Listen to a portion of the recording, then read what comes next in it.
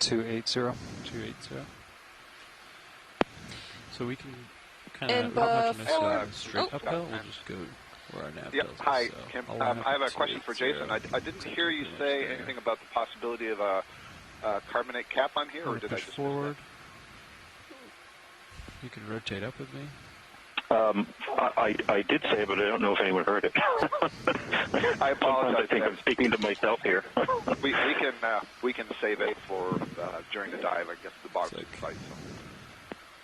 Yep, thank I you, did auto Scott. depth, The so bottom look is at in my sight, verts, so we're going to and go that's gonna ahead give me and an let the idea pilots of get what all my settled in Z-bias is gonna before be. we start our official dive. Thank you, everyone.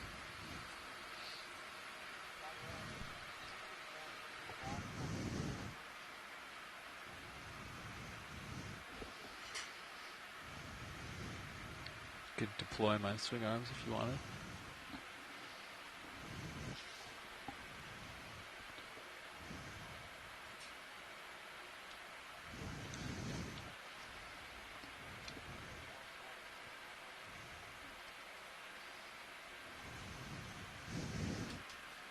Let's see here, should look 25 maybe?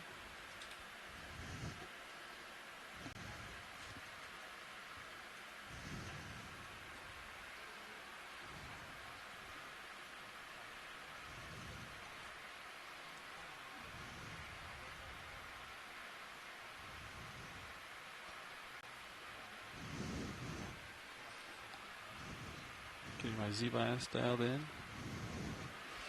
Bridge, RV nav. Good morning, Bridge. Just letting you know that the vehicles have just acquired bottom. So it looks like we're going to be roughly moving 270, 280 today on the head wall. So bailout would be 090 if that works for you guys. Good copy, and good copy. Thank you, Bridge.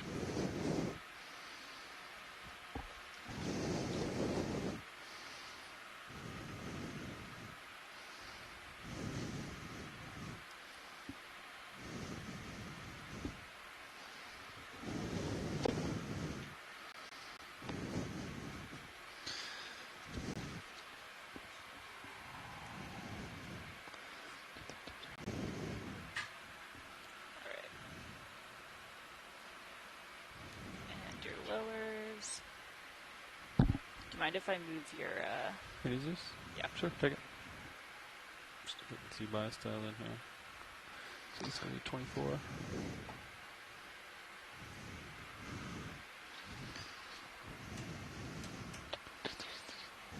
Watch lead, this is your pilot speaking. This is Watch Lead Go.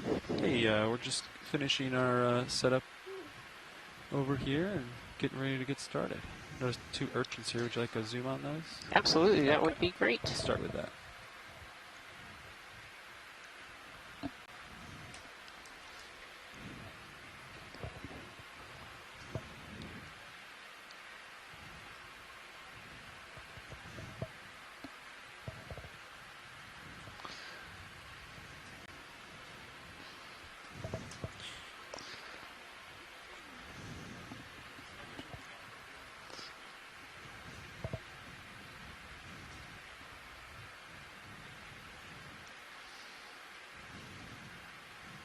Hey, video, this is Pilot. I think we're going to go for the urchin first. Copy. Looks like it was on the move. I don't know if our lights. I'll get a little bit closer video so we can get more light on it. Let us know if the lights are a little too hot or anything. Looks okay at the moment. Okay. I know it's on steep terrain. It can get pretty hot. alright, your swing arms are all out. Copy that, co-pilot. So good morning, fellow deep sea explorers. This is Rian Waller. I am an associate professor from the University of Maine and your biology lead this morning. And I'd like to welcome you to Dive 6 of the NOAA Ocean Exploration Expedition, North Atlantic Stepping Stones. And today we're diving on a seamount called Castle Rock in the northern end of the Corner Rise Seamount area. And we're starting this dive today at 2,358 meters on a southeastern ridge area. And as we landed here, we saw these two beautiful sea urchins right ahead 30 that we're zoomed in on right now. Yes. Okay. This is potentially a Formosoma sea urchin, though I'm waiting to see if anyone in any of our science collaborators in the chat room can help me out. And these beautiful sea urchins, they're often found in the deep ocean. You think of urchins as having very, very hard tests, but these actually are quite angular, so when they are brought up to the surface, they kind of compress and flatten. They're a little bit softer than usual urchins. And they often have these little white caps on the end of some of their spines as well. You can see all these beautiful spines, and they have these little white end caps on there. Beautiful. So sea urchins are echinoderms, which means that they are closely related to sea stars, brittle stars, bersingids, and the sea lilies, which we've seen during this research cruise a little bit. There you can see a really good shot of the little white end caps on the end of their spines. My laser's on. And this one is starting to move. So these sea urchins actually have tube feet on the bottom that help them move, but they also sometimes use their spines as well. There they are. It's a big urchin. That is a big urchin. So those two laser dots that are on the bottom there, those are 10 centimeters apart. We use these lasers as scales, so we're able to scale organisms that live on the bottom. And so you can see this sea urchin is over 10 centimeters in diameter, so I'd say it's probably close to 12 to 15 centimeters, which is a pretty big sea urchin, especially from the very start of the dive. This is a great thing to spot. And there was another one up in the right-hand corner. On the seafloor here as well, just to describe a little bit of the sediment that you're seeing, there are white little pteropod shells. These are actually planktonic organisms, so as they die, their shells fall to the seafloor. And in the left-hand side of the corner of your image there's actually a fossil coral. This is a fossil solitary coral, likely a Desmophyllum dianthus, and I actually see a few of them here in the sediments. And these fossil corals, once they die, their skeletons stick around for hundreds to thousands of years, or hundreds of thousands of years, and so can actually be used to help date seamounts and date when different organisms were living there. And there's that second urchin up in the top corner there.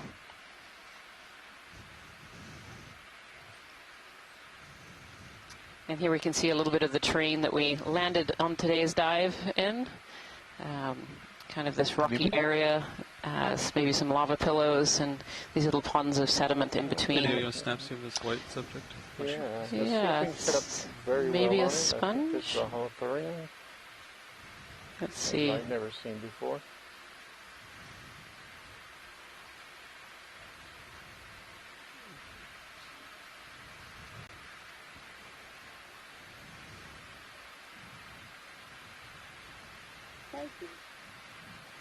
That's good, Ron. Let's hold that for a second. That's a really beautiful shot there. Yep, this is a sponge. Had confirmation from the chat room on this one too, because it's definitely, it kind of looks somewhere in between a sponge, a sea urchin, and a nudibranch, a sea slug. But this is a sponge. You can see it's I'm moving closer. got this major pore on this pinnacle that's sticking out of the end that's slightly closer to us. And this can be very indicative of a lot of the organisms that we see in the deep ocean. Sometimes it's a little complicated to figure out what they are just from images. But this is a really beautiful specimen of this sponge.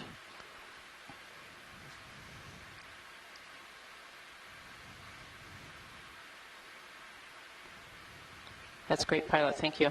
When you're super stable, I'd like to go in super tight. Okay, take it. You want something like that, Ron? Yeah. Okay. Yeah, actually, this shot is really wonderful. You can actually see, so sponges are made of spicules, which give the sponge some structure, and in those little wings that are sticking up there, you can kind of see the patterns of the darker white spicules and the spaces in between those spicules, and so they're kind of knitted together to form different structures. And this particular sponge looks a little bit like a hedgehog.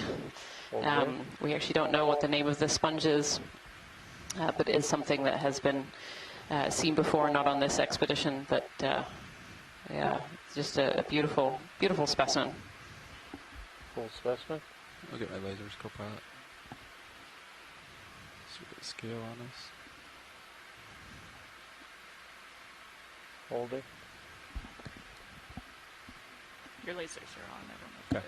They're just, once we zoom out, we'll see them, I think. you can see them in your nips.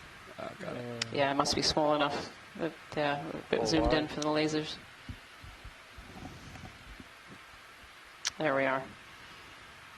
Yeah, so about the length of this particular sponge is about 15, I'd say 12 to 15 centimeters there, and the width is about 5. Beautiful. Wow, that one was cool. So I've never seen one like that before, I don't think. no, it's beautiful. It's really, really pretty. I'm glad I had some confirmation from our scientists on shore, because I should say that although I'm here as the sole lead biologist on board, we actually have a great troupe of scientists from all over the world that are in the scientific chat room here, helping us to identify organisms and seafloor features and geology on the seafloor. So, pilot, this is watch lead. Go ahead, pilot. So one of the first things that we'd really like to do is collect a rock from this area. So we're looking for an angular rock right at the base here. Okay. Thank you. Keep an eye out for them. The ones in field of view, I think, are... And Rian, you're doing such a great job with the geology. I didn't actually have to chime in at all. Maybe could... I've been learning. Or something. Yeah, I've been learning, Jason, from all your great commentary on the previous 5 dives. I can just sit back and relax and Jason. Okay. But, you know, even that, you and the pilots and everyone on board are doing a pretty good job. So, I mean, I'll take all the credit, but you guys are doing great work. But, yeah, we're definitely moving over a slope. I don't know, is that an anemone? Just moving out of the center of the frame. I think that's another sponge. Yep. You might be talking about down here. You want to snap this video? Moving over what appears to be pillow lavas, covered in this Closer look at this, watch later. ferromanganese crust with this petroleal grape-like texture. Yeah, a little anemone on the Anemone. on your botryoidal texture there. We'll keep going. Rolling. Yeah, I passed biology again for today. Always interrupted by the biology. Sorry, Jason. Always. That's all right. I don't see many But, loose rocks here. so very, not a whole lot different to what we landed on yesterday, although there was far less sediment when we landed, and the relief on these volcanic lava features was certainly quite high. As we moved further upslope yesterday, we did transition into a broad sediment plain, and folks were watching us yesterday, and we're looking at the sediment, and Rian already mentioned it, these pteropod shells. They were definitely something we didn't see in abundance yesterday. Our depth at about 4,200 meters put us below the horizon, where the calcium carbonate that they are made of is not quite saturated in the water, so that it's kind of corrosive. That water's corrosive to the calcium carbonate as a natural process. So we didn't see as many, but certainly today we're seeing a lot of pteropod shells within this biogenic volcaniclastic sediment. So most of the sediment is derived from planktonic animals that live in the water column. We're quite far from land, so we don't get a huge component of material that comes out of rivers and maybe that guy by himself, and off beaches and other areas close to shore. So and these sediments are a good recorder of past ocean conditions. We do get some material coming from dust storms that blow out over the ocean and volcanic eruptions, ash falls. but the bulk of it either comes from the water or from the seamount itself. And here we came across a rock just sitting all by itself. Monitor. This rock seems to just be hanging out all by its lonesome. Might give this one a try. Watch the. Does this sound like a good one, Jason? Yeah, we'll give it a crust test. I'm not sure if it's all crust, but we'll give it a squeeze when we're trying to figure out what type of rock it is down here in the deep sea on these seamounts.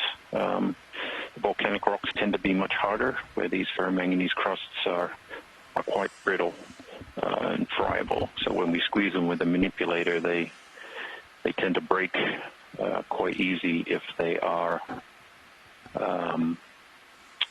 just ferromanganese crust. So fortunately, we don't have rock hammers and other tools of geologists down here. So, but we have the pilots who are experts at picking up these kinds of samples. So we're going to let them get to work and see what we've got.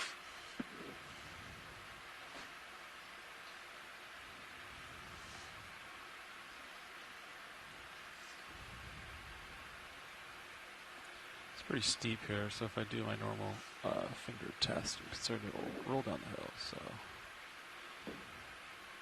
it's a pretty good grab right there. And it's holding up. It's not deforming at the fingertips. It seems nice and angular as well. It's not super thick. Do you still want it? See how thin that is? I think that's a keeper. Sounds like that's a keeper pilot. Thank you. Okay, I'll just give it a spin in front of the camera. Or we can just put it in the starboard rock box, I guess.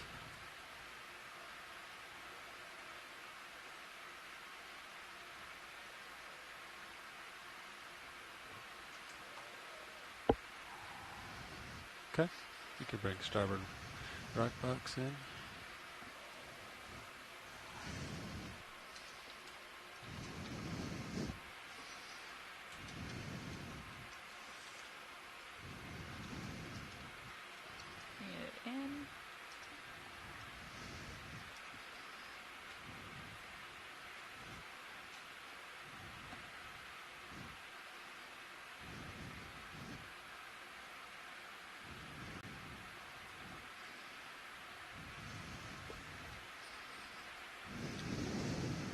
Back.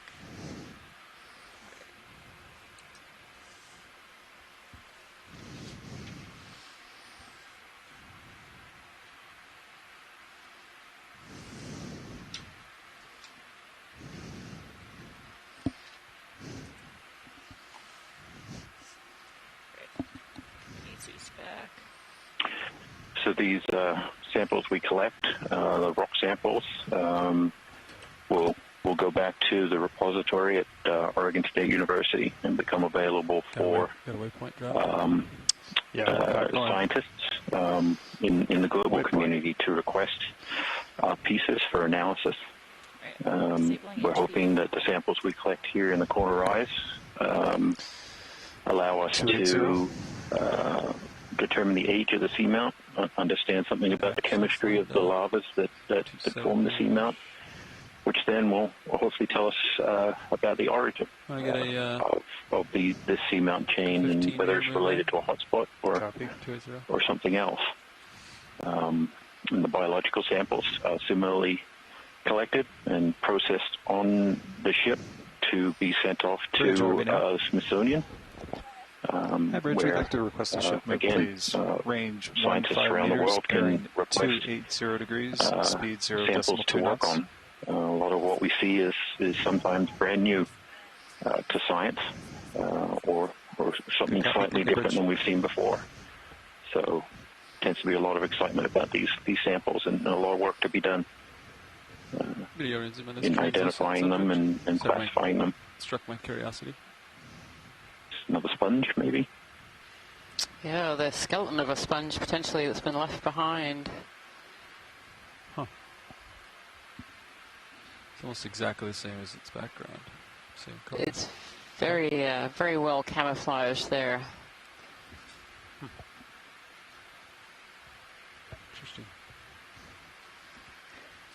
Yeah, the skeleton's kind of been infiltrated by dirt and sediment, I think, that's been potentially blown onto it. But you can see that the skeleton is just filled with other life as well. I can see some little snails in there and some of these forams that we've been seeing on some of the sponges.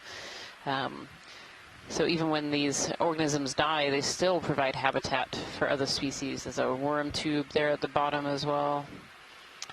And you can see in the background these pteropod shells that Jason had been talking about, these planktonic organisms that when they die, their tests or shells fall to the seafloor. You can see their little triangles or little tube shapes right now. You can see some little whirly snails. And this gives us a good indication of what the organisms are in the water column above, and they're living around this seamount, but also a little bit about that carbonate saturation horizon as well. If we were in more acidic water, these pteropod shells will have worn away relatively quickly, and less so, and they'll last that little bit longer. Okay, video, come wide. Thanks. Perfect. Thank you, pilot.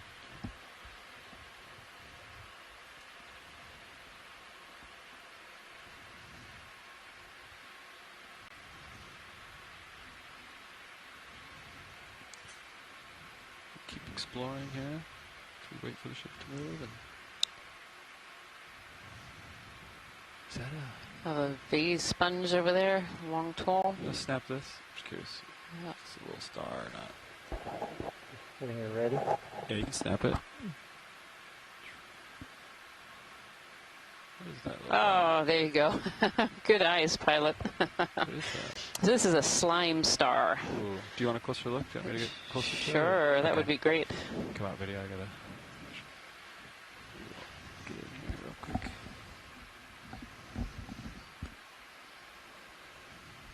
It's kind of hidden away under a rock, trying to hide from me. Zoom back in. It's in quite the tight little nook there in the rock. This crack, or this place where this rock is split in two. You see this little slime star, and this is a echinoderm, a type of starfish or sea star. I actually don't know that much about slime stars, other than we do see them in the deep ocean. There we go. So it seemed like tentacles on the end there are actually tube feet. These sea stars work with a water vascular system, so they take in water through a pore, often on the top surface here that would be facing us, and use it to help them move their skeleton, so move their arms and move their tube feet. Video's clear. Okay, you come on. That's great. Thank you, pilot. Yeah. Good to have a good scan around while we're waiting for the ship move I here. think I'm starting to Copy, thank you, feel that Bridge. move. Ship's all stopped.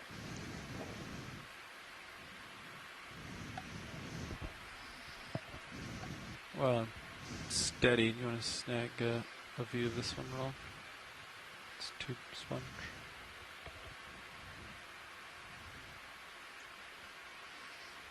The sponge almost looks like it's been eaten away at the bottom. It's got such a thin little stalk. Took about 4 minutes. It has a second lobe on the back there as well. Copy. So these So you're sponges are feeling it filter as soon feeders, as- meaning they pick out the soon as it's particles that complete. they need to provide them energy out of the water column. There are pores all over the surface of these sponges, and they have very specialized little cells inside those pores called choanocytes, which have a little wiggling flagellum in it that helps to bring water through. So it draws water in, and then it comes out through that top hole, or sometimes a little side hole. You can see this one has a little side lobe there. And in the process of bringing that water through its structure, it filters out nutrients and food on the way. It's an interesting sponge. I couldn't tell if it was growing to that thin stalk at the base or if it was on an old stalk. Yeah, it's interesting. Yeah. Anything quite that morphology. Yeah. Very unusual.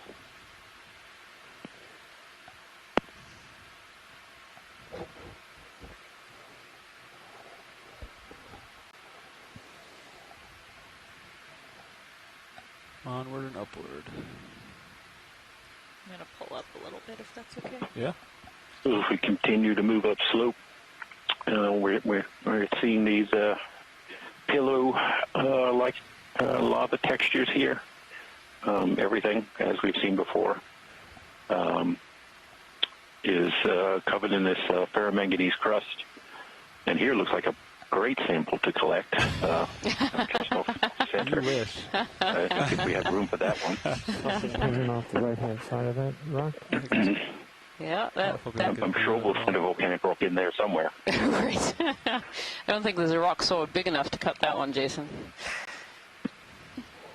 Oh, we'll find one. Keep moving on. Okay. Maybe next time. Black corals to me. We get a bigger ROV, maybe. All right, hard to move that around deck. It's a science problem. Yeah. So yeah, we see these ferromanganese crusts. If you've been joining us for the other dives in this expedition, it's something that you'll hear us say, or you've heard us say quite often, and we'll no doubt continue to say it for most, if not all, the rest of the dives. This mineral crust precipitates out of the water column, accumulating extremely slowly at a rate of about 1 millimeter per year. It is kind of pervasive. Any exposed moderately hard substrate, and we've seen not really too much yet on this dive, but range 15 meters, even 280. coral skeletons will, if they're exposed on the seafloor for long enough, they will begin to get this mineral precipitate coating them as well. So we say ferromanganese. It's because the primary mineral constituents are iron and manganese, and that's what the manganese gives it this this black color. The iron, if we tend to see it, is usually a more rusty color because it essentially is rust. Similar shape to that one that was another sponge back there, isn't it? Yeah, this is a very similar shape. Oh, I might have a pycnogonid on it. Let's see. Get a better view. It looks a bit thick for pycnogonid, actually. Looks like the sponge we were imaging a few minutes ago that was dead. It does. It does. Scott, do you see the potential pycnogonid on it, or maybe it's not? I'm looking at it. Maybe I haven't seen one quite like this. No. Before, if that's what it is. Looks almost like algae. Yeah. I wonder if it is just a piece of algae that's come down to the deep ocean and is caught on here. Huh. Yeah, it's got the little... looks like it has legs. Wheels sticking out, full of sediment. Yep. Yeah, I mean, in shallow water, the pycnogonids, the sea spiders, do have lots of processes coming out the leg and bristles and so on, but the deep sea ones tend to be pretty smooth. Yep. At least in my experience. Yeah, but this definitely looks, it's got that very similar structure to that sponge that we just were looking at that was dead. So this is what one looks like when it's alive. You can again see that structure, that silica structure. So these are glass sponges. So their spicules are made out of silica, all knitted together to form these beautiful structures. Yeah. Thanks. Okay. And a mass of those pteropod shells behind there. Do you see that, Jason? Clear. Yeah, I was just about to comment on the extremely coarse nature of the sediment, and what we do see is these rocks, the crevices in between the rocks, often form these almost like riffles that you see people use to separate different sediment types. Causes the flow to kind of slow down. And drop out these materials. Yeah, so orange stain, sure. It's certainly come in on the orange stain. Certainly a lot different to what we saw yesterday. So it speaks to that try to float here. carbonate saturation horizon. Take a little more. Just doing it floating. Oh, here we're seeing some of that rust color I was talking about. Essentially, this might be an area where there had previously been a thicker crust and it broke away, exposing material underneath that, on contact with the seawater and the oxygen in the seawater, the iron began to oxidize, just like rust on that we see on land. So under there is the primary volcanic rock. If we're actually seeing that primary structure, but that's a great zoom.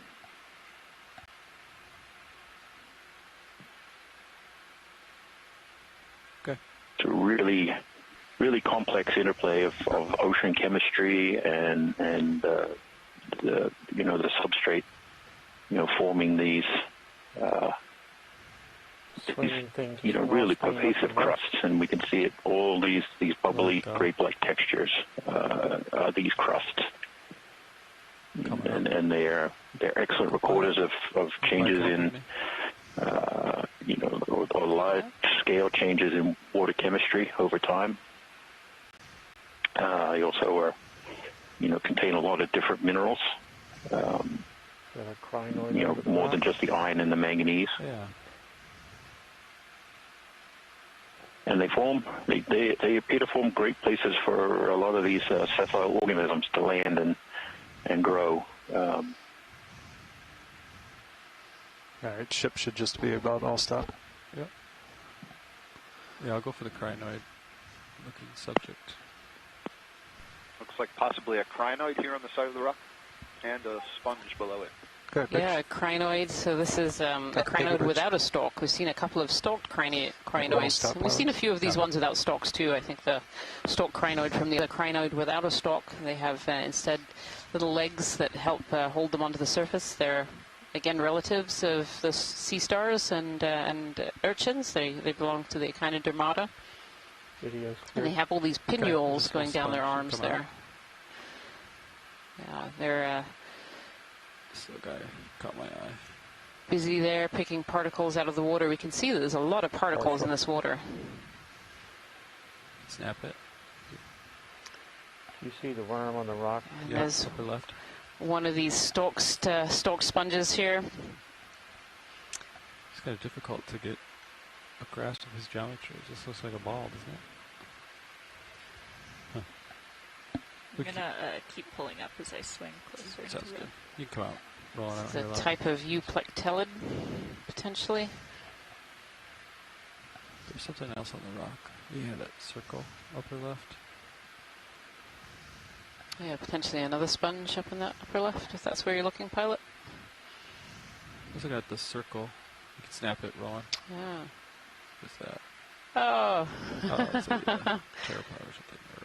No, it's Cookie star next to it. oh, and a little sea star there as well. Make it steady up, rolling. They're chitons, type of chitin. Thank you, Scott, for reminding me there. I'll try to hold that rolling for just a second. That's a small star. That's a very tiny little sea star. Zoom. And chitins are not very large either. When we see, sorry, I was just going to say I'm always fascinated when we see them here, but you're probably going to explain why. Go ahead. No, go ahead, Scott. You're on. Well, I was just going to say that these are very common in wave-swept intertidal zones, rocky intertidal zones, and they're well adapted for, hanging onto the rock, creating some suction when the waves are crashing over them, and they graze over the rock, so they'd be scraping algae off it and so on. But down here, we don't see that wave action. My hypothesis, I guess, would be that this is something that evolved in shallow water and subsequently moved into the deep sea, so it still has that general morphology, but I don't see the strong currents. But you can see all that rock that's cleared around it. I wonder if it's been moving around there, kind of grazing maybe bacteria, foraminiferous stuff. This is our port light bank. Yeah, and these chitins are mollusks, so they are related to the snails. Coming right up. And so they have a specialized radula, which is what clears that surface. You can almost see the little teeth marks of the radula behind the chitin there.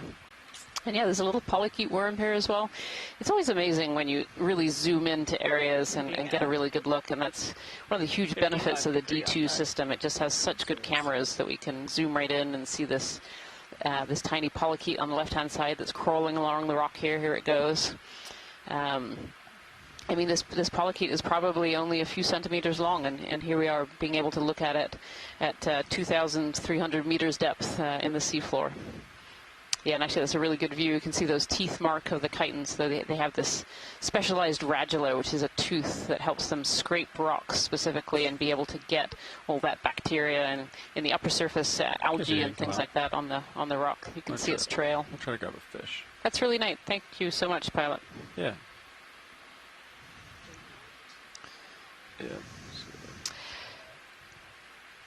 I believe it's a calcium carbonate with a protein. Maybe Scott might know more on that one. He's hiding from me. It's above my uppers. Let go. Do we know what that's made out of? It's a very, very hard material. Yeah, it is. Yeah, I believe that's proteinaceous.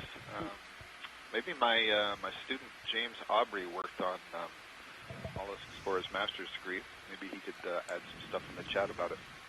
He did a lot of work with radula.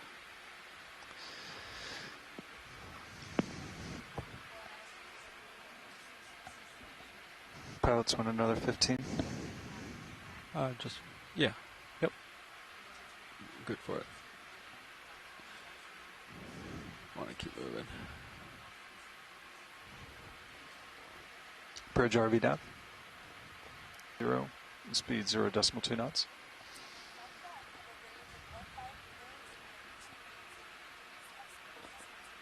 Good copy. Thank you, Bridge. I'm coming up. You can come up with me. That rock just has interesting nodules. Keep going.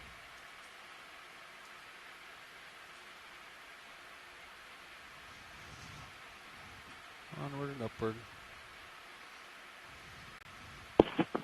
Seeing a lot of large broken pieces of this rock, perhaps more than we've seen on most slopes that we've been traversing up so far on this expedition.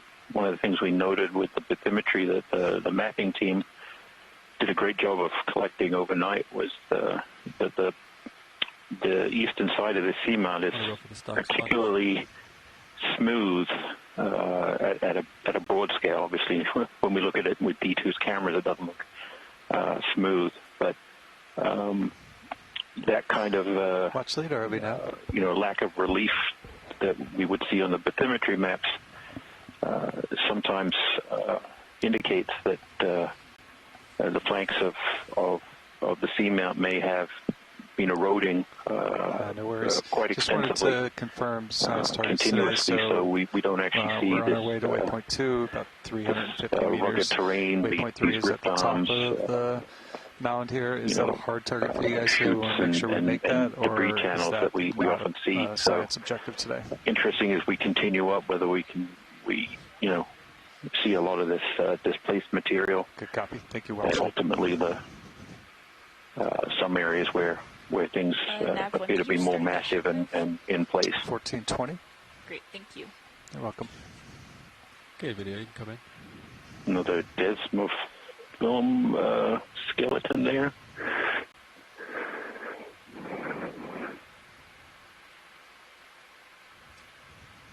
And sponge. Just got a couple little associates hanging out with it. Oh yeah, there's some little, there's an potential amphipod on the bottom of there. Moving target today. Yeah, waving around in the current there.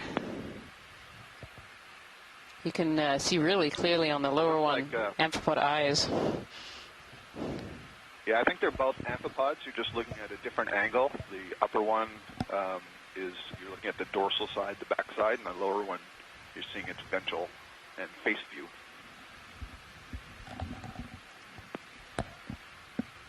Okay. Next video.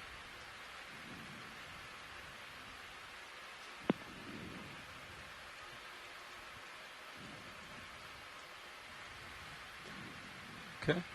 Keep going here. I think I'm starting to get a little close side, so I might pull up a little bit. Okay. Yeah. That's good. I'm coming up as well. Perfect.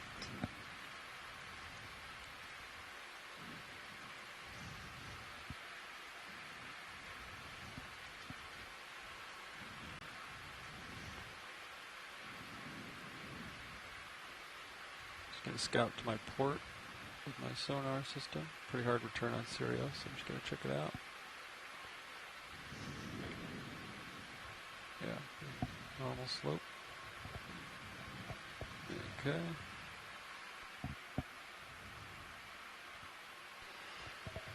Dark section over there. Yeah, So if you've just joined us today, I'd like to say welcome to Dive 6 of the NOAA Ocean Exploration Expedition, the North Atlantic Stepping Stones. And today we're diving on Castle Rock, which is in the northern end of the Corner Rise Seamount. We are diving at a site around 2,358 meters depth. We're currently at 2,300 meters. We've come up just a little bit. And we're working our way up a fairly steep face on the southeastern corner of this particular seamount. And it looks like we've just come up to kind of a steeper area here. Closer to you, if you want to haul in on the winch. Okay. You can haul in a little quicker. There you go. Come up with you. So actually, there's a pretty large cliff to our port side, so we're actually going to come up pretty fast. You want to come up, Anya? You're inside the 12-meter circle. We need to come up. There you go. You want me to stop? Yeah. We should be stopped. Bridge, are we now? Hey, can we call for easy stop, please? You want me to come back, Levi? Yeah. Bridge, are we now? You rotate down. Yes, we'd like to call for a ship move, please. Range 10 meters, bearing 120, speed 0.2 knots. There we go. If you switch your live stream to live stream 3, right now you can see in one of those panes is the pilot's sonar, which tells us what is up ahead of us. That's good. We're over it now. And where you see bright targets, it means there are hard targets, often steep faces or rocks. And I think that's what we're seeing here right now. Yeah, watch it. So what happened was there's a pretty large cliff to our port side, and it was pretty much straight up. So we kind of came right up just to stay in a safe configuration. That's great. Thank you, pilot. So the pilots were just saying that they came across a very steep face, and so just had to back off a little bit to maintain safety, and now are coming back in there. Oh, and there's an Iridia Gorgia. I think that's the first one of them. Lasers on that would be great, pilot. Yeah, they're out there, the lasers. Oh, and there's two of them. There's one in the background, too. So there's one in the foreground and one in the background. I love these octocorals. They're just so beautiful. They're called Iridia Gorgia megaspiralis for fairly obvious reasons. They form these major spirals, and they're really tall. They're little lasers. You can just about see them. They're 10 centimeters apart. So those red dots are what we use to scale organisms on the seafloor. And so this particular coral, which I believe is the shorter of the two that we can see in this frame, that is a cool coral. is probably at least a couple of meters high. And Scott Francis is actually a third one in the background there too, so this must be a good area for their larvae to settle and grow on this steep face. And we are at 2,276 meters right now, so we just made about a 25-meter hop up onto this wall. Beautiful. Wow. So, Rian, just to clarify, there's a Maybe different species behind these two Iridia Gorgia. Oh, okay. Just around that corner. Yep. More species around the corner. Good spot. Yep. I think it's the Iridia Gorgia that have been not. I don't think maybe it's a species. Les Watling should chime in to verify this. But the tallest known or the longest known octocoral, I believe, is an Iridia Gorgia, and that was I'm pretty sure more than 5 meters tall. And wow. I can believe it. These Iridia Gorgia are so tall and dwarf a lot of the other coral species that we see. Kind of floating here, Roland. So one thing that's interesting is they're in the family Chrysogorgiidae, and we have been seeing the odd Chrysogorgia colony over the past several dives. Not a whole lot of them. I suspect we'll see more as we go forward. But all of the species you want easy stop? Yeah. That Bridge, are we family now? have this interesting Bridge, can we have geometrical an easy stop, please? aspect to them, and they're usually Good copy. Thank you, quite Bridge. specific in the angle of branching. And All right, the we're Iridia coming to an Gorgia, easy nice stop. they have those smooth curves that you described earlier. Just so beautiful to look at. Very hypnotizing. Very, very much. It'd be great to take a look at that second one too, pilot, and head over in that direction if there are more corals that way. Yeah, absolutely. Thank you. Go ahead, Bridge. Copy. Thank you, Bridge. All right. ship saw stop pilots. If I remember rightly too, Scott, when you collect a piece of the skeleton of this particular species, it's shiny as well. Is that correct? Am I thinking of the right one? I'm going to shift my heading a little bit to get you more central. That's good. Yeah, I think they all have a somewhat iridescent skeleton. Yeah. And most of the Chrysogorgiids, the skeleton is kind of gold in nature. It doesn't have that iridescent. The spiral. I think there's one group that may have a Trying dark to get the skeleton. closest polyps. Metallogorgia, but otherwise, yeah. Beautiful to look at in all kinds of ways. Really beautiful. You can see all the polyps are aligned along one face of the branch. Very delicate. Very delicate. You can see some of them closing up their tentacles there. Yeah, exceedingly thin layer of tissue on the branches, the skeleton itself. Look at that. Iridogorgeous. What's remarkable is all these polyps are interconnected with Science, each other. you guys see those streamers? I see what you did there. Those There are is some other creatures, aren't they? continuous tube that links all of their digestive Where are they space. coming from, Roland? It's amazing what you can do in miniature. Yellow associates. I was just commenting that, can you guys see the streamers that are coming from those other yellow creatures on that stem? Cool. Okay. Pilot's clear. Thanks, Roland. I had not noticed that, so yeah, let me try to find that. I see them rolling. Really fine-looking filaments. Yeah, I think they're coming off kind of the central branch right now. You can see some of the polyps are interrupted by these orange, I assume it's a benthic ctenophore potentially. They tend to have these large stringers. Yeah, absolutely. Yeah, I see maybe two or three of them lined up. I mean, the alternative explanation there is it's some kind of unusual tentacle arising from a modified polyp, but I think that the benthic ctenophores is much more likely. Really small ones. Yellow infiltrators on that branch there. Beautiful. You can always rely on Roland finding that small detail. Yeah. Nice job. Yeah. Thank you, Roland. Okay, pilot's clear. Try to check out that other species they wanted to see, the other specimen.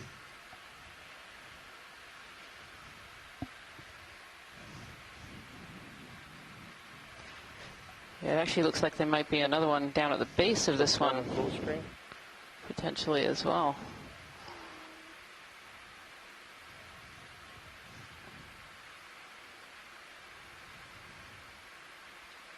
You can just see those beautiful mega spirals of the skeleton.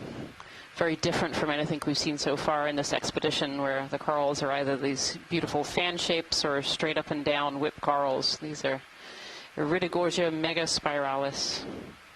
They're definitely mega. Okay, Washley, what was the next one you wanted to see? I actually think if you just pan down a little bit on this rock, I think there's actually a little one. We don't need a super long zoom on it. If there's, oh no, it's a little Bathypathes. Yeah. Okay. So this is a black coral sitting at the base here. I know that's an awkward angle, so.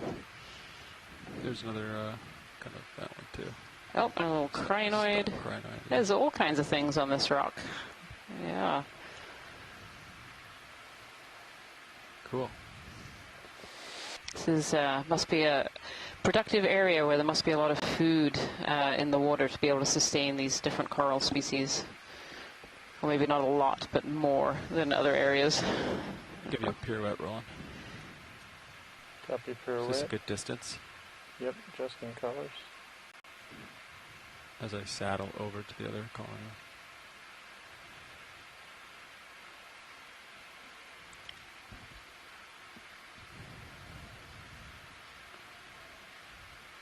Wow, it's like mesmerizing, the spiral. It really is. Yeah. It's beautiful. I always love looking at them. All of the branches sticking up into the water column. Cool. So these corals are colonies. Each of those little polyps that we're seeing were little individuals, but they're all genetically identical to one another. They're produced along the skeleton as the skeleton grows. Really beautiful. Come down for this other colony here. Full wide video. You are. Oh, there's a couple more Bathypathes black corals there. And here's this other colony of Iridogorgia. And this one had a really long stem on the bottom, if I remember, too. Yeah, look at that. Yeah, look at that. These are such large colonies. I keep asking my video to come full wide, but we are. Yeah. Go with lasers Hard to back capture on. one picture. And it looks like there's a juvenile one to the left of it too, just entering the screen there. Yeah, this is just wonderful. Beautiful.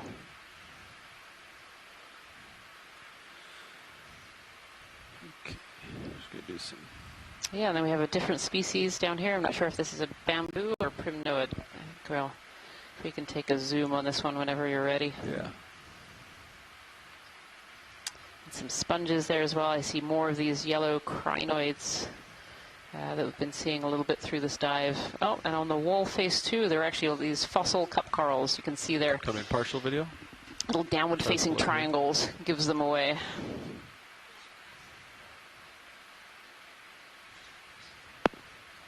Just to get an ID on this one. Probably won't get a beautiful shot. It's kind of below me. On approach, this looks like an Isidella bamboo coral. Yeah. Try to get the branching nodes. It would have nodes at the branches. Yeah, if you're listening to the pilot, they're already looking for branching nodes for you, Scott. They've been trained well. Nice. All very well trained.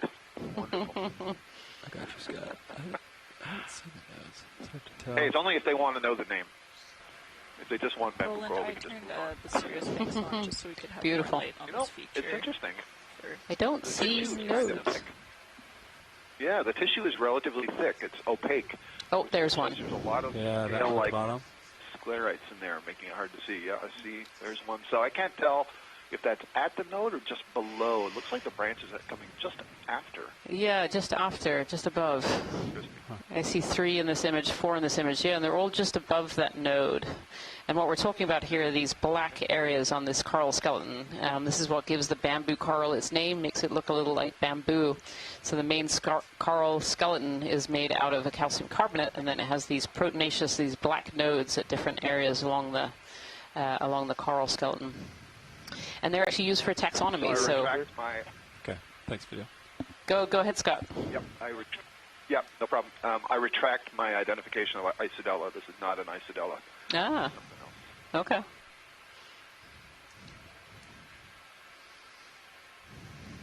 Nice view, thank you.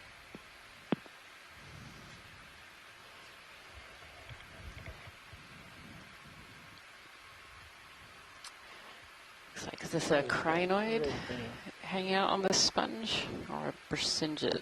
Take it, Ron. Yeah. Oh, it's 2 crinoids. Oh. Or is it 2? Its arms are going in all different directions there. It's actually hard to tell whether that's 1 or 2. Try to spin to starboard here. Yeah.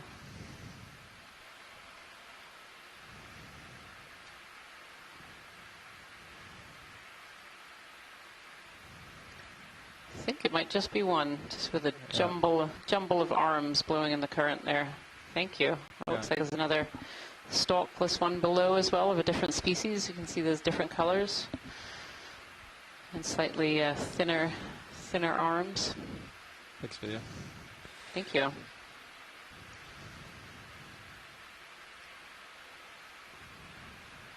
And we got another coral above those 2 orange ones. Okay. Oh. Is that an Okeanos? So right on the top of these 2 bright red, there's kind of a yellowy red coral. Okay, we'll go for There. that next.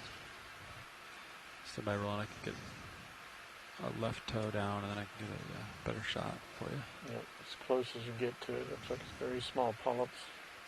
Okay.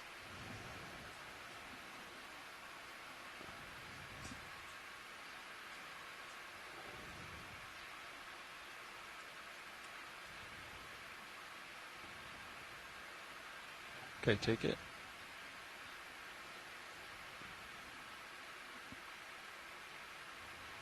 It's interesting, this is a mostly dead specimen here.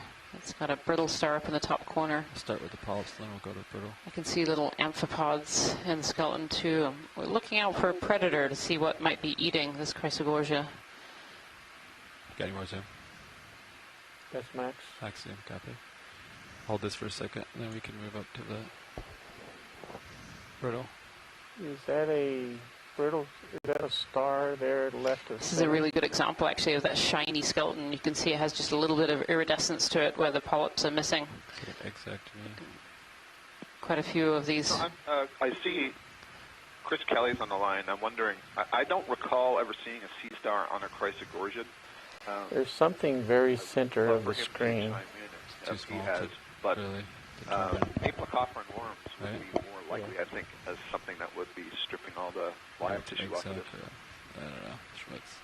Yeah, I can't quite see what's stripping the tissue, but the brittle star was in an area without any tissue, so is potentially just using the structure there.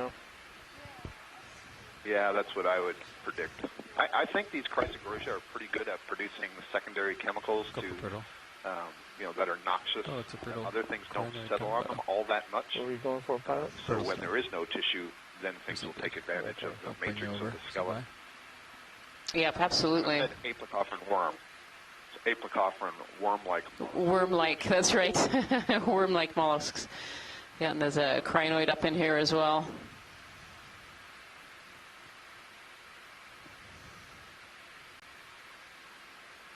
Push into the white object on the lower left.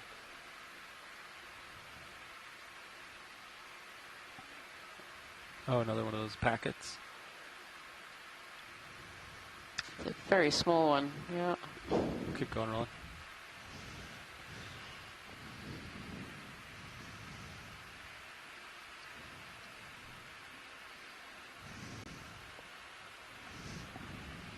Onward and upward.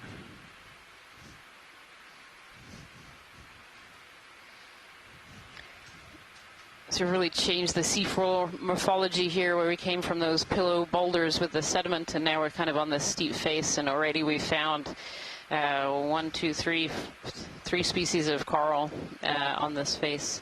And the reason that these corals often are found on these steep faces is that's often an area where water flow is increased. So as the water flow increases, that's how food gets in. And so these organisms that are picking particles out of the water to feed tend to flourish there. And that area down below is obviously a great place for the larvae of these Iridogorgia to settle and grow. It must be just a great spot along that wall. Potentially another Chrysogorgia here coming up in the middle. It'd be great to have a snap zoom on that, pilot. Yeah, video can snap the possible Chrysogorgia. Yeah. Oh, one of those rust spots too. Oh yeah. Yeah. Oh, and a more recent dead. Yeah, I wonder if those are areas where something has been attached. Either a sponge or a coral base or something else that has stripped part of the ferromanganese coating off, or at least allowed oxidation to happen. It's interesting that they kind of form that sort of oval, elongated shape. But that's an alive desmo right there, right next to it. Where are they looking? The little shrimp in the middle there, Jason, is that what you see? Getting closer to Roland. No, I thought I saw a cup coral next to the rust spot. Yes, so that's a cup coral. It's a dead cup coral, but a more recently dead cup coral, because it hasn't yet had time to cover over in that with that manganese oxide. It started to turn a brown color. So when these are alive or really recently dead, they would be bright white. I think it's that guy. I was going to throw in there while we were looking at the shrimp. It's a bit late, but very often when we see the shrimp in their Chrysogorgia, they're females with eggs, and we're wondering if they're hanging out here, sort of protecting their eggs. Oh, interesting. There might be a sea cucumber there to the right of the Chrysogorgia. There's something white between the sponge and the Chrysogorgia. Oh, yeah, actually, it might, yes, yep, I think that's a sea cucumber on the rocks there. Yes, please. Thank you. Hold on. And this might be another swimming species of sea cucumber. I'm not sure. It seems to have some of these sea cucumbers are ones that really stick to the seafloor, and others have kind of swimming appendages at one end where they're kind of laterally flattened. And that looks a little like what that is, like a hood on the top there.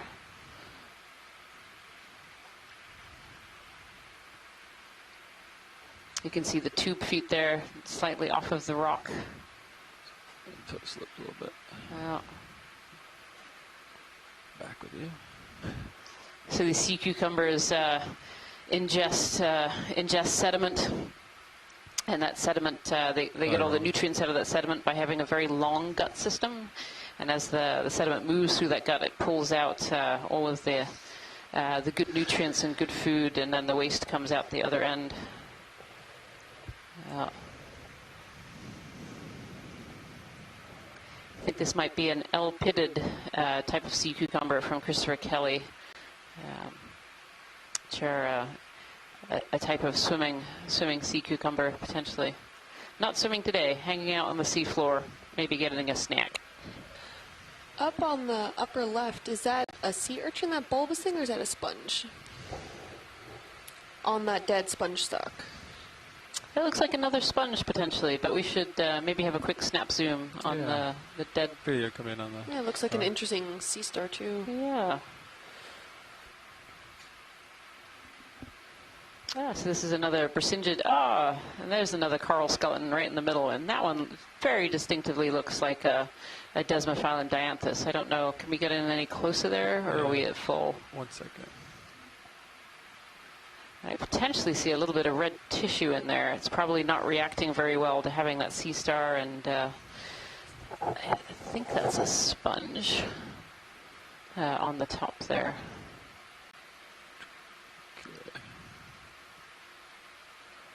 There's other little brittle stars. You can see the stalk of the sponge, just like we were talking about earlier, is just covered with life. There's all kinds of things living on here. There are these sea lilies. We have some hydroids. We have other live sponges. We have that cup coral in the center there, and that's scleractinian hard coral. And then we have this Brisingid here. Let's go with the cup coral. And there's noted in the chat room that this bowl kind of sitting on the top is very unusual. I think it's potentially a sponge with very long spikes. Don't see it moving around. I don't see 2 feet like a sea urchin, but boy, that's the spikiest sponge I think I've ever seen. Really beautiful. Looks like a pom-pom sitting on top of this sponge skeleton. A little pom-pom. A dangerous pom-pom. A dangerous pom-pom, yep. You wouldn't want to mess with that pom-pom. Yeah, there's even some little mollusks in there as well as some barnacles, just absolutely covered with life. This one little stalk of dead sponge. And just panning down a little bit, there's our cup coral. So in full disclosure, I did my PhD and much of my postdoc on these cup corals, and so I have a little bit of an affinity for them. I get very excited when I see one. So this is a Desmophyllum dianthus. It is alive. I can see some red tissue on the inside there, though its tentacles are not out right now. But I always get excited when I see these cup corals. That beautiful Brisingid there, you can see those spines sticking out of the sea star. Interestingly, those thick lumps that you might be wondering what those are on the arms, those are actually the gonads, and so that's where they make eggs and sperm in the sea star. Pulling out full live. Beautiful shot. Thank you so much, pilot. Yeah.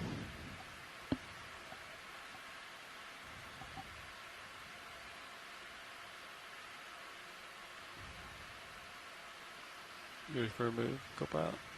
Yeah, I'm all clear here. Probably 15. All right, let's get back on it. Next video. Do we want to keep, I guess, what angle or bearing are we looking at? You're at 260? Yes. Where were you at, Levi, when you were headed up on that? It's always fun as a deep sea biologist to see these associations that before we really had the technology to bring cameras down to the seafloor of this higher quality, we had no idea would happen. You know, most samples would be done by very small dredges or small trawls or grab samples, and you'd end up with this mix of animals, and you didn't really know who was living with who. And this technology to be able to bring cameras down and actually look around and look in cracks and crevices has really pushed forward the field of deep sea biology. And now we can do these telepresence cruises like this one today, where we can actually involve scientists from all over the globe. I'm looking at a list of 20 scientists or so here from all over the world. We have from Japan and England and various coasts of the U.S., Russia, all these scientists here are helping me today to narrate to you what we're seeing on the seafloor. And here we have a crinoid on a stalk crinoid. Another one of these bathypathes, black corals in the foreground too. We'll just spin around them. Won't take a lot of time. There are 2 of these stalk crinoids in this area. Beautiful yellow color on this one. We've had red, white, and yellow so far of these crinoids, these sea lilies.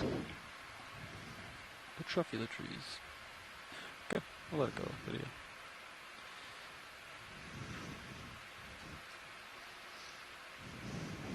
Got to move in, onward and upward.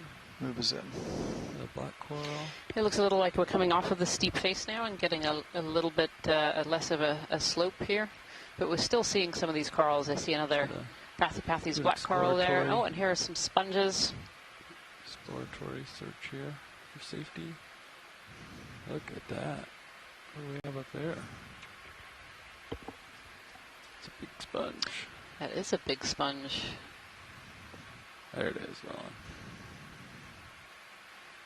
rolling. Video engineer revealing the unknown to us. Yes, yes, our video engineer just turned on the lights up a little bit so we could see this ridge that's ahead of us, and there he's... I'd like to keep a little for surprise. Yeah. Pilots like to reduce surprise. Yeah, this is also really great viewing of just how much we don't really see while surrounding in D2, but with the new sonars that the blue view sonars that have been attached to D2, which you can see on your video stream 3, we're able to detect, or the pilots are able to detect well in advance what kind of features we're approaching using that sonar in order to better estimate the better moves or how they can navigate around these large features that maybe the light doesn't always catch or we can't see as quickly as the sonars can detect. Oh, and that sponge looks like it also has a red crinoid on it. It does. You can snap the crinoid and then I'll go for the more photogenic sponge to our left.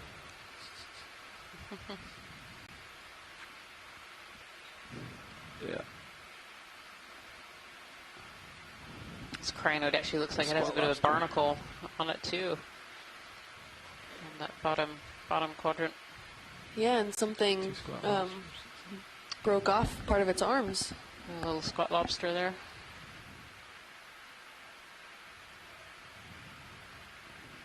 Come out video, that's good. Watch, did you need a closer look at this one, or would you like me to move to the one to our port? We're actually debating potentially collecting a little bit of one of these sponges. Okay. There is a debate about the species, and we're not sure. You agree? Yeah. What species these are. Okay, Bridge. See the white sea star? Copy. Thank you, Bridge. All right, we are all set. Oh, looks like there are some Lepidopsis bamboo whip corals up here. Oh, no, actually Megaspiralis. I'm sorry. Iridogorgia megaspiralis. Okay, I'm just going to look at the sponge to our port, and then I'll move on that to our starboard here. Oh, this one too also has some crinoids on it as well.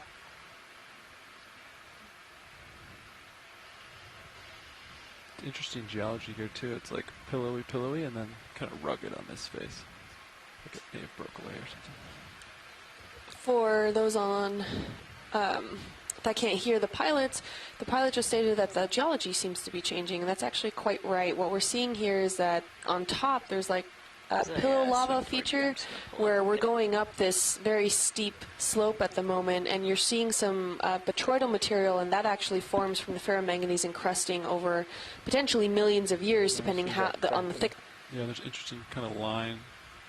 Can we zoom to that line? Yeah, and it's almost like a different layer that comes when the lava cools at different times, and then another potential submerged eruption occurred. Lava can ooze out and flow down in varying layers, and this is actually really interesting because if you see these general cracks here, that means that there's water inflow through these systems, and that means that it's likely that within those areas there's ferromanganese encrusting as well.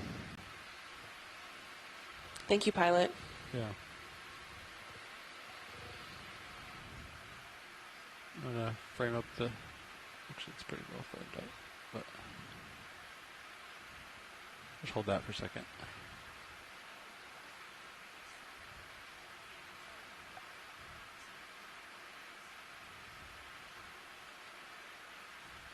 I think we're done with lasers.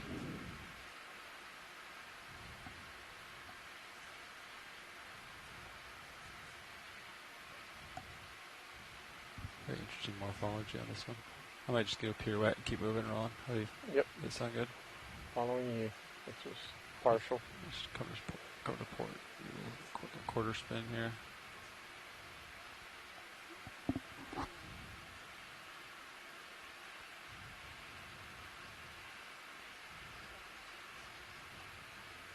Wow, that's quite the sponge, isn't it? There's some yellow things in the top and center. Pilot, this is Watch Lead 2. Go ahead. Would it be possible to potentially take a sample of the sponge that might have a crinoid attached to it, but the crinoid will likely swim away, but if it's possible? Yeah, there's an interest in both a sample of the crinoid and a sample of the sponge. Okay. So Pick a branch. So if we can be advantageous and get a twofer, even though it's not usually likely. Okay. Just pick a branch here. and if they can go in 2 different boxes, that's great, and if they can't, that's fine. Here we full wide. Can also do So I'm back.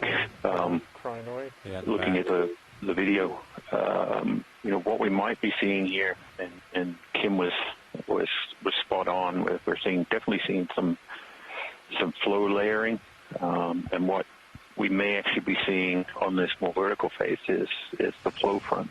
So this material erupted and flowed down, and eventually they stopped.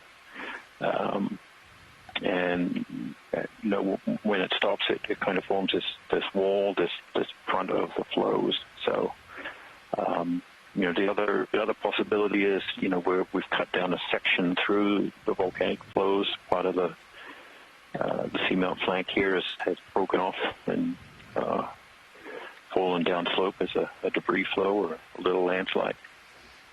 So, while we set up on these sponges, lots of interesting geology to see too. I'll get hydraulics up. Yep. Please. Can I take your monitor? Yeah.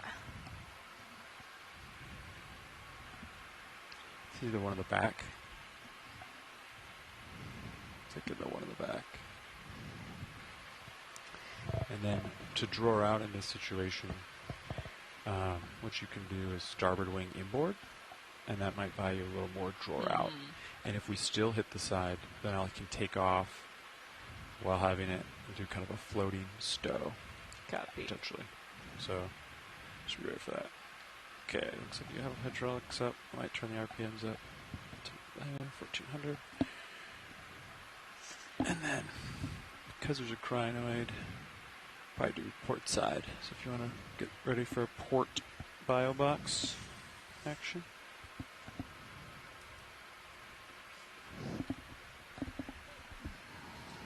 And then keep an eye on D2. So I have my right toe sitting down, and I joy locked in some down and some starboard and auto heading. So what could potentially happen is sliding off of the rock. So if you see me if my toe starts sliding, let me know, okay? Copy. All right, so I'm going to get my grip force way down here. And I think I'm going to try cutting it with the coral cutters. And then the tag on should potentially hold it. Hopefully if it's not too brittle, it might just like crumble and fall apart would be the failure mode here. Full squat lobster hanging out. So I'm just gonna center it up on Mini Zeus. If you can zoom in on Mini Zeus so I can understand better the geometry of what I'm dealing with here.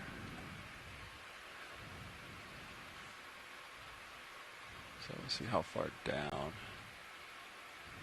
this. Sometimes you can get crinoids to grab onto your manipulator jaws too.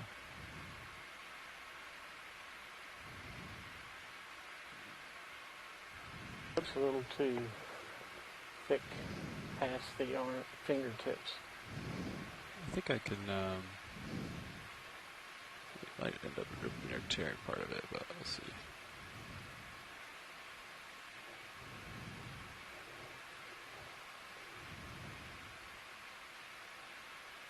Good cut. Very nicely done.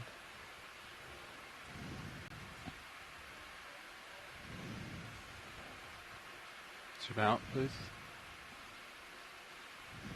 So now the hard part is going to be keeping the crinoids in play.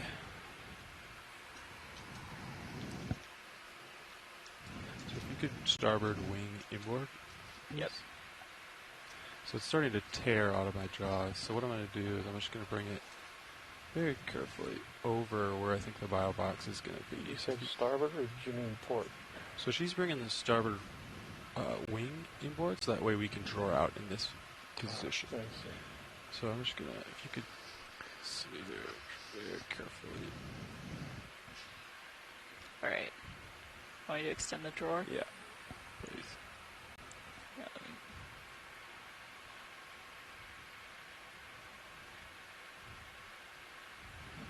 That'd be pretty.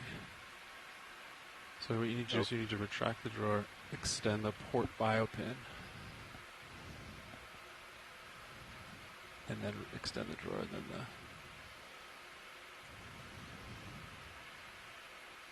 then it should be ready. All right. Easy, easy. Okay.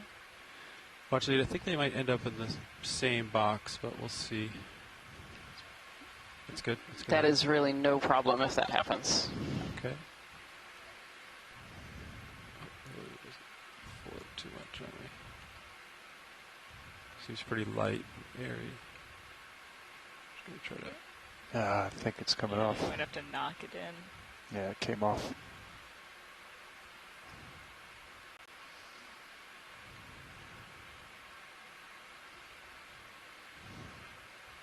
Might draw in slightly to push it in. Yeah, it looks good, Levi.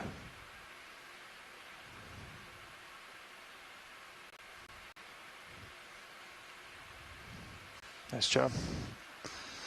Well done. Well done. Well done. pilots. We were all holding our breath back here. That was excellent. Well done. Thank you for that sample. No problem.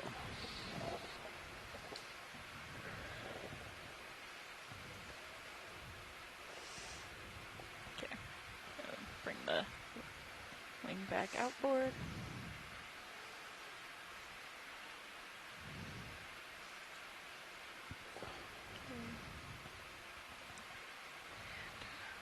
Good. Alright, hydraulics disabled. Hydraulics disabled. And I'm going to bring my camera back. Okay. So, taking off.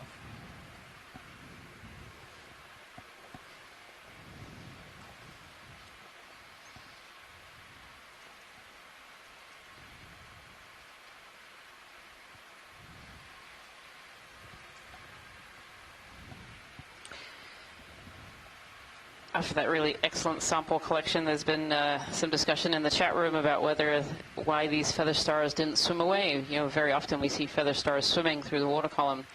And Charles Messing commented that not all feather stars actually swim, but even he was a little surprised that these ones did not swim away. So that was really gently and well done to the pilots up front here.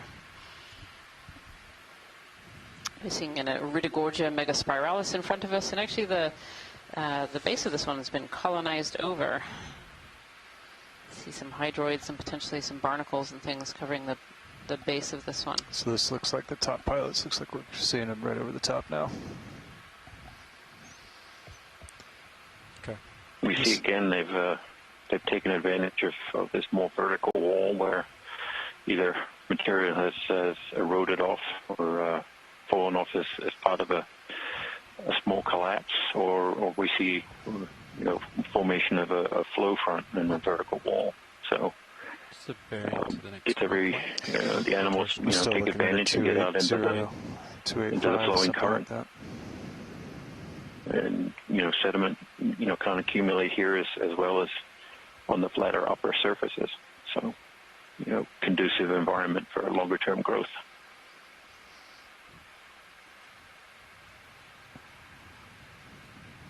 Okay. Go by. If I want to turn to starboard a little bit, maybe line up kind of with my heading almost. And kind of make a move 260 or something. My nav wants me to eventually end up at 280, but. See a Chrysogorgia in the bottom there. It's a possible Geodia sponge, the kind of round grapefruit sponge there. Okay. Yeah, we'll go 260. Copy. Kind Bridge of over living now. on this cliff face here, this edge. Hey, Bridge, I'd like to request a ship move, please. Ooh, fish. Range 15 meters, Not see. bearing 260 Fish. degrees, Coming partial. speed Ah. 0.2 knots.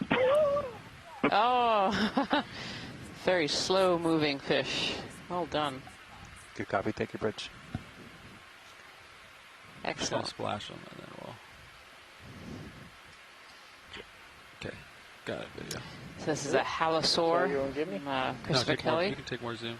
I'd rather have more light. And it's different from Okay, the other so that- halosaurs that we've seen so far. The other halosaurs we've seen have been a very silvery light We've color. been This one is seeing very a, dark. ground fault on Cirrus's light bus before. Is that expected? No, not expected. You can see what bank it's coming from. And we might have sounded excited when we saw the fish. Video, just a warning. I'm going. It's something we haven't seen too much of during any of our Give me dives. just a second. It's Usually just a free on my handful hand. of individuals and then even fewer species. So we didn't see a fish at all yesterday on our deeper dive. So we're getting a little excited when we see a fish. Co-pilot. And I've just been informed that we have actually seen this this type of fish before. It just so happened to be when I was at lunch, of course. So, you can see this fish is moving very, very slowly. Many of the fish that live in the deep ocean move slowly to conserve their energy. There's not a huge amount of food in the deep ocean, and so you don't want to expend your energy too much more than you have to. So this fish is moving nice and slowly. Just going with the flow.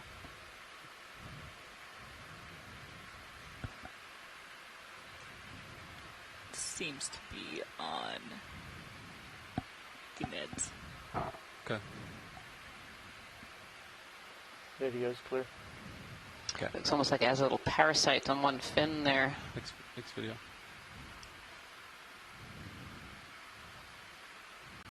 Ships on the move, pilots. All right. Full wide. Ship's on the move, so gonna stay ahead, stay safe here.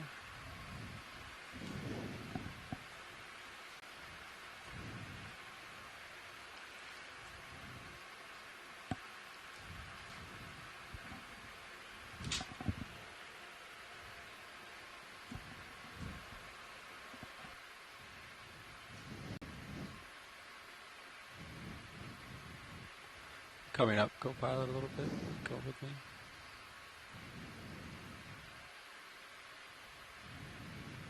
Coming up. Don't see as much life in this area.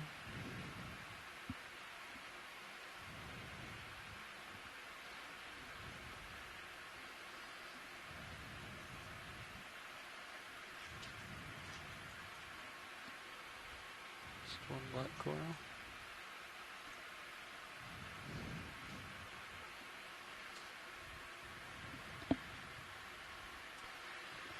It looks like another Bathypathes there, just on this pavement.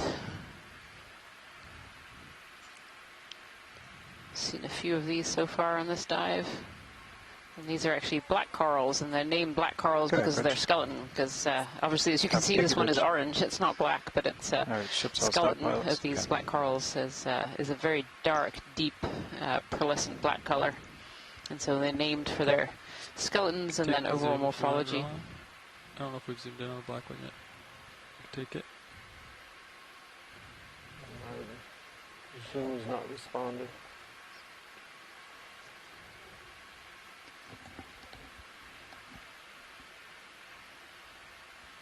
And another crinoid on the rock there. Sorry. One of the taxonomic features of these black corals are these long, drippy tentacles. Each polyp has two very long tentacles on it. maybe. Yeah, I think one of the cool things about this is they're in the hexacoralia, so each polyp actually has 6 tentacles. And what's cool when you look at this, you can see that the polyp is actually stretched out along a branch. So as you say, it looks like there's 2. Two of them in the center will have the mouth, and then there'll be 2 other pairs flanking on it on either side. So it's being stretched out. And then you're seeing that scale worm right in the center, and this is a very commonly observed association. And I think it may be host-specific. That is, there are specific species of polychaete that associate with these bathypathes. It looks like there are 2 of them, at least on there. Yeah, there's 2. There's definitely 2 in there in the center there.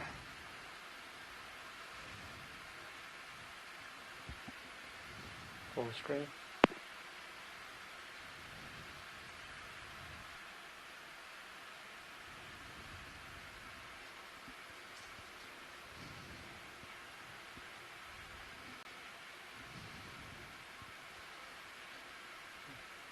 The video is clear. Okay, thanks.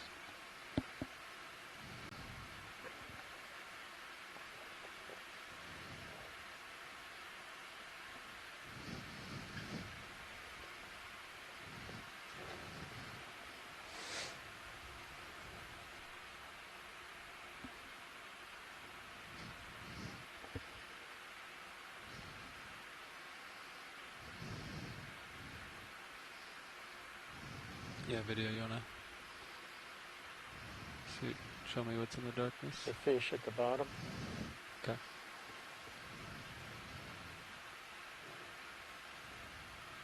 Oh, how about the big fish? Let's go for big fish. Okay. Here we have another fish. Kind of swimming down this wall. And this one is really different. Looks a little beaten up. And it has a, looks like a isopod on its fin there. That's a great side view. Yeah, this one has definitely been in a few tussles. Looks a little older than the others. I don't know if you have any fish biologists in our chat room here.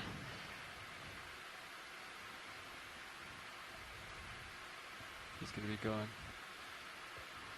Get some turbid water over there. Nice prop wash earlier. So these isopods are often found on fish, and they will attach to the side of fish, and they will either eat other parasites that might be on the fish, or sometimes they actually suck the blood of the fish too. Okay, we're clear. Okay. Nice A great dive. shot, thank you. Hopefully one of our fish biologists will be able to identify that later on. Of course, all the video archives from this dive and all of the dives of the Okeanos Explorer are found public access data, and so can be found and used by any researchers around the world. I'm hearing from a scientist on shore who's watching along, Amanda Demopoulos from USGS, who says it might be a cymothoid isopod. I probably just mangled that terribly, but I think you did pretty well there. okay.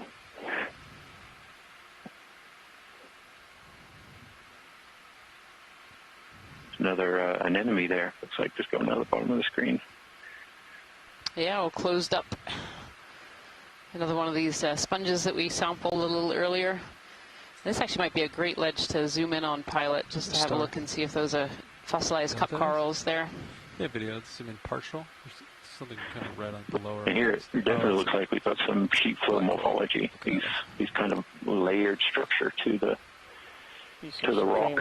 Suggests it's not the pillow basalts that we saw a little earlier and are appearing above here, but a more sheet-like flow type. See those red things on the tips?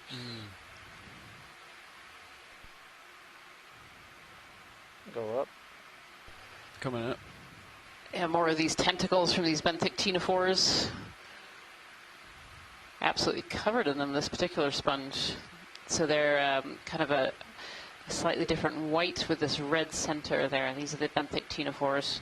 And they have these long tentacles which help them to catch food particles. Okay. More of these crinoids.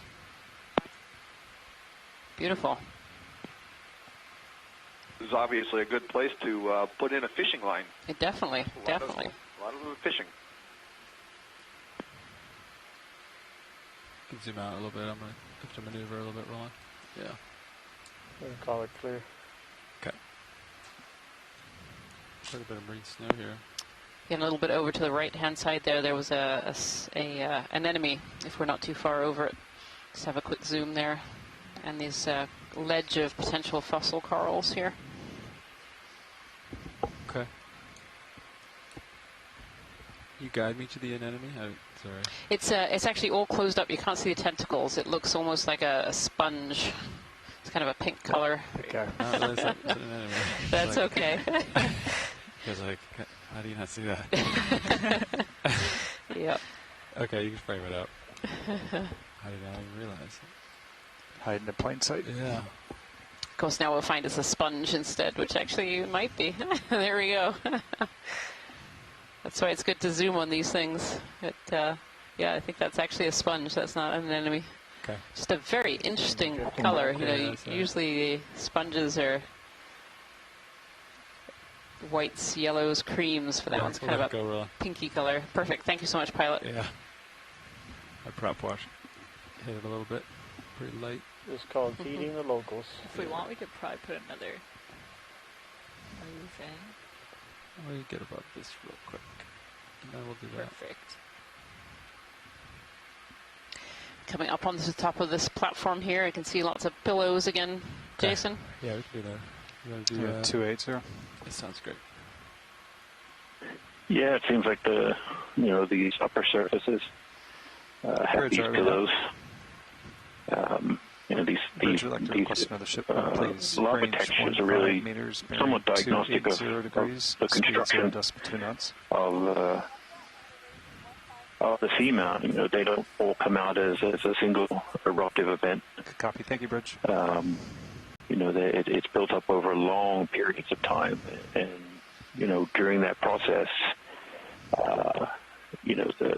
the way that the lavas come out and cool can vary from sheet flow textures, these more layered like, to lobate type sheet flexures, which have a more bulbous texture, and then to these pillows, which are what happens when lava comes out, and it's able to cool on the outside and forms a crust.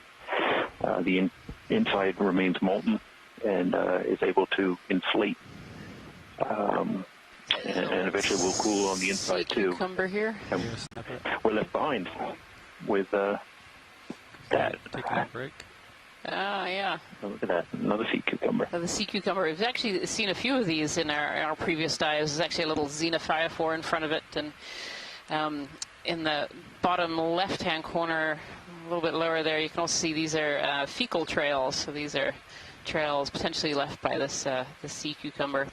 So these sea cucumbers ingest sediment, so they have these very specialized tentacles that help them bring sediment into their mouth. They have really long gut systems that are very simplistic, and they spend a lot of time in the gut with the sediment, pulling out all the good nutrients, and they poop them out in these poop trails at the end. And these trails can actually be lots of different forms depending on the species. Some of them do little spirals, some of them do more straight lines. You can tell a little bit about the sea cucumber by just looking at the fecal trail.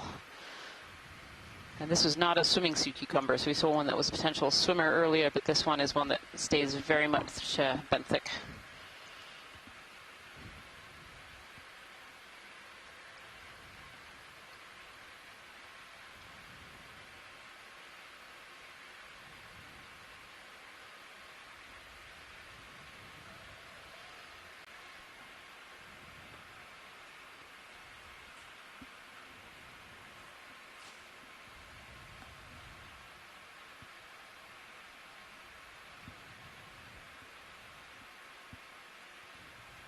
Just gonna take a peek here.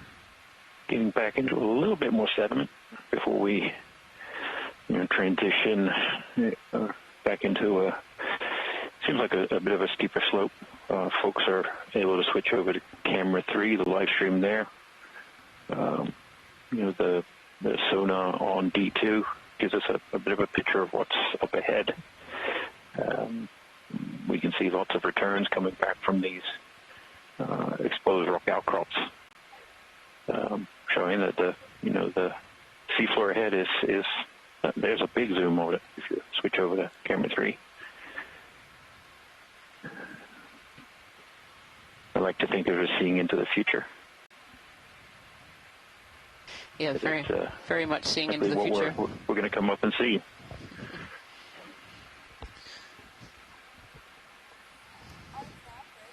Okay, Bridge. And I believe this Thank you, Bridge. this forward-looking sonar is new for this year. Yes, I believe so too. This is a new kind of sonar that they're just started using on the previous cruise or cruises. Yeah, the multi-beam. As the blue view. Yep. And it gives so much more detail. It's incredibly detailed. It's really great watching that from back here and seeing what's going to come.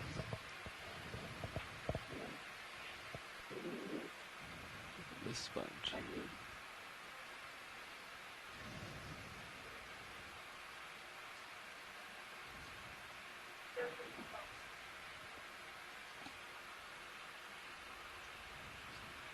There's another little purple sea cucumber on the rocks there.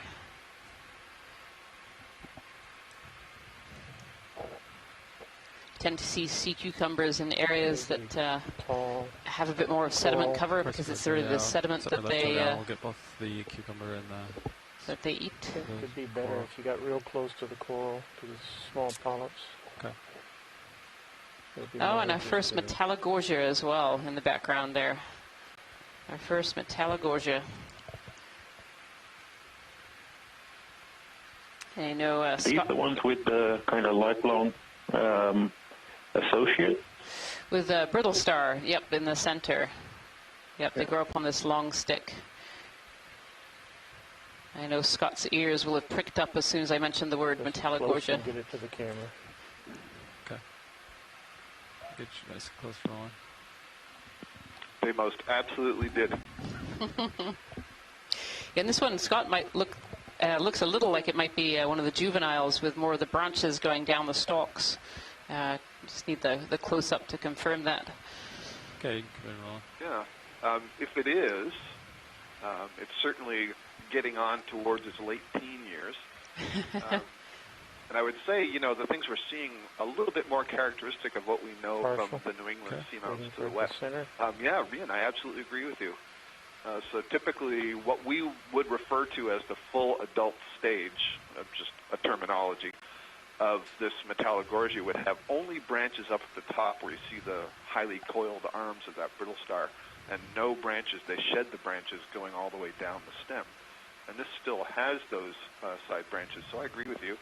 This is somewhere in its developmental cycle. And one of the things that's interesting, when they're even younger, they don't have the clump of branches on the top. Instead, they look like this little antenna with very small side branches coming off. Yeah, and I believe even when they're juveniles, they have a juvenile brittle star in the middle. Is that correct? Is that still your understanding of this species? That is absolutely correct. And before we talk about that, just notice this is also in the family Chrysogorgiidae, and I had said earlier that there's at least one that didn't have a gold skeleton. It was more dark, and here you can see through the tissue that dark skeleton. Also, a couple of possum shrimp there, mysids. You can see their gold-red eyes. Really nice. So, yes, Jason alluded to this as we were zooming in. We always see this one brittle star that's associated with this metallogorgia colony through all growth stages. So from the very smallest metallogorgia, the coral that we've seen, it will have a small brittle star in its branches, and the presumption is, based on all the evidence that we've collected, it remains on the colony throughout life. And to some extent, the hypothesis is that it's kind of waving around, so I'm kind of getting rid of other things that settle on it. It's a dance here. Let's pan down the stalk.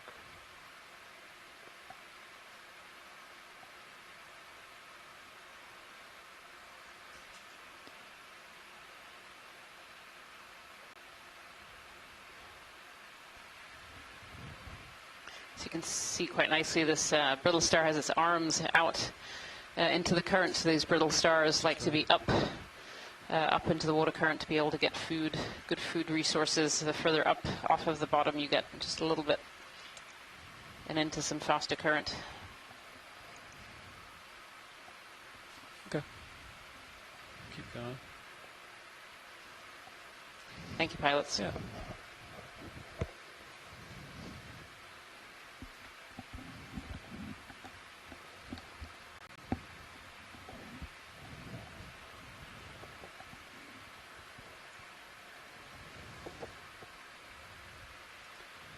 That move's probably complete by a while. Looks like here, this rock here, looks like a whole bunch of the Should be all crust is settled at up some now. point broken off and falling down slope. So Bridge, are we now? you know, some of these areas aren't as Hi, Bridge. entirely Request stable. shipment, There we are. please. Has a Range sponge hanging 15 out on it. meters. Bearing But 280 you can kind of see that crust speed decimal 2 minutes. with the jagged edge. At some point, it broke off, but then Okay, thank you, Bridge. has started to reform again on that exposed surface. Okay.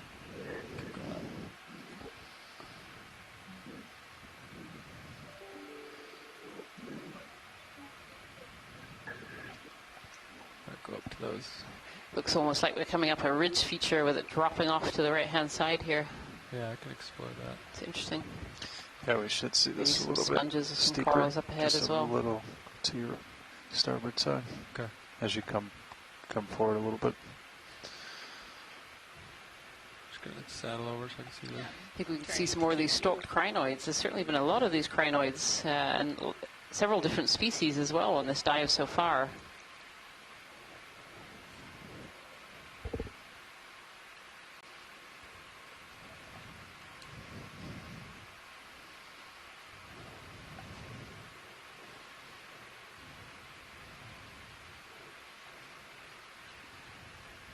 The ship is underway, but I don't have a lot of tether left at the moment, so I might stop here. And Another Iridogorgia as Take a well, look at up on the these. top of this rock. I can frame these two up rolling while we wait for some more tether. One of these crinoids looks much healthier than the other.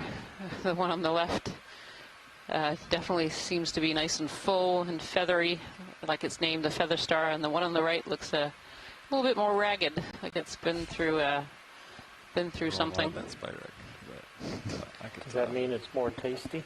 I don't know. Maybe something's come and taken a poke at it. I'd be interested what those little branches are at the base of the left-hand stalk. Is that a little coral? Potentially yeah, that's a little bamboo coral of some kind. Very fine and very small. Just at the base of this crinoid.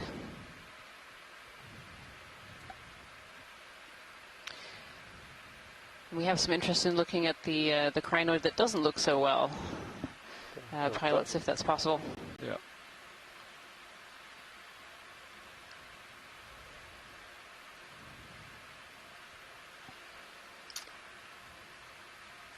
Yeah, it's missing several arms. Broken away, lots of pinnules broken away. From Charles Bessing, both appear to be hyocrinids.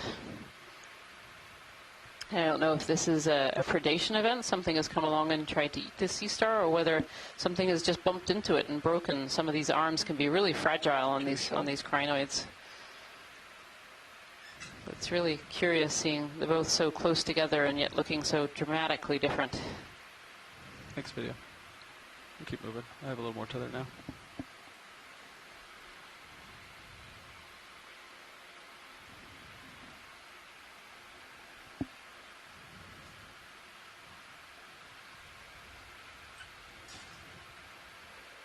Great. Copy that. Thank you.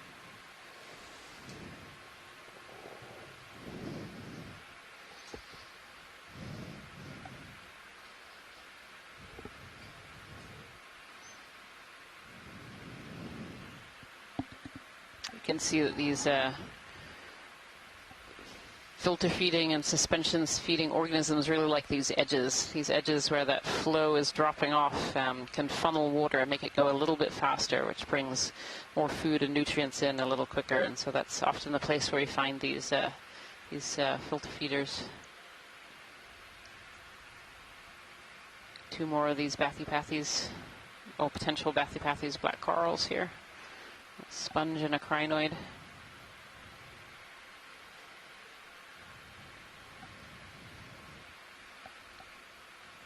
From Charles Messing, he says he has never seen quite so much damage to one of these before, but one of the arms on that damaged crinoid back there showed a bit of regeneration, so perhaps there's hope. Ooh, a little jellyfish. Want to snap it, Roland?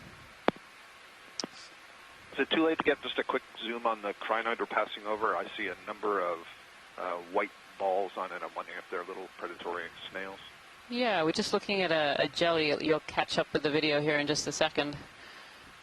But I don't think we've moved too far away to have a quick zoom on the, we'll get the crinoid. On the crinoid there. This one? Yep. Okay. Oh, there's another potential black coral in front of it as well. This is a different kind. Yeah, the black coral is, I believe it's Parantipathes larynx. Tina Molitsova may have more to say. But that's the first time we've seen it, and again, we're starting to see lots of things that are characteristic of the New England seamounts, which is really interesting. Yeah, very much. This may also be a factor of our depth, right? We are a little bit shallower than we've been. I guess we go for crinoid first. That's correct. We're at 2,230 meters currently.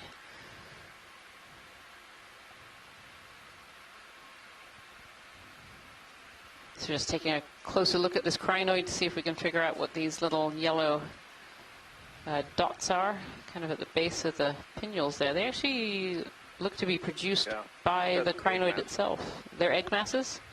Yeah. Interesting. Yeah, that's where they produce gametes at the base of the pinnules there. Nice. Okay, thank you. Okay, we can go for the... Very nice.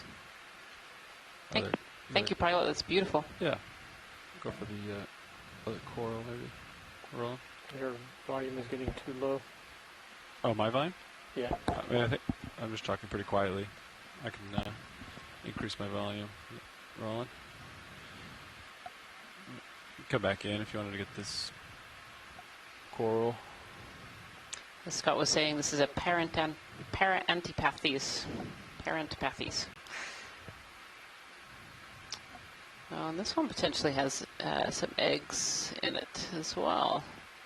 Take more zoom if you see got it. some swollen. Those polyps are so extremely small. They are, and some of them are very swollen in the center there.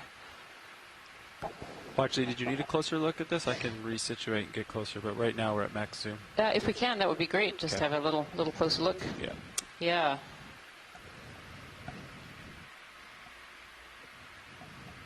Let Bob take the tight zoom. Okay. Switch that video. Just gotta get you nice and close.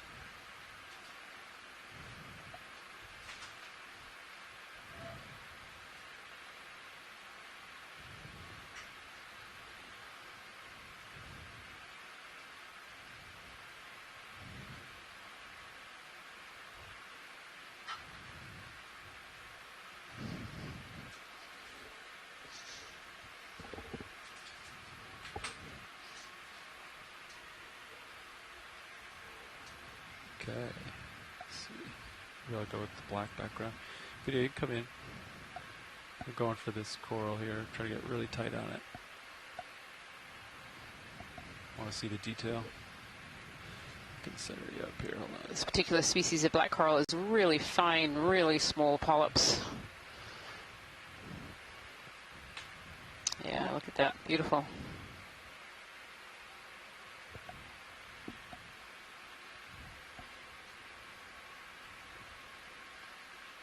If you have more zoom, you can take it. I'll try to keep you centered.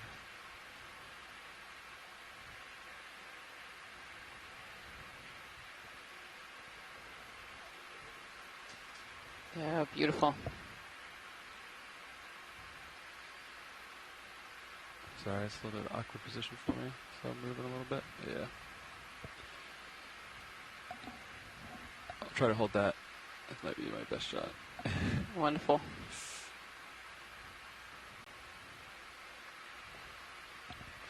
Thank you so much, pilot. Yeah. Okay, video can come out. Keep going. Slippery rocks here. Splash lasers by the base, just so we have it. Have a size. Thank you. Yeah. So these lasers are 10 centimeters apart. They help us to scale things on the seafloor because it can be very hard to realize how big or how small some of these features and organisms are. And so this is the best way for us to be able to get sizes of things on the seafloor.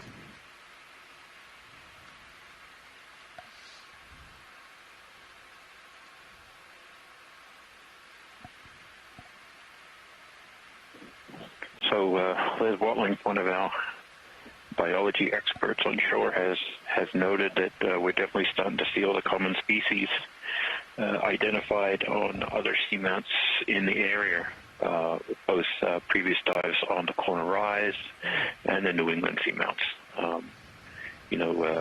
And I think Scott mentioned it a little earlier that we're at a slightly shallower depth than we've been on some of the other dives that were higher up on the seamounts.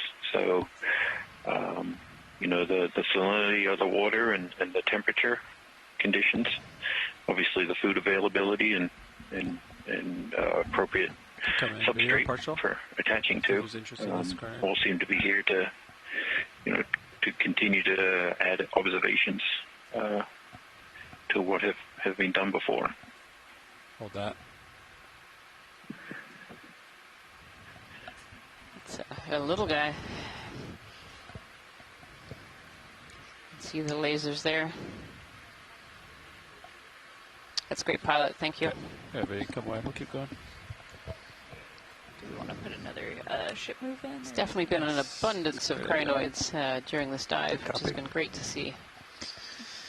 280 is still good. Copy. Bridge RV now. Hey, Bridge, we'd like to request another ship move, please. Range 15 meters, bearing 280 degrees. Crinoids. Speed 0.2 knots. Trail of crinoids. It is like a little trail of crinoids going through. Wonderful.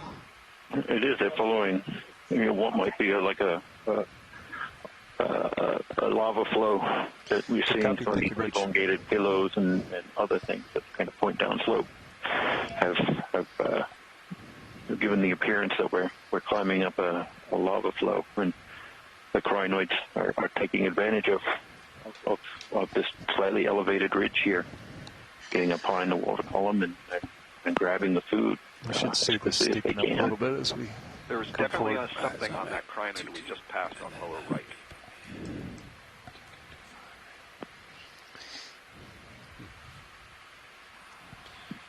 Okay.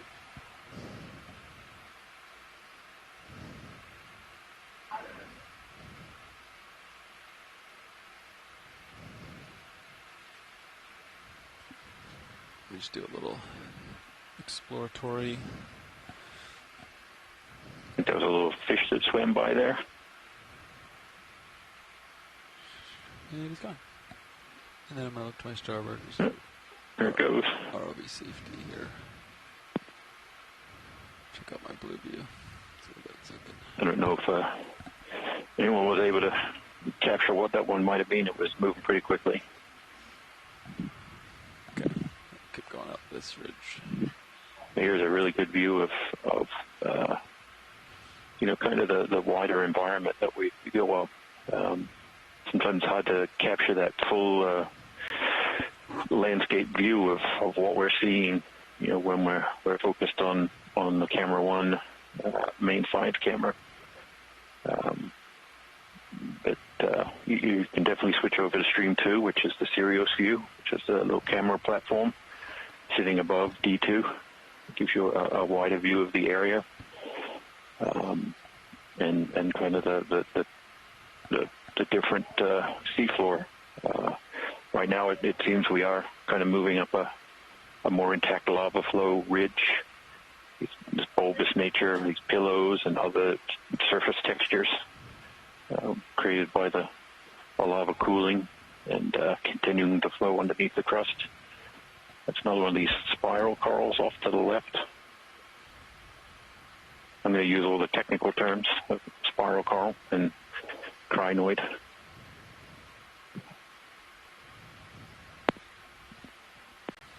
I certainly like spiral coral, but if you would like to know it, it is Iridogorgia magnispiralis. We can just go with Iridogorgia among friends. Yeah, it might be easier for me. I get a little tongue twisted on some of these names. Sure, yeah. You know, most of them are Latin of some kind. Magnispiralis just means large spiral. Which we can see why it got that name. Absolutely. Looks like a firework, actually, from this angle. To say that. Yeah, good observation.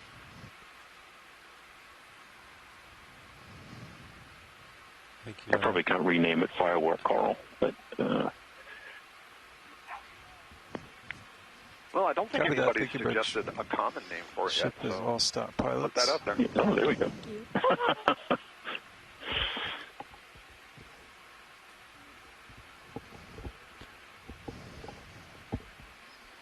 Yeah, I think I'm starting to feel that ship move. But That's a great view.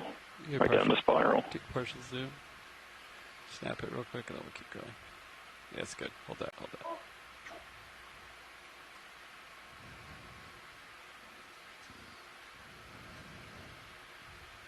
Okay, we'll keep going, video. Thanks. I don't know if anyone can speak to it. Maybe it was discussed before. What is there a reason why it spirals like that? Does it? Often we don't see that kind of morphology in the corals. Yeah, it's a good question, Jason. I mean, there's some conjectures we can make. So the architecture of the overall colony is that you see there are branches that are always coming off of one face. And all of the polyps, at least on this one, I believe, are just on those side branches. There are some other species where they may be on the main axis as well. Move forward here. But I think in growing like that and spiraling like that, it's one way to spread out the polyps from one another while maintaining in an appropriate current flow. And maybe that's a strategy for when you don't secondarily and tertiarily branches. That is, all those side branches don't branch again. It's interesting that just to the right, and going out of the frame with looks like a whip or a single branched, maybe a bamboo. Yeah, I think probably a bamboo coral. That would be the first. I think the first frame up bamboo this coral whip of the day. I think this is what they're talking about. Amazing how the morphologies are so different, so close to each other. Yeah, you've actually said something really interesting, and that is, trying to come up with explanations for why, this coral has this morphology and that one has that morphology. If they're living in the same place right next to each other, it's a little bit hard to point to some, response to the physical environment. Surely it was that way when they evolved however many millions of years ago, but it's kind of hard to say exactly what is the reason without doing a whole variety of experiments. And as you can imagine, it's very hard to do experiments down here. Get ID on this one? Yeah, we've mentioned many times we need really long-term camera deployments, just staring at individual colonies to really see how they shape and grow over time. Sorry. Yeah, there's a lot we could learn. Okay, you take one associates with them. I think there are temporary associates as well. Various organisms will come in and lay their eggs, or we saw the shrimp before that hangs out while it's developing its own eggs. So we're getting a nice zoom on this bamboo coral. The tissue is actually much clearer, much more transparent than the bamboo coral that we saw earlier today. That one was branching, it wasn't a whip.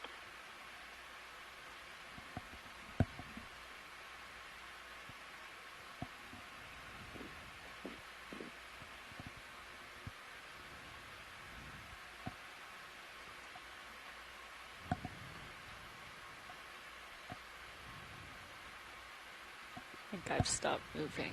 Seems like a really high density of polyps there. I don't know if that says something about food availability, or? Yeah, I think we could do another one. That is also related to 15. some species. So Yeah. in some taxa, you find Copy. very Okay. dense pulp. Let Oh, there's a go. little snail, I think. It's like my prop wash cut up There's to a it. little snail on that bamboo coral. Real close up. Bridge already now. Yeah. All right. I'll have to look. The base of Bridge the Good for research, request on Vince. the ship move, please. Thanks for that Range close-up. 15 meters, bearing 280 degrees, speed 0 decibel 2 knots.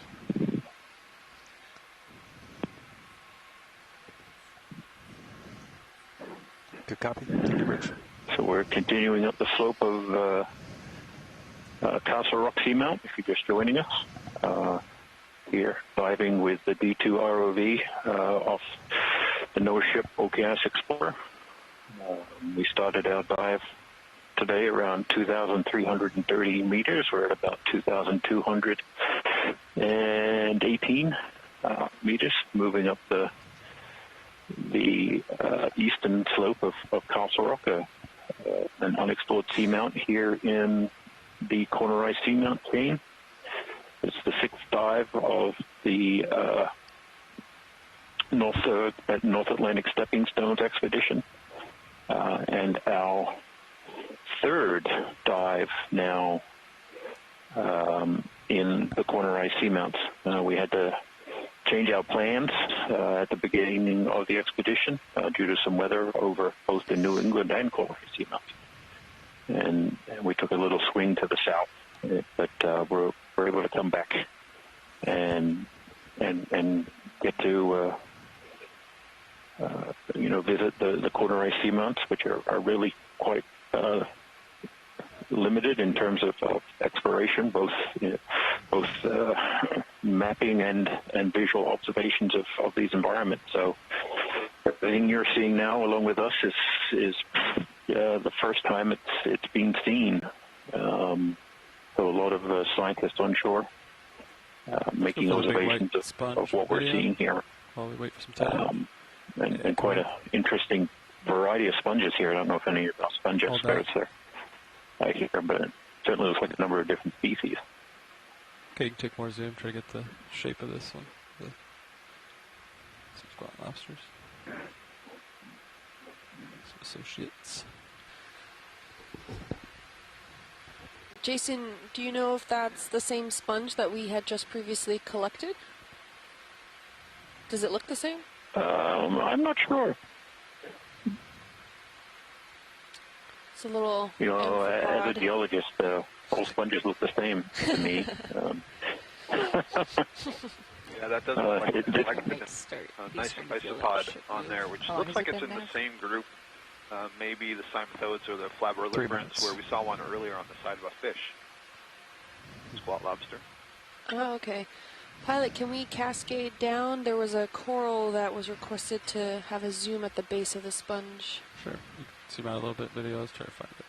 Also, a bunch more of the platy-tended benthic that's ctenophores on this sponge. Oh, Like the little baby one we here. saw on one of the last times we zoomed on this sponge. Seems like a really large holdfast at the base there. Yep. Come in Good on grip this of the substrate. coral when you're ready.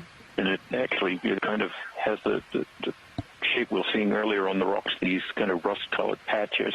Is this the coral? So I wonder Yes, if I those believe were so. Okay, I'll somehow hold this. related to Thank you. these type of holdfasts Max, that copy. disappeared at some point. Copy that. Thank you, Bridge. This looks to me like I'll stop another boats. black coral Baby in the black genus coral. Parantipathes. We have Tina Copy. Molitsova, who's an expert in Move that complete. group, in the chat room. And she Okay, will you're offer us moving an towards me? identification shortly. We did see a taller version. Okay, video, you can pull wide earlier. when you're She ready. suggested it was a species Got Hirondelle. a good view of that one. Got some more tether, so I can keep going. Follow up this ridge. Thanks, God. Ooh, that carnoid looked like it had a bad day. Yeah, it's definitely missing quite a few. Few components.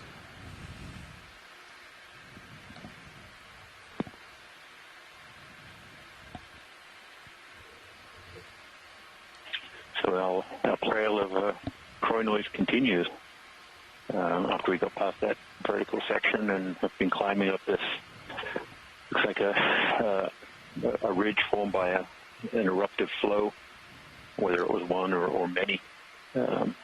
we've been seeing these crinoids. Some looking healthier than others, but quite abundant as we've been going up. And I think certainly a density of them we haven't seen so far in any of the dives. Wow, I look think at Pat say that about all the sessile biology we're seeing is we're slightly shallower than we've been so far in the dives. So seeing a different abundance and density and distribution. Return over here, just off to the port side of we've Sirius. seen before. Amazing how much 100 meters or 200 meters of water depth really changes and get into different water masses. 240, different food availability. Keep going forward and up then.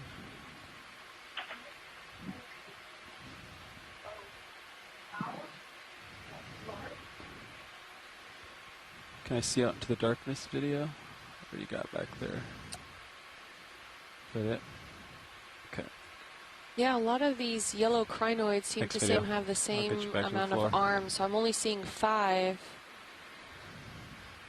on each of these stocked yellow crinoids, whereas some of the other ones that we saw earlier on the dive and in previous dives, they had definitely more than 5. I can't recall the exact number, but these are very much, they look like lilies almost.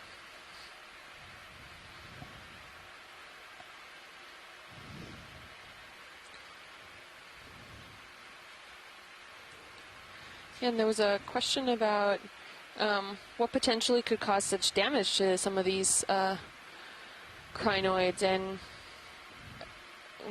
I guess we still don't know. Chuck Messing said that he has seen some gastropods stocked on these crinoids, but he hasn't seen them associated with such the damage that we've seen.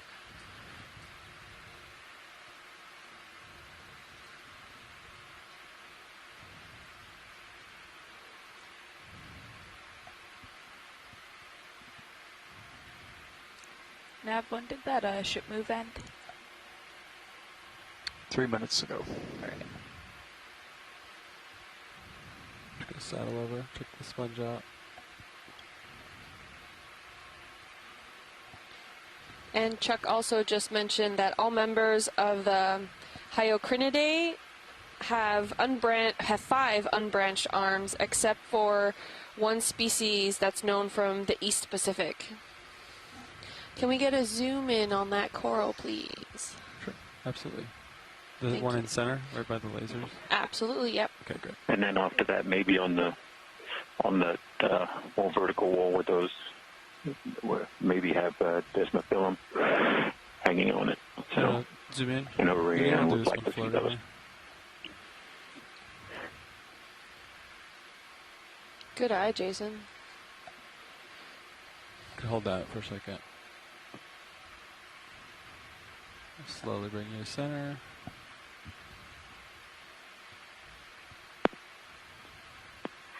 So this is a Chrysogorgia, and like the one that we looked at earlier today, it also has a shrimp living in its branches.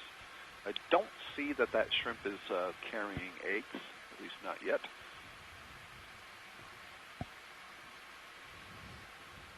This colony's also dropped a lot of branches lower on the stalk. It's kind of interesting. Watch, did you need a closer look, or was that a sufficient view here? That's good, thank Okay. you. Did you hear the request about the small cup coral right adjacent to it on the rock wall? Video zoom out. Help me find it. To the right or to starboard? To the port side, right that white dot there. Oh, got it. Jason, is that what you were referring to? Yeah, I couldn't see too much from a distance, but You can that's snap the it, one. and then I'll get closer if it's what they think it is. It's pretty bright, pretty reflective, huh? It's unclear. It might be a base broken off. Oh. I think you're right, pilot. That No. looks like a coral base or a sponge base of something that was broken off at some point. Yeah, we'll let it go, video. Thanks, pilot. Yeah. Thank you. Almost. We'll keep looking.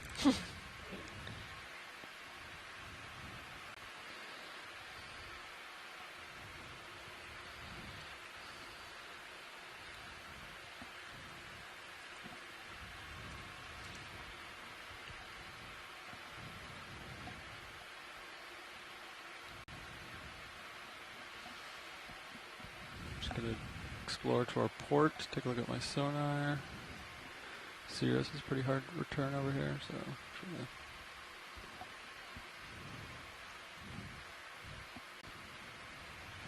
just going to check it out. I think it's actually what you're centered up on there. The texture of the lava flows here. Okay. Very bulbous. Because when you come back around to suggesting eruption down the slope. it's pretty in line with what Sirius is seeing over We've been there on this slightly elevated ridge going up. You can come up with certainly, crinoids have taken advantage of its position slightly elevated.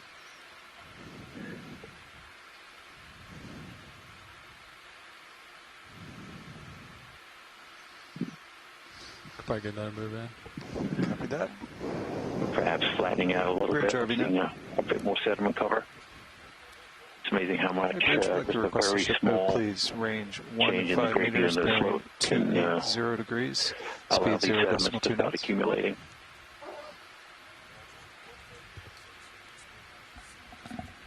Good copy. Thank you, Bridge. Wow, these are quite the iridogorge colonies on this dive.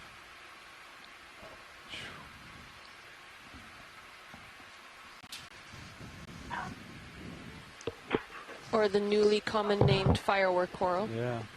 Just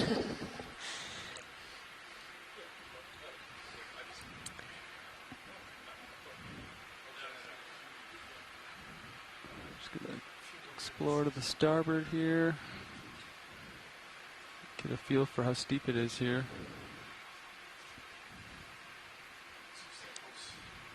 Wow. That is pretty steep. So we have estimated here, based off our bathymetry, the potential highest slope is about 45 degrees. Would you agree with that, pilot? Yeah, that looks like 45 to me. Pretty good estimate.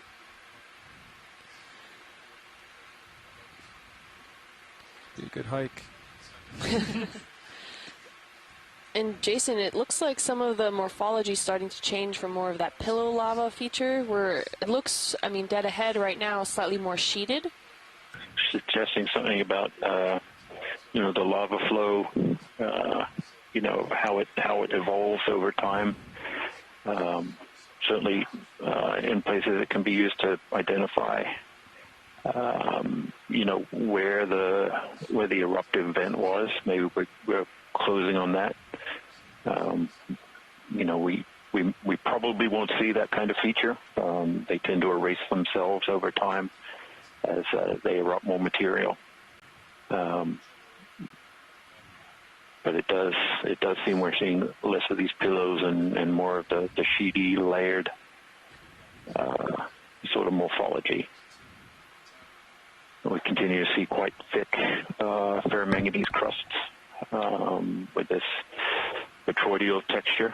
It's going to be the favorite word of the expedition, is petroidal, which is this bumpy, great, floating subject? like texture that forms on the top of the rocks, which is somewhat diagnostic of the ferromanganese crust. Oh. We'll let it go. I don't think it's I don't mean to interrupt you, but this, what could that be? Small white ball with gelatinous structure. I'll let it go, video. Pom-pom. Pom-pom. That's as good as a description, pilot, as I've heard, so... I don't know. It just caught my eyes floating by. Looks like a galaxy. Its own little world at the bottom of the ocean.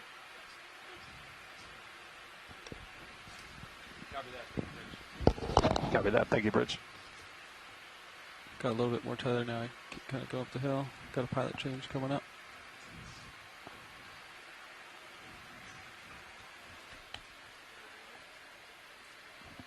I think we're going to do a pilot change up here. Watch the lead. We'll be back with you. No problem. Thank you.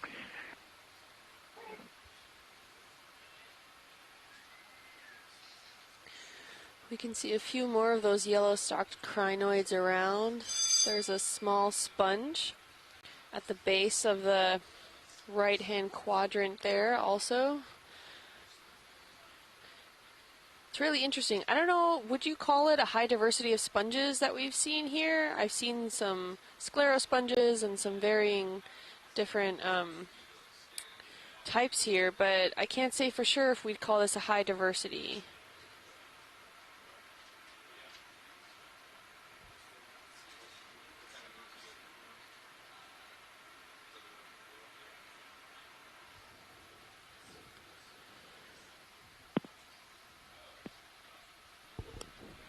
I'm not sure either, Kim. You know, it's almost subjective, and it's a hard number, or it's hard to put a number to. You know, what is high diverse and low diverse?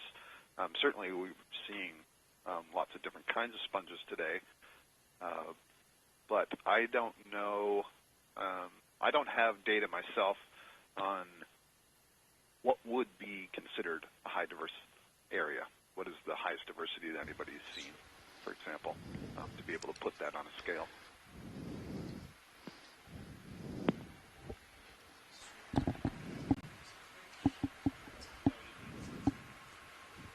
Thanks, Scott. Yeah, I have to agree with you. I mean, it is subjective to a point, but based off on the previous dives, if we're going off those as our marks, I don't know if I would call this as diverse, but definitely we are seeing quite a few. And then we have a few corals that we've come across. So the chrysogorgid, the firework coral, which now I can't seem to get out of my head as the name. Hey, pilot. Hey, co-pilot. You're welcome. Greetings. Iridogorgia? Iridogorgia, thank you. Yeah, we've seen at least, I think, Copy that. 3 in that family. The Bridge Iridogorgia ROV nav. spiralis. We've seen a chrysogorgia. I'd just like to confirm that the ship is stopped. And we've seen the metallogorgia. Thank you. So all 3 of those are different genera. Nav, can you relay what the bearing of the last few moves has been? The last few moves have been at 280 degrees, 280. Copy, 280, thanks. Sounds good.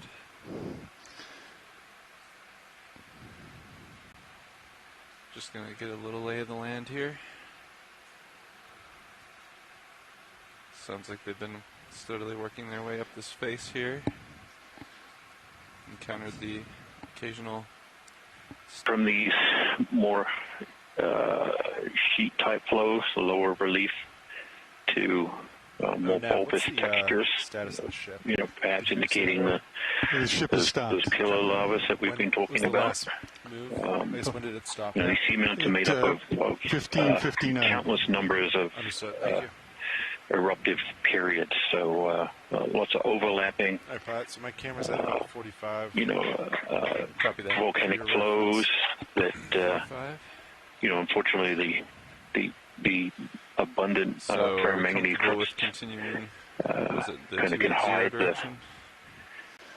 the differentiation between the two, The so we still look targets are not for hard changes and in fast. morphology to tell We us can something follow about interesting how these rocks were emplaced. But outcroppings, those etc. ferromanganese crusts also tell us a lot about So I'm looking at like the long-term 260. environmental conditions of the ocean. And when I say That looks long-term, like the steepest part of the these slope. crusts, is that a desmophyllum at the base of that crinoid?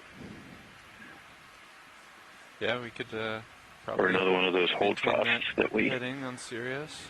saw earlier. Work our way up this feature here. I got my eyes open for Rianne. Video. Did you just zoom in? Thanks.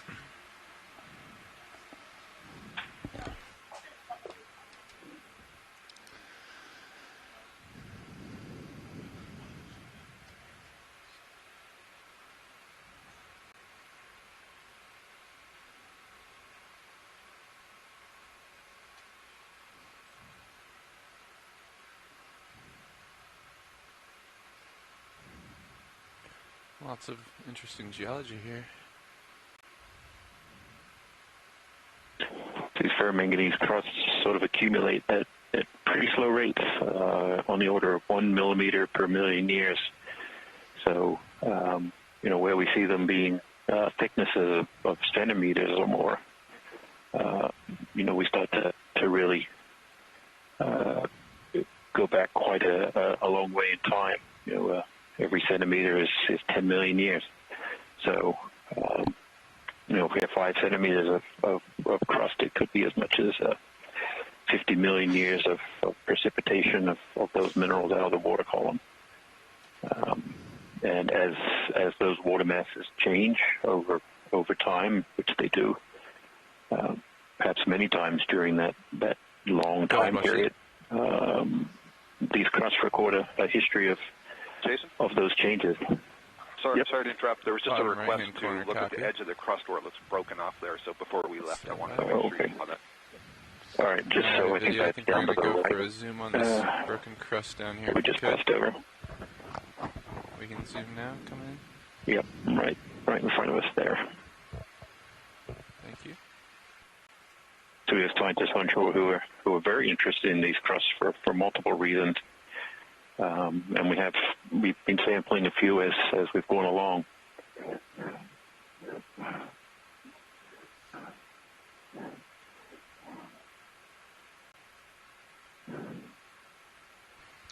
Looks like quite a thick coating of that iron manganese oxide coating.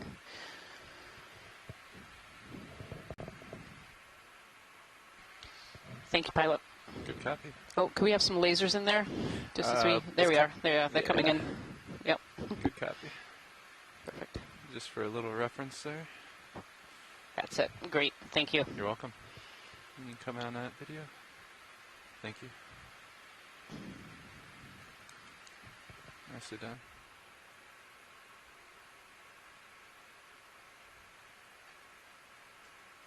Ship move, front row.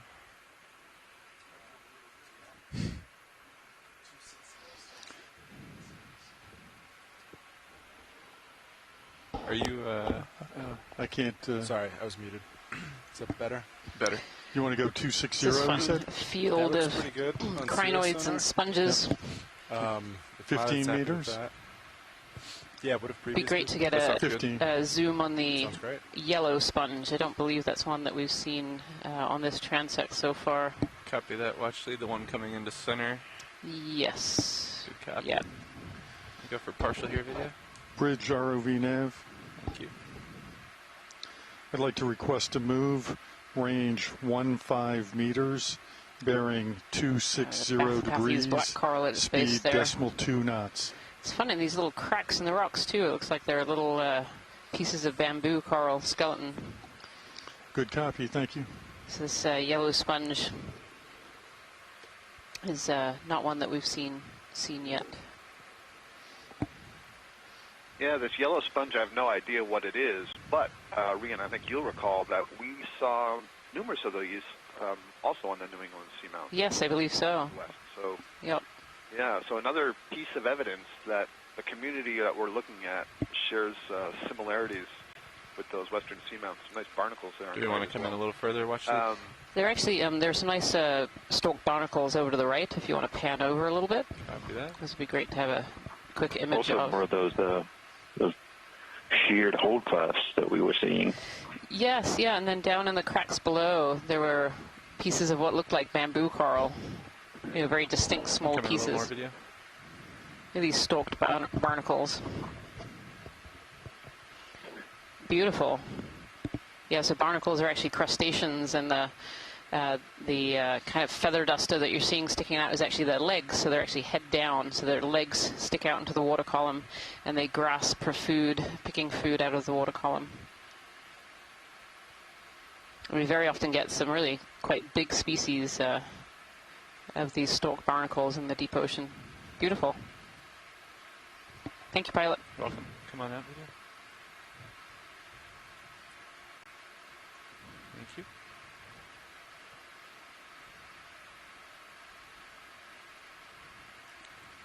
So we did another 15 at 260, correct, Nav? Correct. Good copy. We're about 5 meters into that. Copy, thank you. There's quite a bit of interesting biology on these rocks over here. It's really quite abundant. It's beautiful. It is beautiful. There's sponges and these beautiful yellow crinoids. Might be a these Iridigogia spirals. I heard that maybe they had been renamed fireworks while I was at lunch here. Is that true, Jason? Someone on the chat or on the conference line mentioned, I'm not sure who, but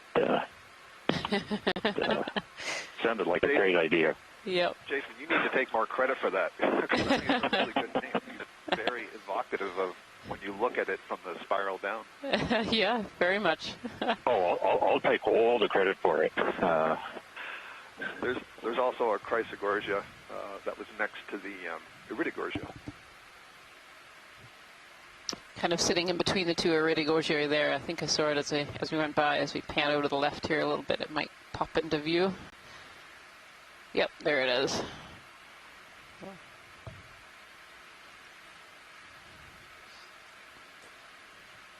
Were you wanting to zoom on anything, watch lead, or? We can zoom in on the little Chrysogorgia. It's the little one, kind of dead center, bright orange. Copy that. We'll go for a zoom here video. So the last two of these that we've seen Copy have that. had Thank you. shrimp Come on in video. in there, so we can look to see if there's a shrimp if you're going to do the zoom. Thank you.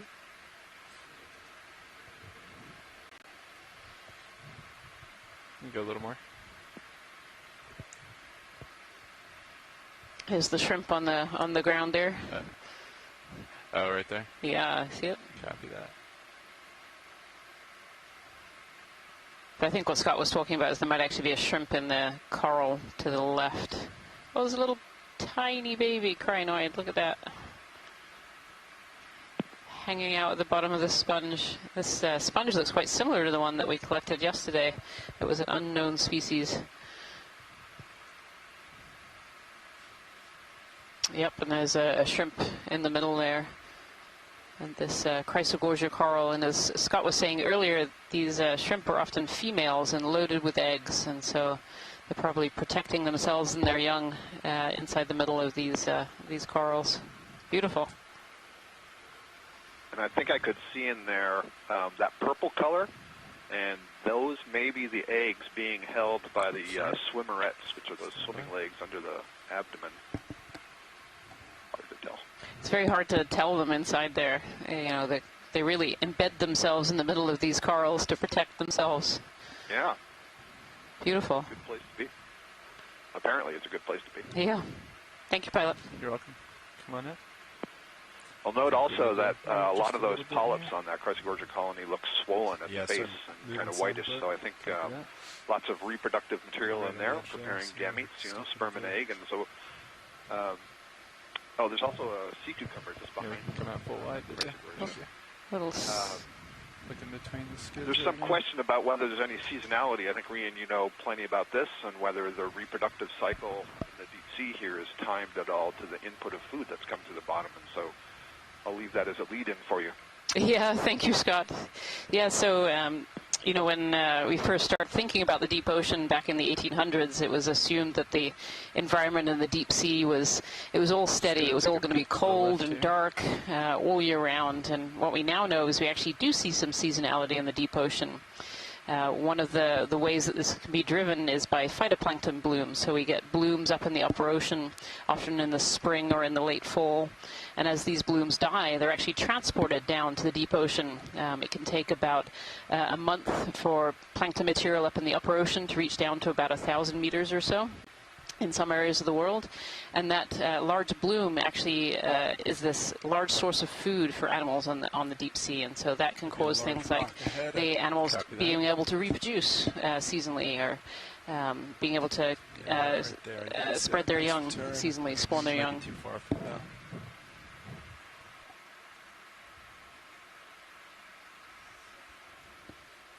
Seeing more sediment again. Although it might be a slight change in the gradient here, but not too much.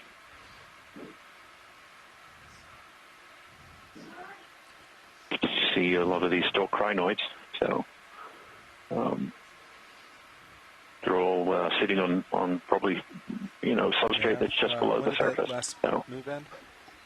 Ended 4 minutes ago. Copy that. Pilot, do you want another 15 meters? Do you want to go towards that large rock, or I wonder if we stay can try out here for that 260? crust. about 15 meters out. If we're able to sit down. 260 still lines up pretty good. Yeah, we can do 260. I think we might be able to reach that with the tether still. Okay. Go ahead, watch lead. Sure. Do you see any in the field of view that you're... Nav, hold off on that. Hold on. Yep. Thanks.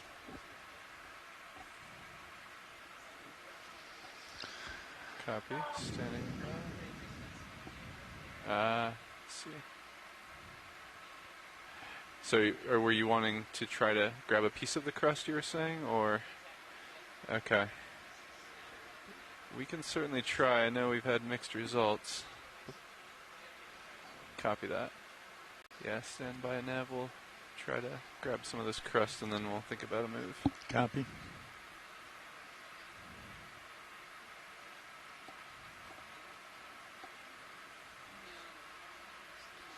What do you think, Sean? Where's a good place to grip this crust from?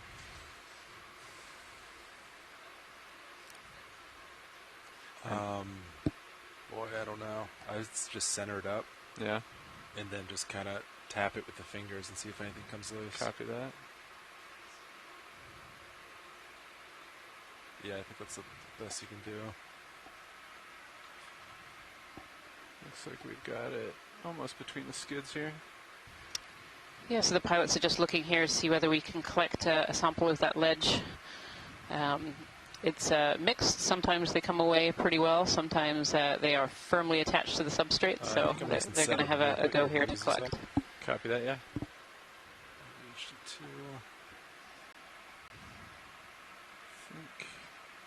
Just trying to get an idea of current here. Putting in joy lock. Relatively stable, but we're kind of bouncing a little bit. Wonder if it'd be better if I rotated my skid a little bit. Give me 1 second.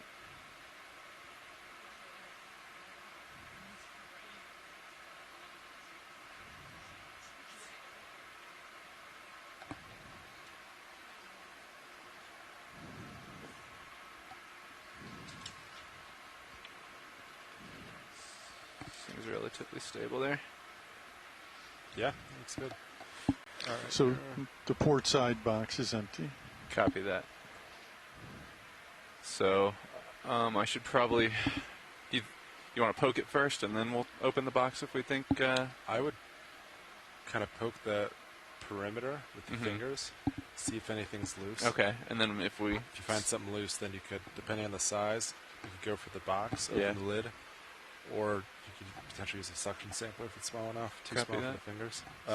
Sounds good. And our hydraulics look good? Hydraulics are up. I'm looking at the arm there. Copy, thank you.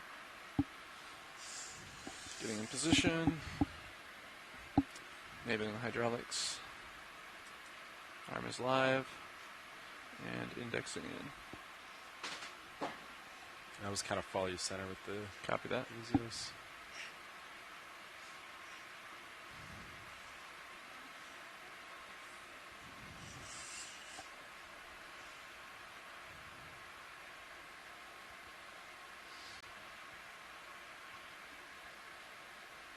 Yeah, that's exactly what I would do. Just kind of poke the perimeter here, see if anything is loose. Does not appear to be.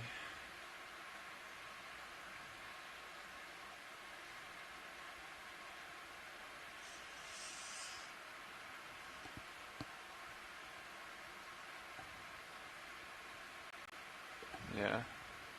Seems pretty cemented. What about on the right-hand side? Mm-hmm.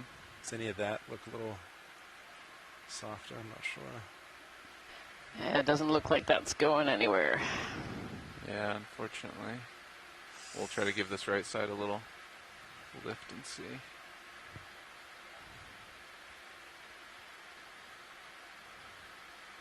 It doesn't look like it. That's okay, pilot. We'll keep our eyes open for other potential areas we could collect that crust. Yeah, copy that. Thank you. Yep. All right, I'll follow you back. Copy.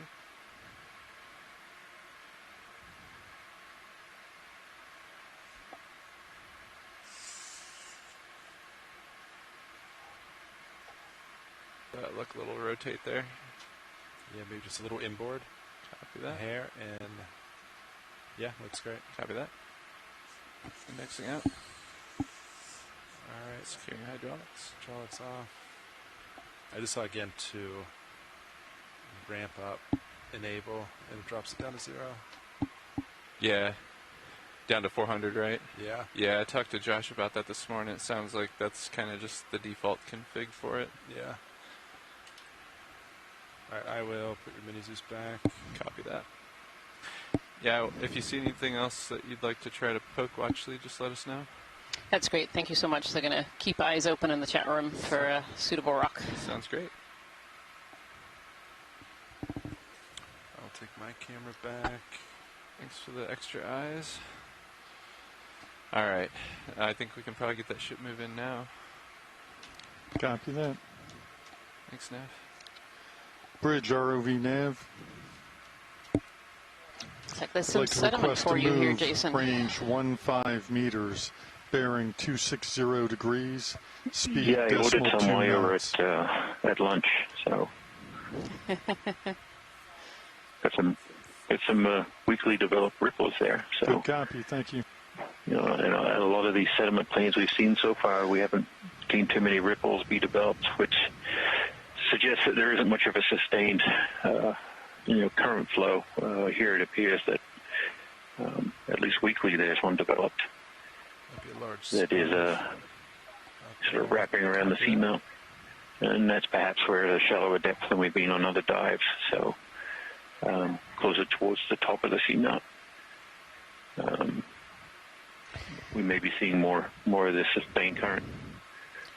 There was a little fish right down at the base. There it is, swimming in front of us right now. There he goes. It might be a difficult one to catch. Yeah. Seems that whenever Jason talks about sediment, fish appear. I think it's almost when I talk about anything, something else appears. So. Do we think that's the fish giving Jason a hint? Maybe. Jason, how is your fish ID?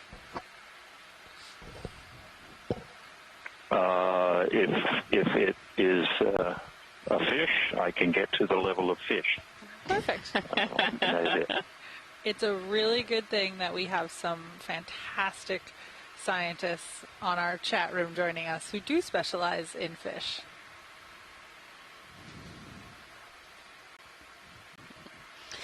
Here we have some sponges appearing at the top of our screen here.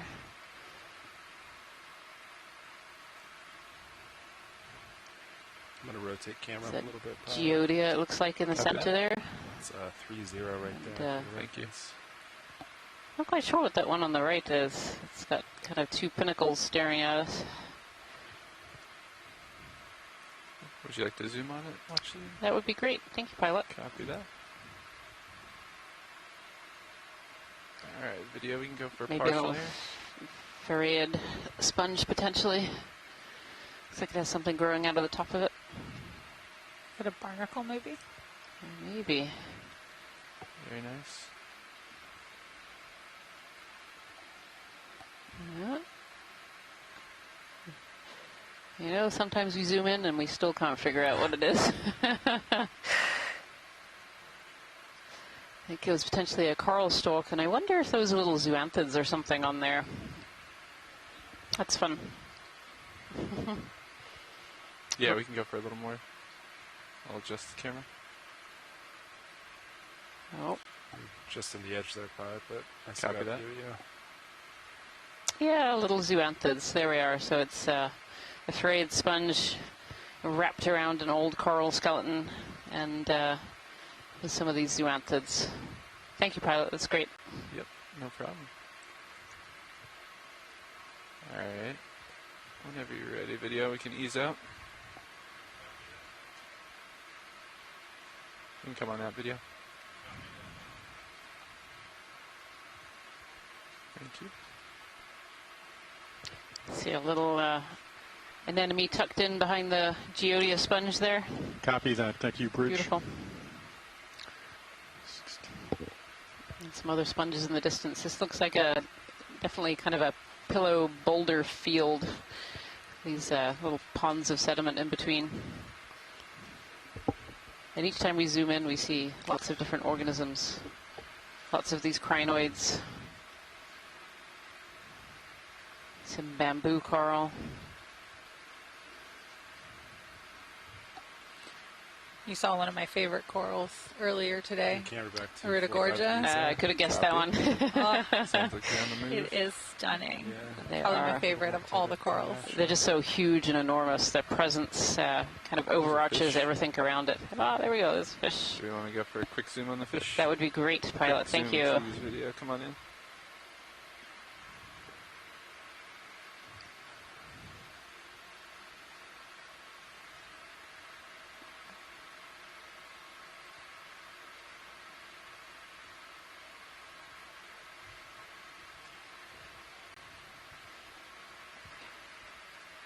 I'm not a fish biologist, but I'll throw up potentially a little grenadier or something. See if I'm quickly corrected. Yep. No, I'm actually, there we go. Rat tail grenadier.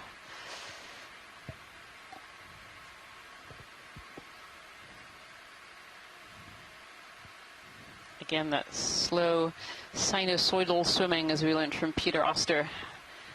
Moving slowly through the water column so as not to use up too much energy. Mike Vecchione suggests a round-nosed grenadier. Off he goes. Thank you so much, Pilot. You're welcome. Oh, a sea cucumber there, wrapped around that sponge. Just a hair. Actually, the pilot looks pretty good. Copy that. Yeah, come on out, video. Thank you.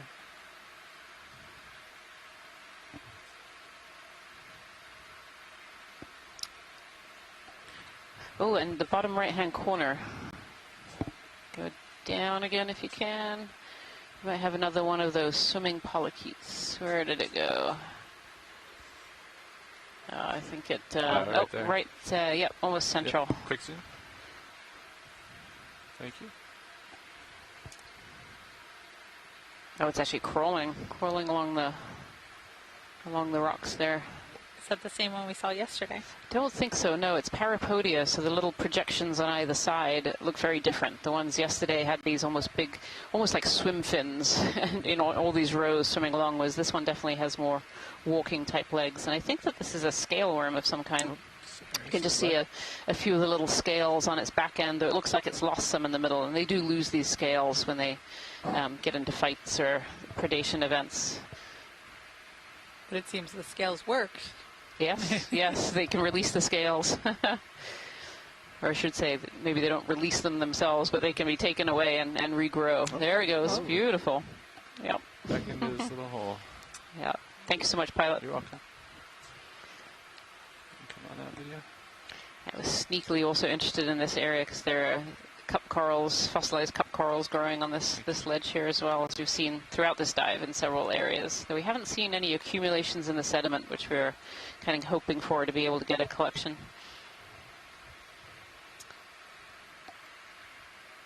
If we can snap zoom on this left-hand rock face that's just coming into view here. This guy centered up right here? Right on the lasers. Yep, be perfect. We can go for a zoom here, video. I think these are these cup corals. Very old, you know, they're covered over with this manganese oxide, which grows about 1 millimeter per million years. And these are fossilized corals, probably Desmophyllum dianthus, and maybe some other species that are in here as well. They have this very distinctive trumpet shape with the calyx that stretches over the sides, gives them kind of like a fan shape. See some little brittle stars and snails living amongst them. That's great. Thank you, Pilot. Yeah, no problem. Come on out, video. What's always really cool is the closer you get in, the more small, tiny fauna you see. Oh, yeah. You see those little tiny sponges and little tiny hydroids. Even a face that doesn't look like there's much there always has something on it. Definitely, you know, and often we focus on kind of the larger organisms, the big megaspiralis, and these larger corals. But every time we zoom in, we see some of these smaller organisms that are also making their home in this deep sea environment. Yeah, but I think we're going to just peek our head over this little ridge ahead of us. And one of the things that we frequently get asked by people is like, what's down there? And like people think about the deep sea being so far away, which it is, and so remote, which it is, and dark and cold, which it is, but it certainly is not barren, and it is not devoid of life. Definitely not, definitely not. And it's interesting to think, you know, about 150, 200 years ago, it was thought that it was devoid of life, and nothing could possibly live there. It's much too deep, much too dark, much too hard to make a living as an organism. And here we are today, looking through a video camera, projecting this out to the world so that scientists and the public can watch this, and we can very clearly see the deep sea is anything but lifeless. Let's stretch out to this face here before we I think one of my favorite things about ocean exploration is that every day we're seeing something new, and you never really know exactly what you'll find, but it is always interesting. It definitely is, and sometimes you see the same things, but it's still interesting to see them in a new location. So, absolutely. Looks like this wall too is covered in those fossil corals, and on the top here we have these crinoids and sponges. Beautiful. Yeah, now it looks like it's starting to spread out more. Copy that. Pilots, if we could have a look at the very base of this cliff, that would be helpful if we're not too far. Yeah, we're in a good position to do that. Thank you. Stand by. What we're looking out for is basically some of these fossil corals that might have dropped off the wall, and whether they form little patches to potentially do a collection.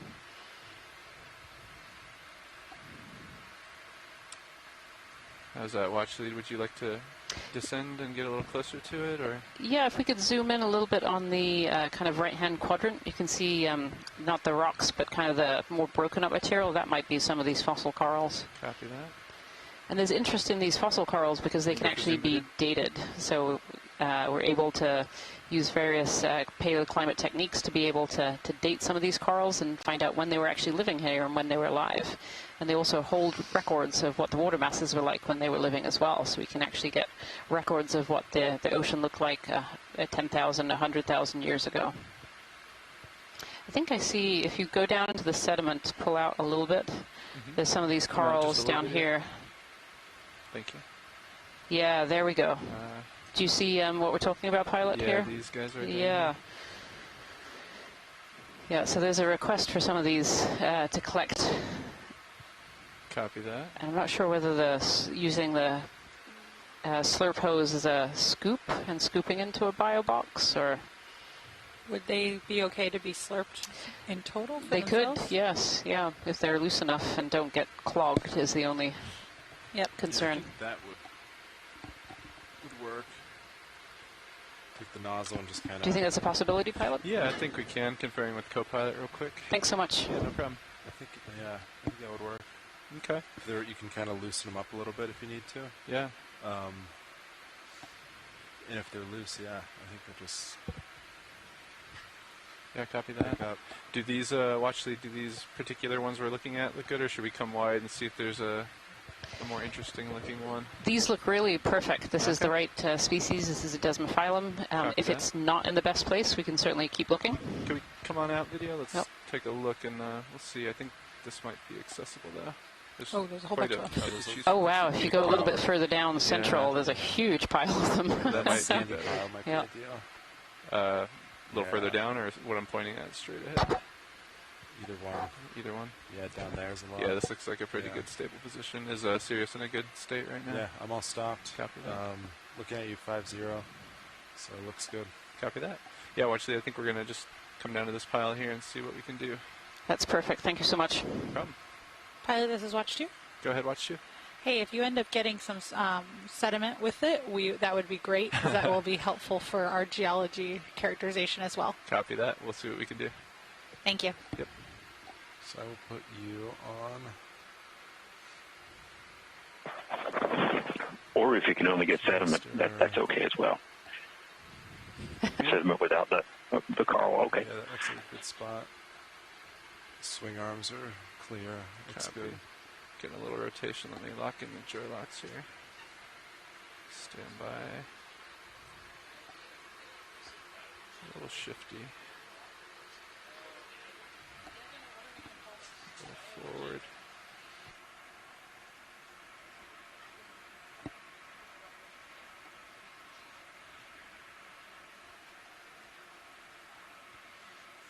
I think I'm bumping some of these rocks here. Stand by.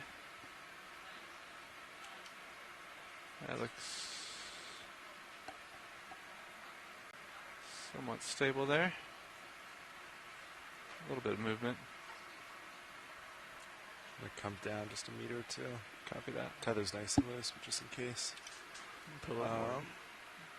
That looks good there. And just for awareness for our folks on shore, we are going to categorize this as a geological sample for the sediment and the rubble rotating here. on these rocks just here. for awareness. Do I just need to lock in a little bit of rotation, maybe? I don't think you can't lock in a rotation. Okay. Let's see. That looks pretty good, actually. Let's see. You put auto heading in. That'll help. Yeah, let's do that.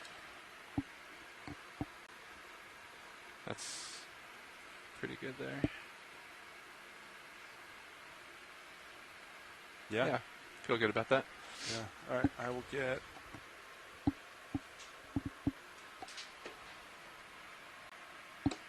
This up.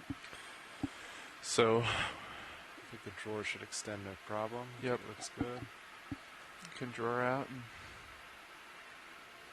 Draw out enough. go from there. Yeah. Do I draw out now? I think so. We're going to try to poke it with the scoop rather than the claw first. Is that right? I think that makes sense, yeah. Okay. I think it should. Looks loose. Alright, so let's see. Sample boxes. Valve packs on. Alright, I'm extending the drawer slow.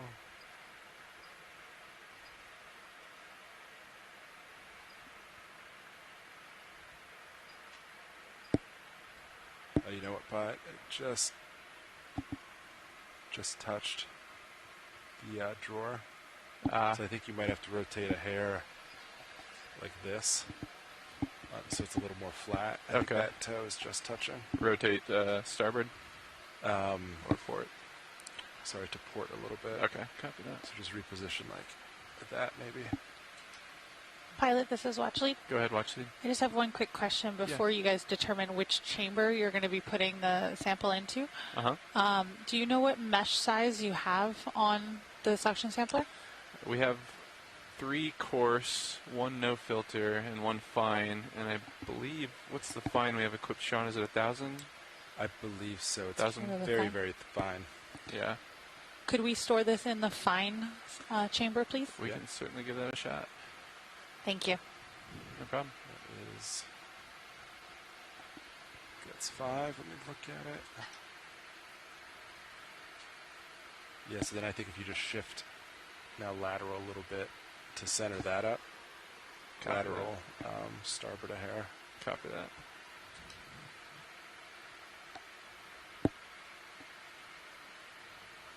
Perch on these rocks here. And then rotate just a little more port. I think, yeah. Hopefully that gives us some more draw out. Copy that. Super stable here. I think we are. Looks pretty good. Oh, still moving a little bit. You just put a little bit of Z bias down. Yeah.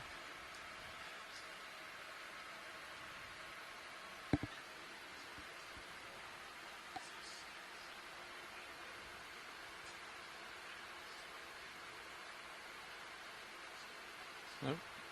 Bouncing off those rocks a little. Standby.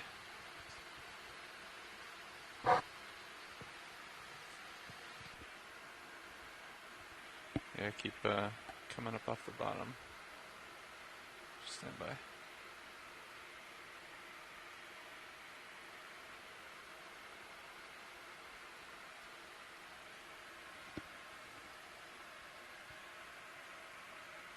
Trying to lock in the C bias, but it keeps moving.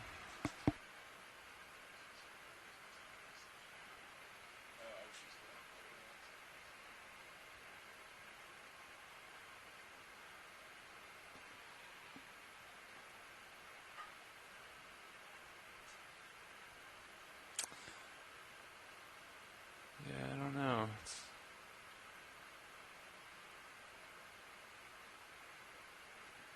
You might still be hitting the drawer if I park it here too.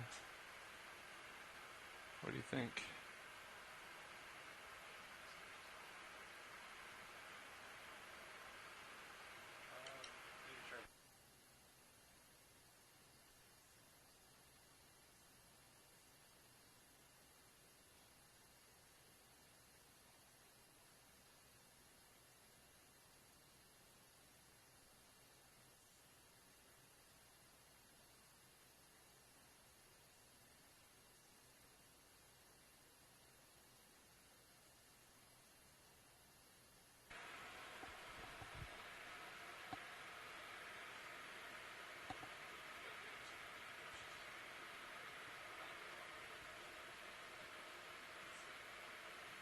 think, yeah, that might work.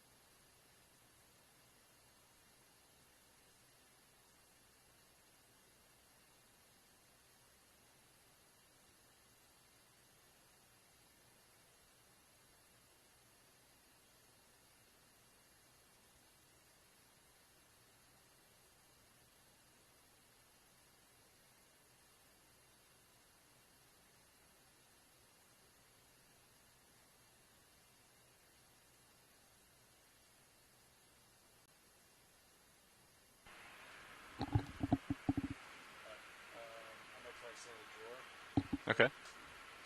Go for drawer. Drawer extending slow. We might still. Just moving a hair.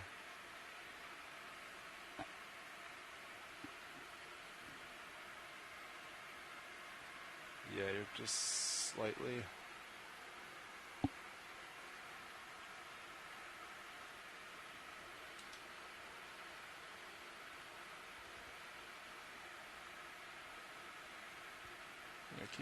Yeah, maybe just try backing up like a meter. Okay. See if that gives you a more stable platform.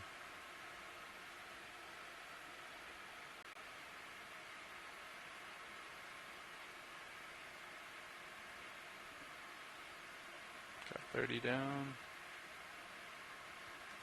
Yeah, it keeps wanting to push me left. I don't know if it's the current or... You can come down a little more. It could be current on the tether. Give you little tugs. You can come down another meter or two. Back up and down? I'll put Sirius closer. Gotcha. So if there's higher currents up where I am, it could pull the tether, which is giving you wobbles. Yeah, stand by, watch lead side. We're trying to get a stable position here. No problem. Take your time.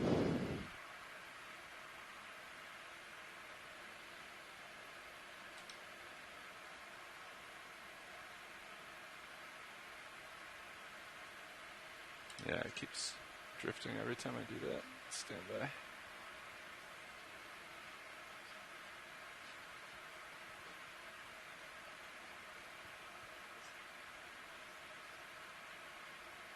$30 down, a little forward.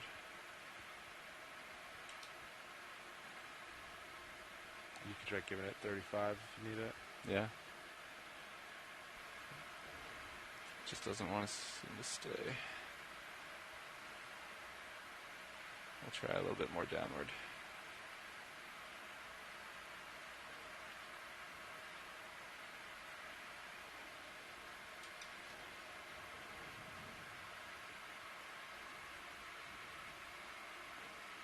Seems a little better. How's the drawer there?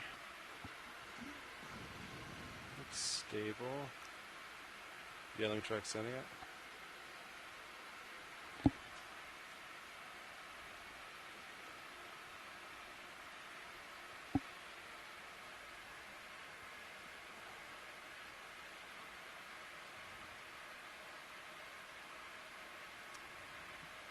Pushing a little bit, but not too bad.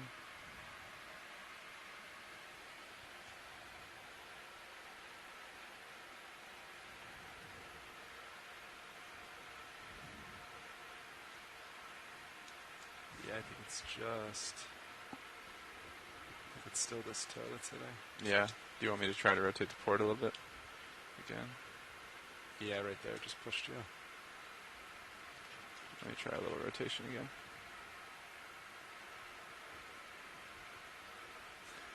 I think the problem was when I rotated this way last time, I felt more lateral. Yeah. More lateral push. So let's see if we can lock it in. Downward, forward.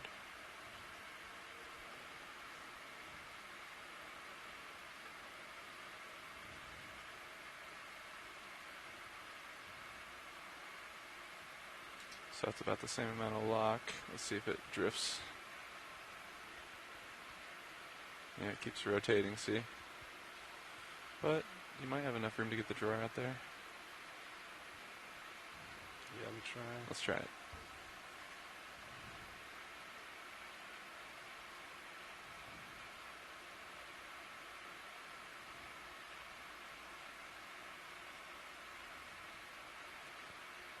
Still bumping a little bit, but try a little bit more. I think the joy lock, yeah, might be able to hold you. Yeah, I mean, that's enough if you're careful. As long as you don't get too close to the lens if you're up for it. Okay. Yeah, we'll give it a shot. All right, hydraulics are up. We're on canister 5. The fine filter. Copy. I will center you up with the Thank you. Mini Zeus. Arm coming online. Are hydraulics enabled? Yes, hydraulics are up. Copy that.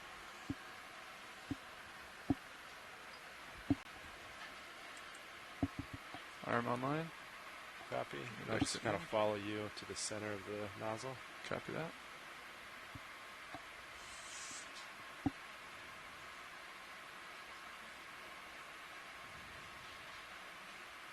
I'll hold right there so you can just see the... actually, do you want me to put your mains... Let's see. Do you want to bring one of your mains inboard? Or point it down? It'd be nice to have a little bit of light in there if you don't mind. It's pretty dark. Thank you. Stand by.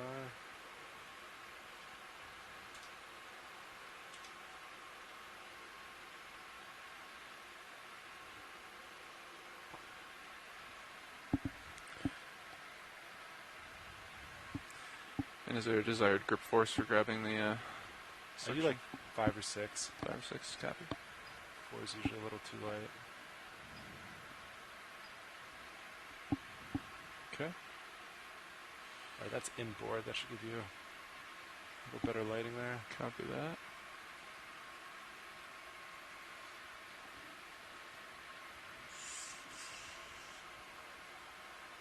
If you don't mind helping me line this up just a tad.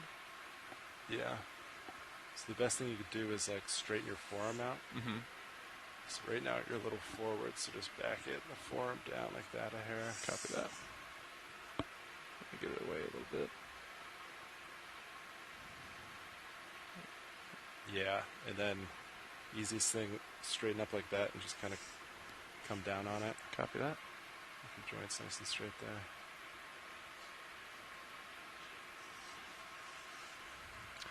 And do you do a little pre-grip before you go in? Yeah, with the temp probe, squeeze a little bit, not all the way. And you just want to wrap the fingers around the black downwind part where it's ribbed. Copy that. That's the, and yeah, the combination of these two work really well. Yeah. This for lining up and this for proximity. Good copy.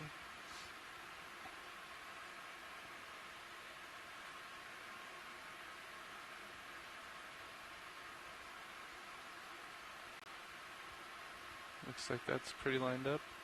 Yeah, so now just come a little closer. You're down far enough, just a little closer to you. Copy. And that should be home once you're there.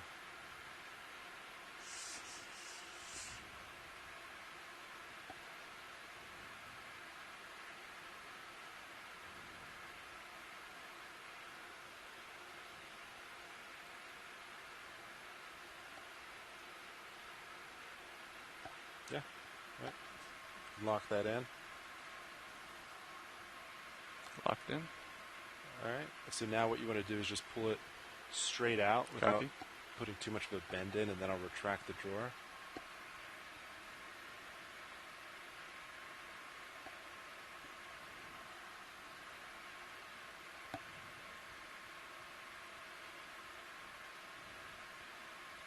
Yeah, so just watch so your wrist is just a little bent. Copy that. Just makes it a little smoother pulling it out.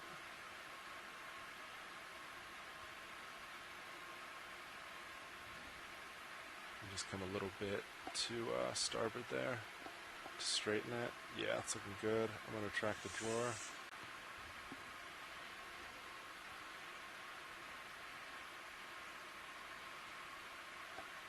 Alright, and then, so yeah, now I would just kind of, with the nozzle, you can kind of point it to your mini Zeus maybe a little bit, and then see if it's loose. Copy that. Gently kind of scrub the sediment with it, and then when you're ready, I will enable suction. And then do you want me to move the mini Zeus up to center you up? Thinking about max wrist roll there. Can you rotate like this? Yeah. I can rotate that way. So I can do this here with the mini Zeus. Okay. And then if you just, so that's a good spot, and then just come down like that a little bit.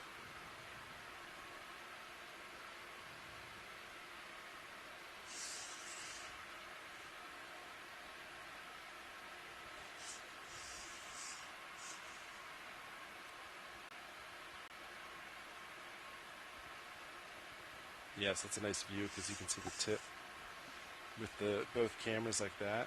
Mm-hmm. Is that looking good? Yeah. I think right around lasers looks like a good spot. Copy that.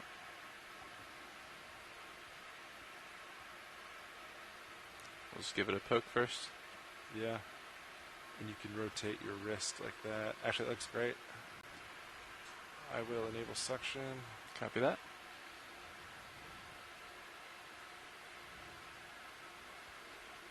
I'll give it a little shake. Definitely getting some sediment there. Yeah. There's a piece. Alright, yeah, you definitely have some in the bio box. So I will null that. Copy that.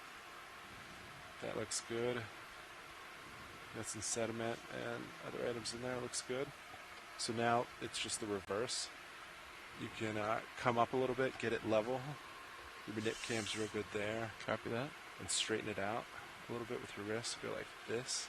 I'm going to enable a little more suction just to get the remnants in. Copy that. That looks clear. Suction disabled. Alright, so now I will extend the drawer back to where it was. Extending drawer now. Good copy. Thank you for the suction.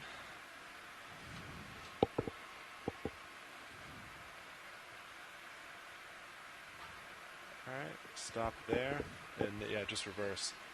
All you have to do is straighten your joints out, and then if you just shoulder inboard, get it close, then just slowly release, and you're done.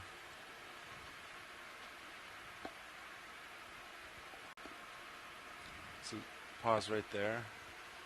I think all you have to do is just come up and yeah, straighten your wrist.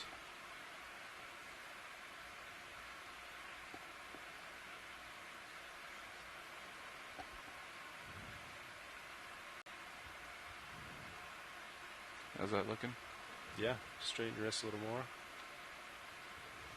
Oh, it's looking great. So I would just, yeah, shoulder in and you're pretty much there.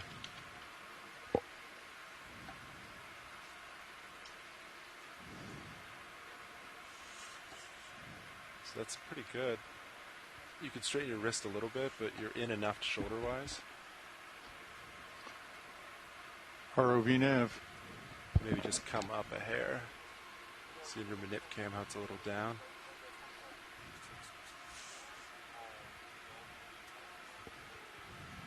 Yeah. I think slowly release there. We're in the middle of collecting a sample. Could we wait a couple minutes? I'll give you a call when we're ready. Thank you. Stand by.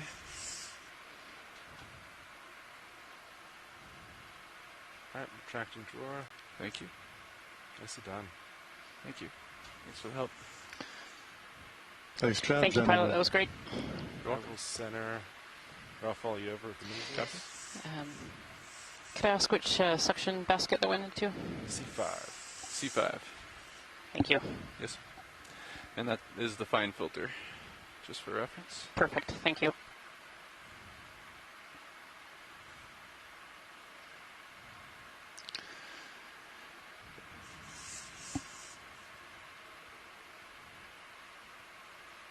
How's that look, Sean? Looks great. Copy. Secure. Right,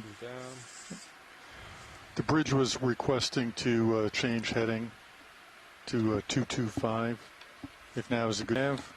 Sorry for the delay. Yeah, it looked like you had Yeah, you can go at ahead least with 2 or that 3 of move those cup corals at and a this whole time. bunch of Thank you. sediment, so that was a perfect sample. Thank you. You're welcome. All right, I will put my camera back, and then I just need to put my swing arm outboard. Copy that. Back I'll to those. lift off and back away from the wall a little bit. Give you Yeah. some room. Sounds good.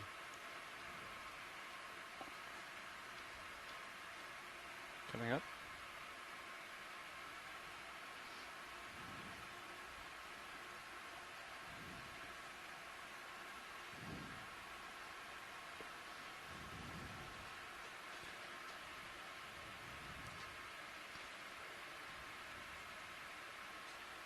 Back away a little bit more from the wall there. Yeah, that should be good there. Copy. If you're ready for it. Ready for swing arm? Upper swing arm deploying back out. Yeah, thanks for the lighting. That helped a lot. It makes, yeah, it can make all the difference. If you're just joining us here today, we are on dive 6 of the NOAA Ocean Exploration Expedition North Atlantic Stepping Stones, and we are currently diving today on Castle Rock Seamount up in the northern quarter of the Corner Rise Seamount area. We are currently at about 2,179 meters, and we're kind of working our way up a steep face, hoping to get up to about 2,000 meters at the kind of edge of the top plateau of the seamount. We just stopped to collect some fossilized corals. These fossilized corals can tell us lots of things about the history of this seamount and the animals that live there. They record climate in their skeletons, and they can stick around on the seafloor for a very long time afterwards. So some of those fossils that we collected might be 10,000, 20,000, or even 100,000 years old.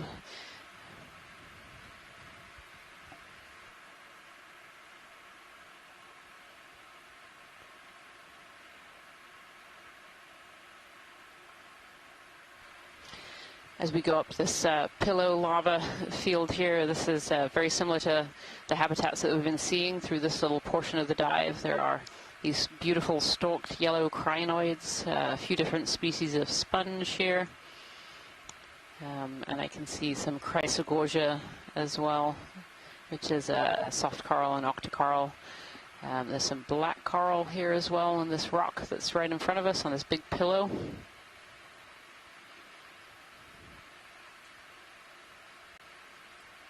We've really been observing some beautiful deep sea communities today.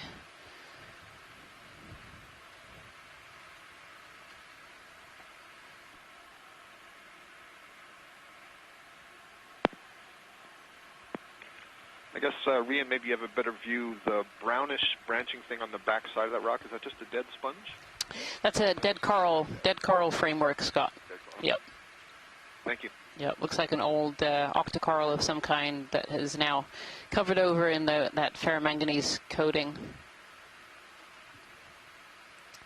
If we could have a snap zoom on the coral in the center, pilot, just for a quick ID. Sure. Thank you. Snap zoom video, please.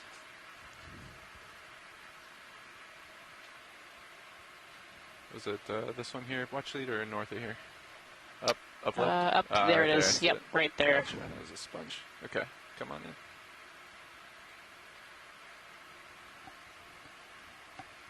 Yeah, chrysogorgia. I don't see this one with its little shrimp. Or a brittle star. Or, sorry, a squat lobster, which we often see inside these. Perfect. Thank you, pilot. You're welcome.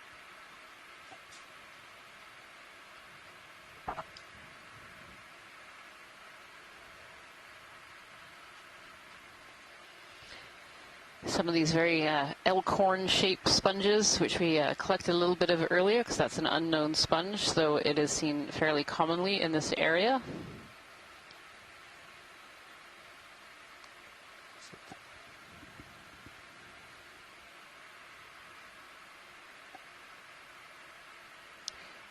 Could we zoom in, pilot, on the white in the sediment? It's just the right-hand side of a yellow crinoid. I don't know if that's just a sponge that has fallen over or something else. Sure. Come on in, video. Thank you. I'll rotate. Yeah, it looks like a sponge that has fallen over and is, you know, fairly recently and is being covered over with sediment here.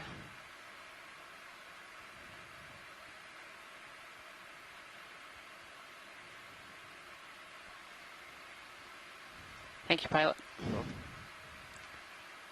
Thank you, video.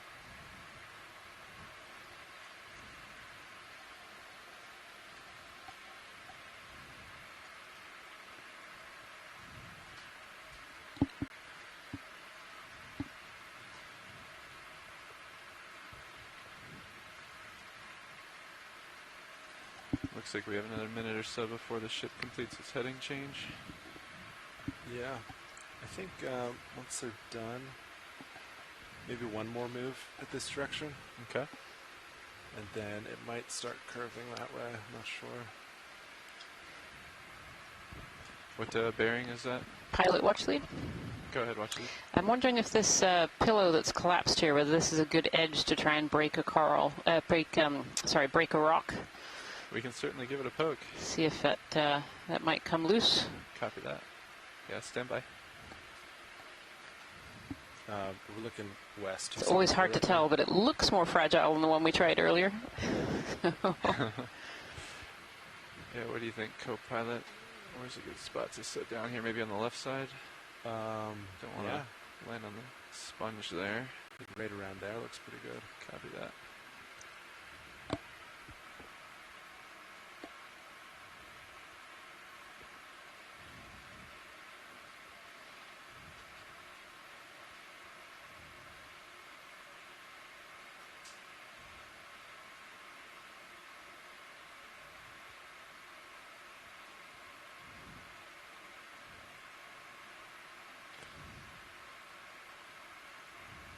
That might be within reach.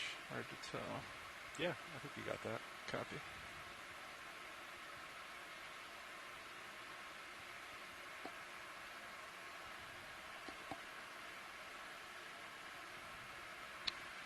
Oh, and there's a little cup coral sitting on the rock right there, too. Maybe have a look at that after we try this rock sample.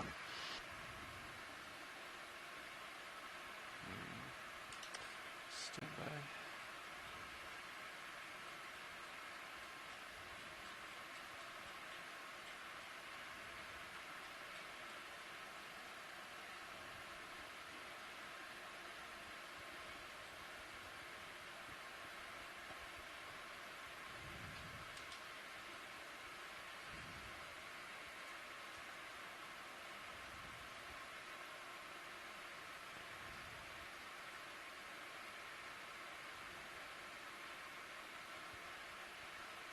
Maybe a little too much forward there. Well, looks like it's pretty stable. Yeah.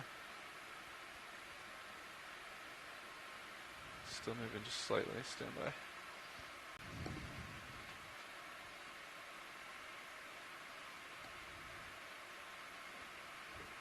I think that's good. All right. Hydraulics are up. Okay. I will put the mini Zeus up for you.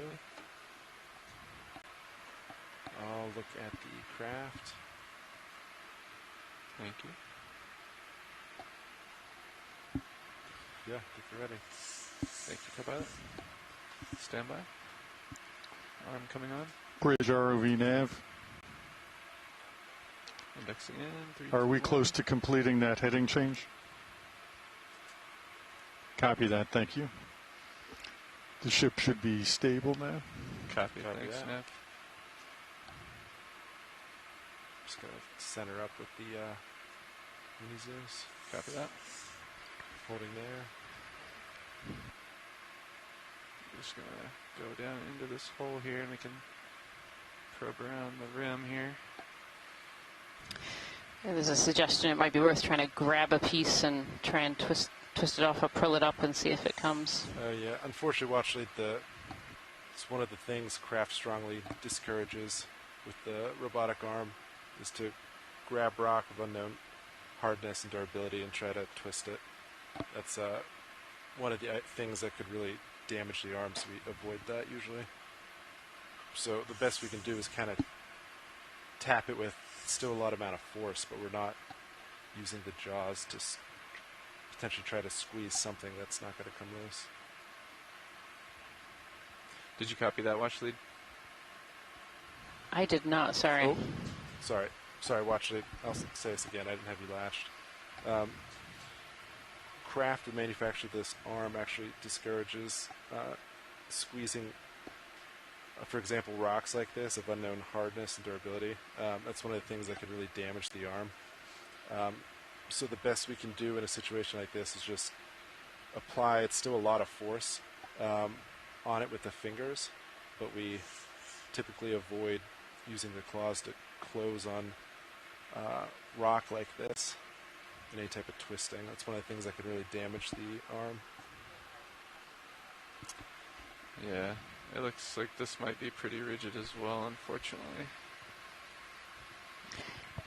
The rocks do not want to give up their secrets.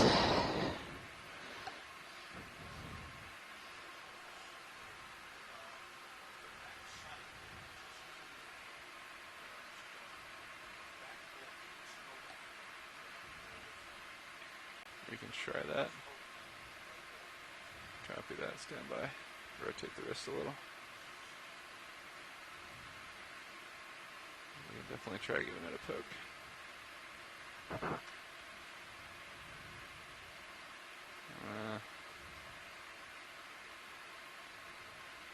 Scraping it a little bit, but no big chunks, huh? Doesn't appear to be. Let's try this little piece over here. Nope, pretty rigid. Yeah, I think that's a great try, pilot. Thank you so much. You're welcome. Sorry about that. That's okay. All we can do is try sometimes.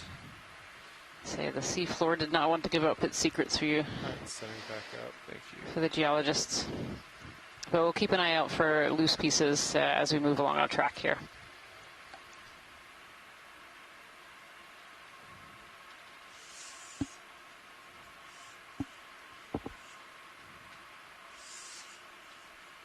I would just give jaws a quick twist. Yep, you got it. Thank you.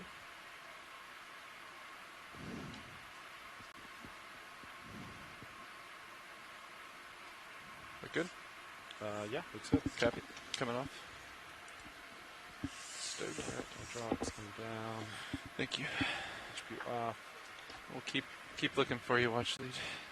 Absolutely. Let's continue on with our transect and cover a bit of ground here and see what's around. But we'll keep eyes open for any loose pieces. Copy that.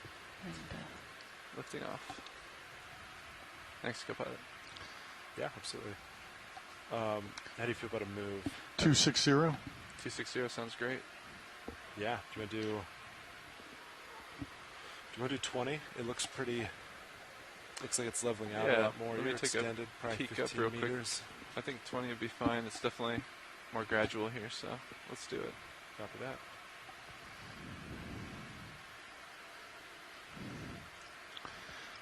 Bridge ROV nav. I'd like to request a move, range 20 meters, bearing 260 degrees. There's a ton of these stalk crinoids in this area. And in the scientific chat room we have going here, we had a nice a story by Chuck Messing, who mentioned and reminded us that, of course, one of the very first organisms that was pulled out of the deep sea was a stalked crinoid. And this came at a time where the deep ocean was thought to be lifeless, impossible of supporting any life, and the stalked crinoid really got people thinking that there might be ancient animals that lived in the deep sea, because of course they'd found fossils of crinoids at that time, so they knew that crinoids existed back in history. And so this got people interested in going out and exploring the deep ocean and seeing if life really lived here.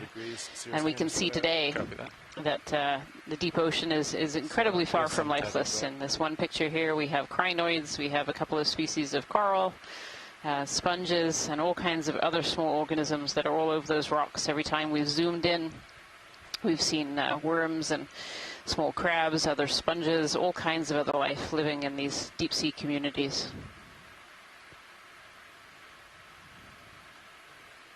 Beautiful.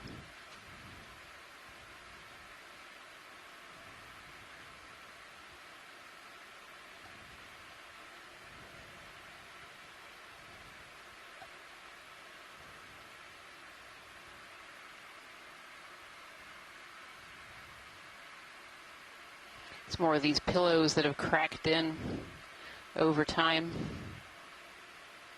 filled with sediment.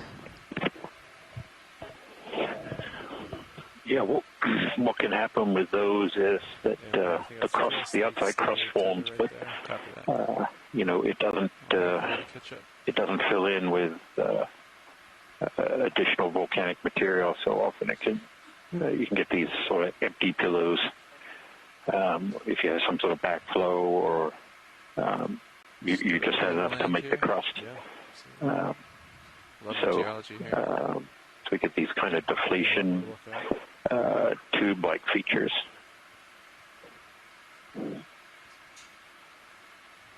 this is roughly what we've Another been great working view, all day. Looking kind of along the flank of the seamount.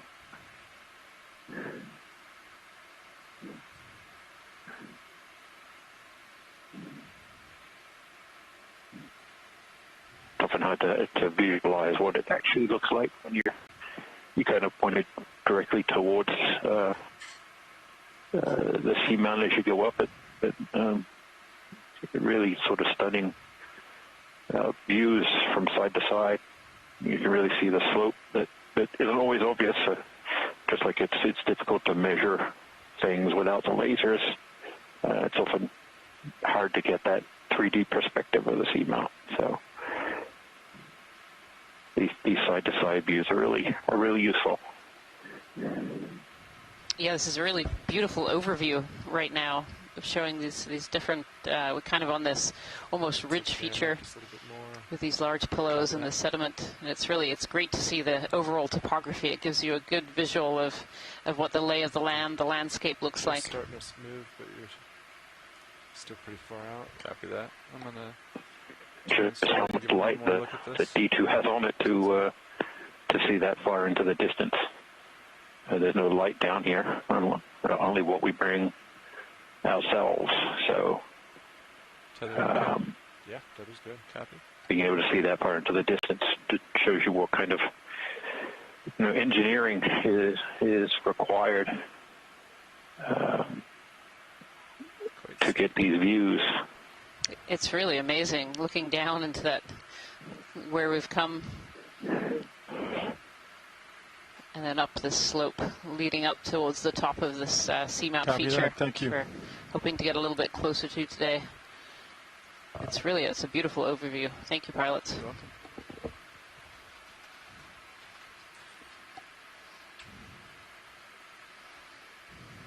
We were just waiting for the ship move to get underway there, so I think we have a little more tether now. Yeah, I think ship just stopped, right? The ship stopped, yes. That's good. Yeah, Cirrus is definitely moving. Yeah, catching up. 260. You're lined up nicely.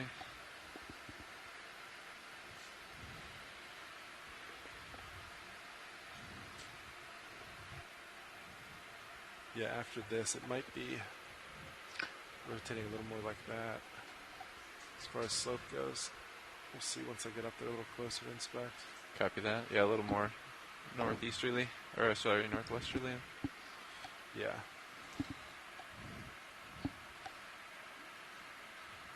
Yeah, we can certainly change bearing after this, if you'd like. Wow, now here's a whole field of these sea lilies. Look how many there are. 1, 2, 3, 4, 5, 6, 7, 8, 9, 10, 11, 12, 13, 14. I lose count as I get to the top. There's just a ton of these beautiful sea lilies on these crinoids on stalks. It's 35 degrees there. Copy.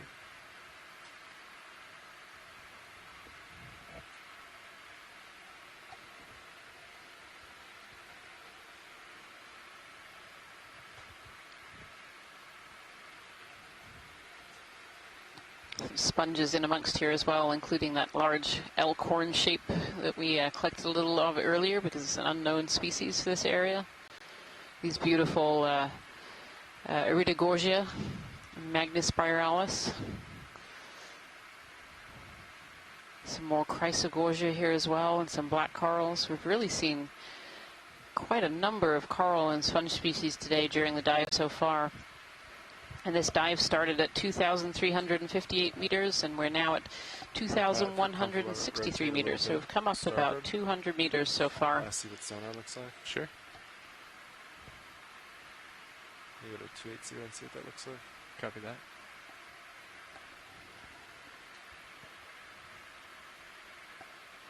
Let's see, you're looking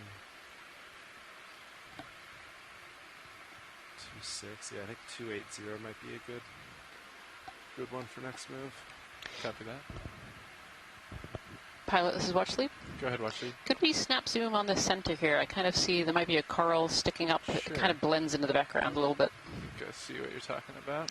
Yeah. Video, could we go for snap? This guy right here, Watchleap? Yeah, that one right there. I think this is another black coral. Yes, this is a black coral. Potentially another Parantipathes. And I think it had a crinoid sitting at the base, so it seems like everything during this dive has a crinoid sitting somewhere on it. Let's see if we can pan down. Yeah, beautiful. Such tiny little polyps. Yeah, there's the crinoid. And another one. It's 2 crinoids. Nice. Blends so well into the background. Yeah, this is great to see. This this dive has been the first time that we've seen this particular coral so far on this expedition. Thank you so much, pilots. No problem. Thank you, video.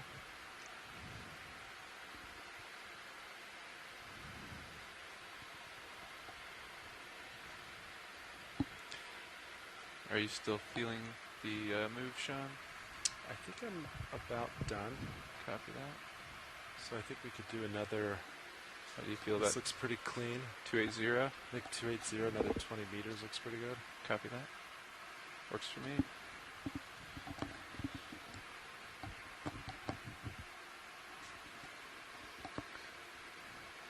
Bridge ROV nav, 0 meters, bearing 280, speed 0.2 knots.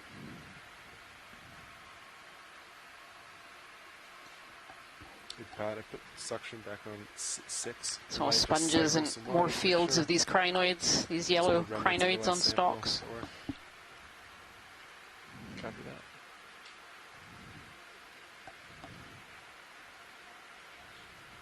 Go watch 2. Not the Bridge, ship. did you copy that? Yeah, we can absolutely. Sorry about that. I had some standby. Copy that. Thank you. Yeah, sorry. We were coordinating with the bridge there. You were saying introductions? Yeah, I think we can do a round of quick introductions while we're waiting for the ship to get underway there. Are you ready? I wonder as we continue upslope. Hello, everybody. My name is Jonathan We'll Medford. start to see more sediment. It seems like today on this shift, we crossed out of that really key steep member of Global Foundation for Ocean section where Exploration. some of those walls were Am I vertical. right? Yes. No problem. And have moved into an area with more sediment. You know, we're still seeing these kind of pillow lava Copy that. morphologies of the rock outcrop, but more sediment filling in the crevices between them. So, Go watch 2. you know, maybe indicating that as we start I'm on to, both. the gradient of the slope starts to get a little lower, we'll start to see more sediment Oh, yeah, covering let me the double rocks. check. It looks like I'm just listening on OKX, yeah, so I can dial that in whenever we do These it again. crinoids seem to be very happy here. Stand by. All right, folks. So for those of you that are just joining us at home, we are joining you here from the Corner Rise Seamount, and we're going to do a round of introductions for our team here on the ship and our folks on shore. So why don't we start in our front row? Hi, everybody. I'm Jonathan Mefford. I'm an engineer with the Global Foundation for Ocean Exploration, being your pilot on this shift. To my right. Sean Kennison, sitting co-pilot. Then And navigator seat. Jim Myers, navigator. Over on the far right-hand corner, Bob Knott on video. And on Clipper, Art Howard. And sitting in the watch lead seat, this is Rian Waller from the University of Maine as the biology science lead. And I'm Casey Cantwell, the expedition coordinator with NOAA Ocean Exploration. Who else do we have joining us on the phone today?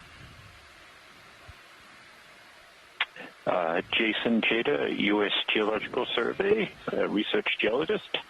I am the geology co-lead. Hello, everybody out there on the ocean. This is Scott France. I'm a deep sea biologist at the University of Louisiana at Lafayette, the Department of Biology, and serving as the science advisor for the Okeanos Explorer Atlantic Spire campaign, and really loving these dives. Looks great. Thanks, guys. All right.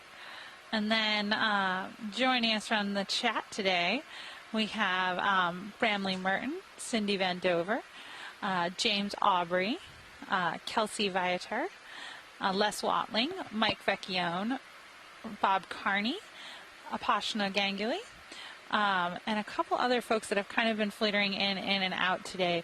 One of the things that I think is so special about how we conduct operations out here is that our team on shore is actually so much bigger than the team that we have on board the ship.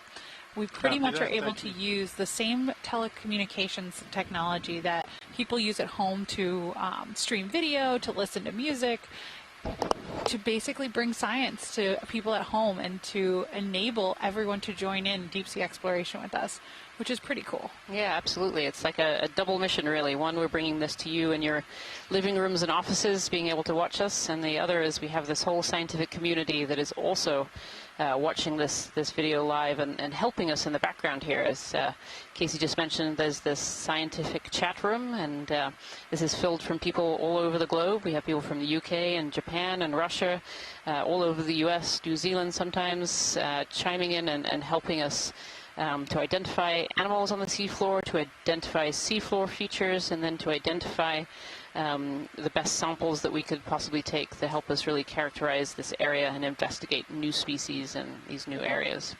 And so this research cruise is so much more than just us sitting out here on the NOAA vessel, Okeanos Explorer. It really belongs to so many more people than just us. A couple more names that have joined us here in the chat room since last time I looked down. We have Pierre Josso and Hannah Miller and Vonda Warham Hayes. And again, just more and more people keep joining us in throughout the dive. And sometimes people join us for an hour or two and sort of add some scientific comments to our chat room or to our cloud-based annotation system, or here on the line they help us narrate. And sometimes people are here for the whole dive, and sometimes just depending on their time zones that they're in. They're joining us early in the morning before they go to work, or a little bit before maybe the kids come home for the day from school. So it's a pretty special way to conduct operations. Yeah, absolutely. If anything, it kind of helps that we have people on different time zones, because we do tend to have a good cohort of scientists here with us throughout the day, helping us to identify these new species and look at these seafloor features. Pilot watch lead? Go ahead, watch. If we could have a zoom in, there's a white, I think it's a sponge, kind of on the rock central to us there. It's right on the edge. Might be an anemone. Just a little snap zoom to ID would be great. Go for snap zoom, please. Thank you, video. Oh, yeah, and this is one of those sponges that we saw at the beginning. This is a polymastia sponge, which is a little sneaky. It looks a little like a sea cucumber or even a nudibranch. And then right next to it actually is this beautiful worm. This is a tube worm, this little fan coming out the top. And these are both filter feeders, so they're both picking out water particles out of the water for their nutrients. Particularly like this sponge because it looks a little bit like a hedgehog. It's very cute. Thanks so much, pilot. You're welcome. Thanks, video.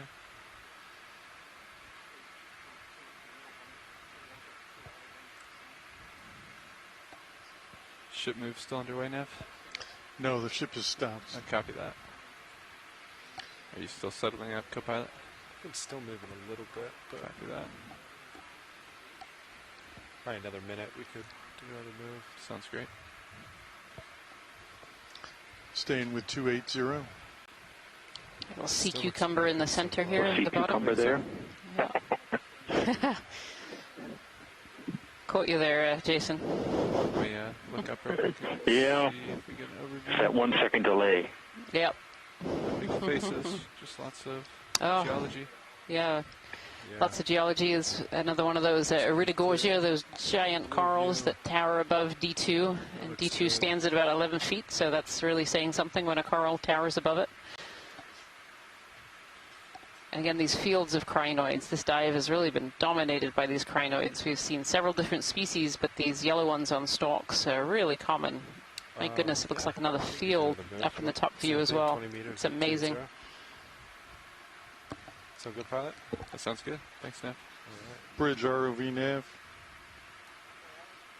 I'd like to request a move, range 20 meters, bearing 280 degrees, speed decimal 2 knots. Co-pilot, if it's okay with you, if you guys feeling safe, I'd like to Good copy, thank you. have you guys shut down your outer lights. And Could just we use the zoom inner in ones, on 'cause we're the still getting that white that's strobe just effect. going to get close to center yeah, here? we'll I talk think to it's a the pilot. sponge. And I Copy can that. gain it up Thank so you. you can see the same. Yeah. Video, could we go for a zoom here on the center screen sponge? Thank you. Appreciate it. Yep, this looks like another frayed sponge of some kind, and of course, there is a crinoid sitting on it. It's definitely been the story of the day. All of these sponges and corals and coral stalks having these crinoids on top. This has really been fields of crinoids today. Why would a crinoid be sitting on top of a sponge? So these crinoids like to pick particles out of the water. They're what's known as suspension feeders, and so they like to be up in the current. If you're very, very close to the seafloor, the current really slows down. You don't get quite as much food if you stay down there, and so a lot of these organisms that we see on top of these sponges and corals are really trying to get up in the water column, so to pick out particles and to be able to feed. And this crinoid is no different. Thank you so much, pilot. No problem. Come on out, video. And there's a request, if it's okay with you, to turn off Outer Banks Cirrus lights. Sure. Video would then gain it up to get the same visibility. Yeah. If that's okay with you. I think that's fine. Thank you. All right, video. Outer And of Banks course, we're still on. keeping eyes out as well for rocks. So far, we have the rocks have been refusing to give up their secrets today. Still have good visibility of the tether. Yeah, Decent. PTZ looks pretty good. Copy that. Every time it's close. And those who've only just joined us and haven't seen us on the dives so far, you notice this very lumpy texture on all these rocks. Ferromanganese, which is iron and manganese minerals, plus a whole range of other minerals that are dissolved into the water column. That over time accumulate on these rocks very slowly, about 1 millimeter per million years, and you get some really interesting textures on the surface of the rocks. This is a petroidal texture, so it's grape-like or bubbly, and that indicates, as mentioned in the chat room several days ago, that is an indication of the strength of the current in an area. So this texture tends to occur where there isn't a strong current flowing through. Sure. So these minerals precipitate out onto nuclei, which could be a sand grain, it could be a pteropod shell, it could be a coral fragment, could be something that's sitting on the rock surface, and you generate all these individual little bumps. And because I started talking about geology, another interesting coral arrived. Hey, video, do you have me? And there's Carl here. They're about to zoom on. We're going to go for a snap zoom when you get settled. Thank you. This is Metallogorgia. Yeah. We saw a juvenile one of these earlier that still had polyps coming down the stalk. This one is, you can kind of see some of the old stalks that are there that have broken away. But this one would be classified as an adult. And you can see the brittle star wrapped really tightly around the center there. love these particular corals. They look like little mini umbrellas in the seafloor. It's definitely like something out of Dr. Seuss sometimes when you cross these areas. So many deep sea corals look like something out of Dr. Seuss. They do. They really do. And this is a big one. So there's something interesting about this brittle star, and perhaps Rian, either you or someone else might be able to tell us a little bit about this, the relationship between the brittle stars and the Metallogorgias. Yeah, absolutely. Scott actually addressed this earlier when we saw the juvenile one, and I should say the brittle star is Ophiocrius, an Ophiocrius brittle star. And what's really interesting about these is when we see that they're juveniles, very often there's a juvenile brittle star in the middle as well. And so it's like these two grow together. As the coral grows, the brittle star is also growing. And so it's really this wonderful, wonderful symbiotic relationship between these two. How do they find Another cool each thing other? about that brittle star. Oh, sorry, Casey. No, go ahead, Scott. Another cool thing about that.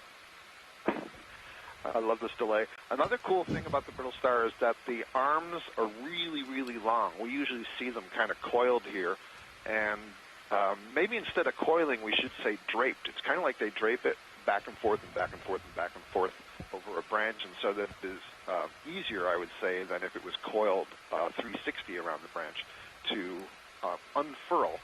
And those arms are long enough that it should certainly be able to reach all parts of the upper branches.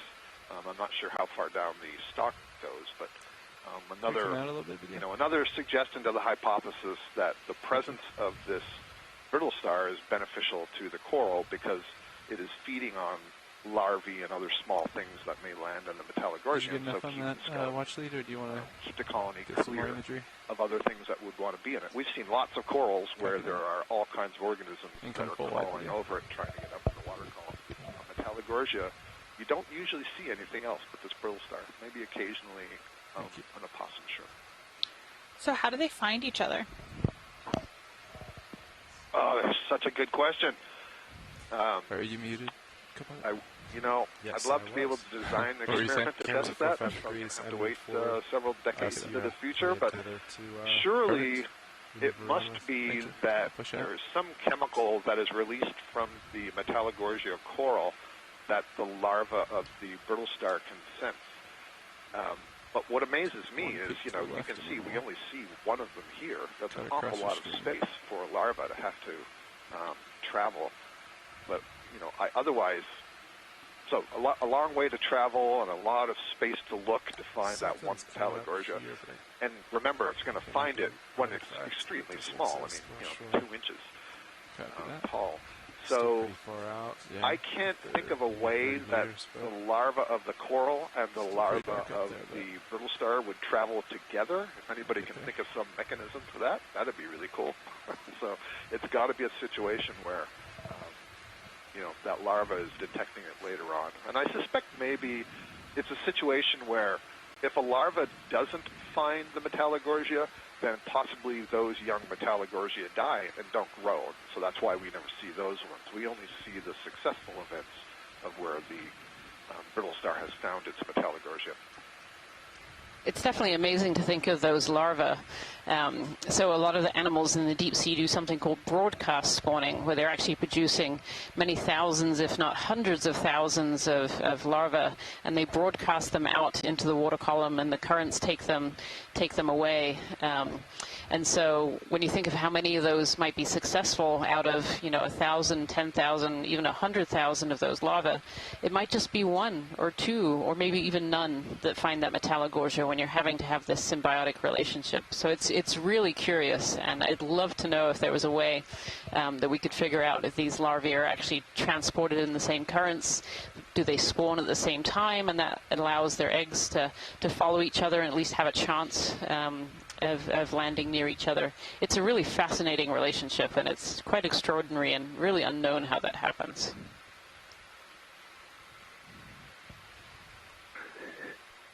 Do you think they, because they're essentially paired together, that there's some sort of signaling that goes on, in their adult phase prior to the larva being released? Potentially, yes. You know, we've certainly found a lot of shallow water coral species and other invertebrates have chemical cues that can either attract larvae or even keep them away from adult forms, saying, you know, don't settle here, this is my patch. And so it's absolutely certainly possible that could be the case. Sorry, Nav, when did the last ship move in? I have not received confirmation. I'll check on it right now. Copy. Bridge ROV nav. Copy that. Thank you. Yep, the move is complete. Copy that. Thanks, Nav.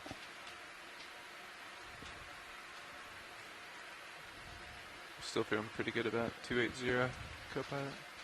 Yeah, this looks good. I think this, I don't know what that is, but it's not real. So I think we're still looking. Is that a sea cucumber pilot at the very bottom, or is that a rock that looks like a sea cucumber? Let's take a quick look. As we've gone over it, I think it might be a rock that looks like a sea cucumber. I think you're right. Keen eye, though. That'd be a new one for sure. I'm on rock spotting patrol, apparently. Call it a rock cucumber. A rock cucumber. Look at that. It looks just like a cucumber. Thank you, pilot. You're welcome. Come on out, video. Thanks.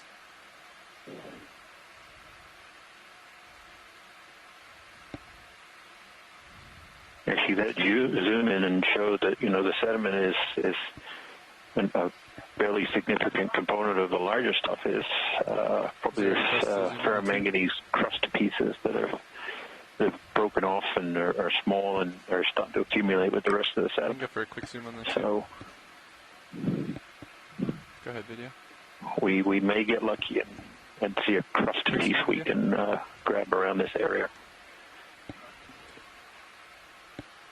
Video pilot, could we go for a quick zoom here? Yes, I think we definitely want to keep eyes open for any loose rocks in this area to get that sample of that crust that's so important for the geology of this region. Yeah, quick zoom, please.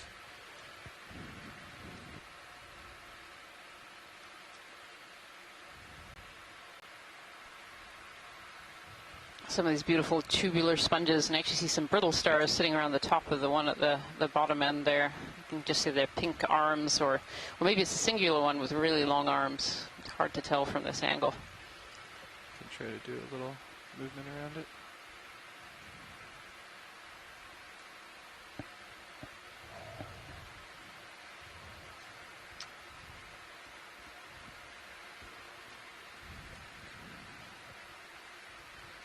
Can really see the internal structure of the sponge there looking down in the hole in the top.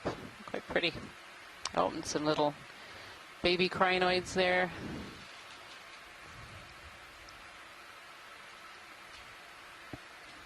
Come on out, video. That's great, pilot. Thank you. You're welcome. See the blue view and the lighting, like how well it matches, just from the shading. Yeah, it's pretty incredible, the blue view. Do you want me to put in a move? Yeah, pilot, how do you feel about another 20 meters at 280? That sounds great. I'll put camera. Just a large that's 45 degrees goblet-like sponge in front of us. Are we full wide, video?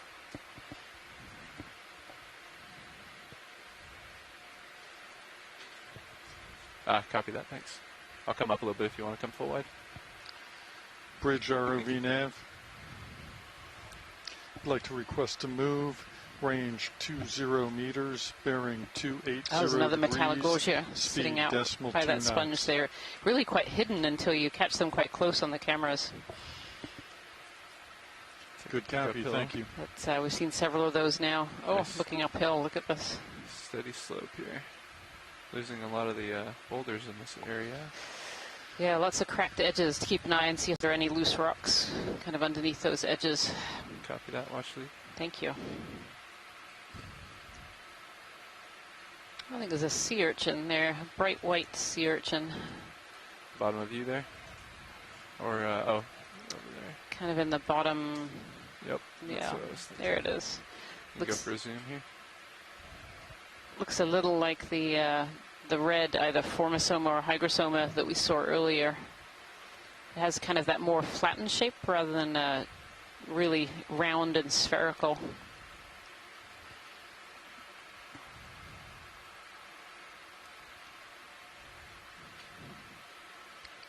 Beautiful. If you watch really closely, you can see the tube feet on this sea urchin moving, and that's what helps them move along the sea floor.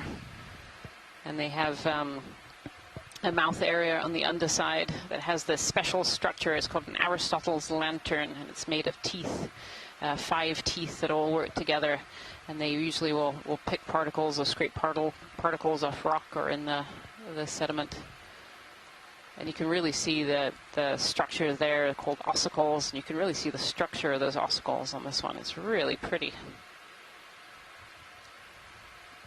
Thank you so much, pilot. No problem. Thank you, bud. Appreciate it.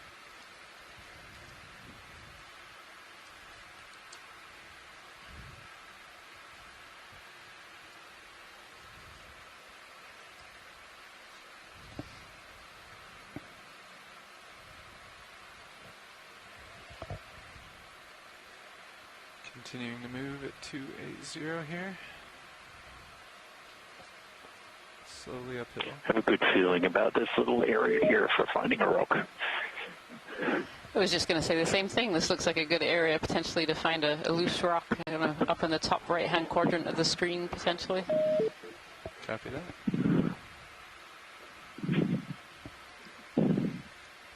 I said that, obviously, because when we say things, it happens. Right.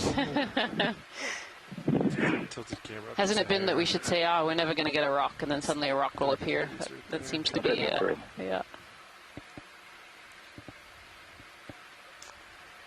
It's so hard to tell if these rocks are loose or whether they're part of the pavement with just sediment covering over them.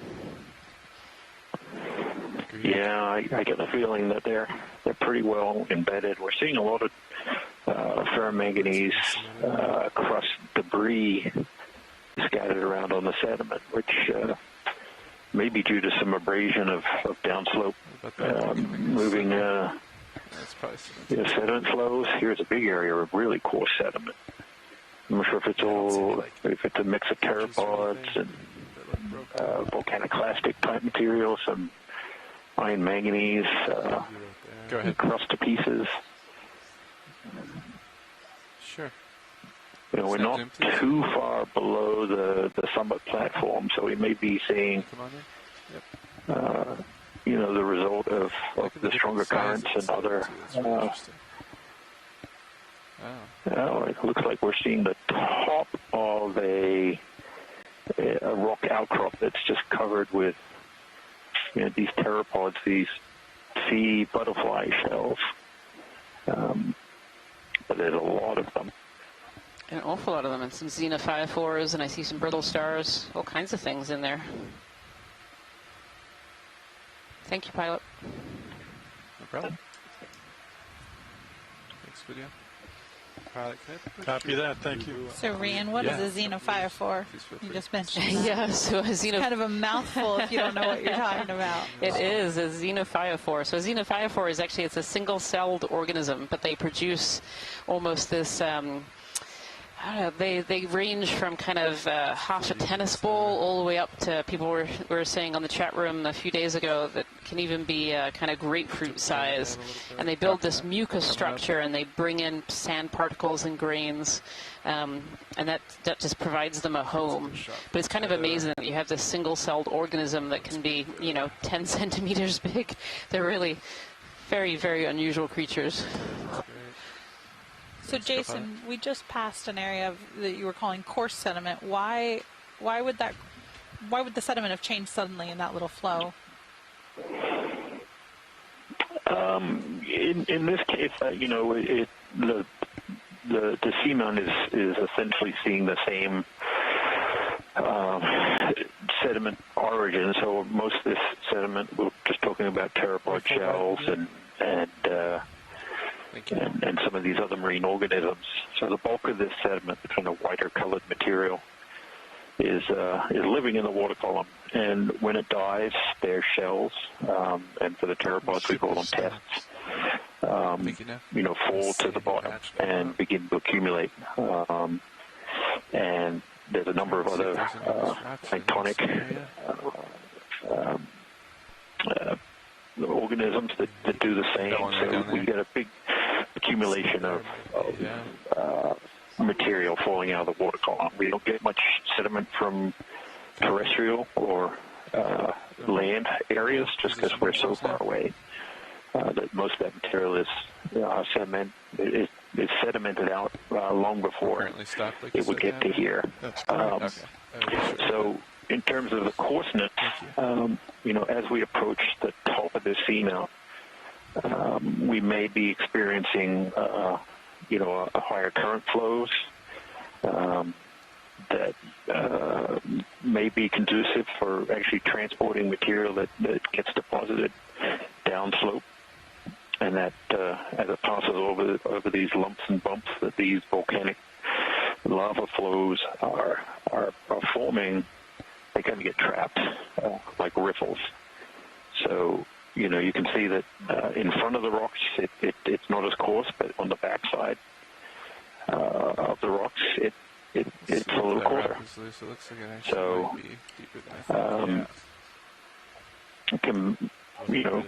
just a way of all the sediments kind of, ultimately all the sediments want to be at the bottom of the seamount, just from a gravitational kind of relationship, but they tend to get trapped on plate. So the pilots here are just going to have a look and see whether any of these rocks are loose, and we're also going to take a sample of this yellow crinoid because we're not quite sure what that species is, and it's really abundant in this area, so it's really indicative, a good example of the kind of organisms that live in this area here. I think we're stable here, co-pilot? Yeah, I think this looks good. I can put the RVH2 down. Perfect. Yeah, there's nothing about its swimming ability. Copy that. That was at the port biobox, Nev? Port inner. Port inner, yeah. Gotcha. Nothing about swimming. That's good to know. So plenty of room. We'll have to see if the drawer will open or not, but... Are you going for rock first? I think we'll go for rock first. Yeah, sounds good. That way we can just wing inboard and open the drawer. I'm going to give the rock a poke first. Yep. Okay.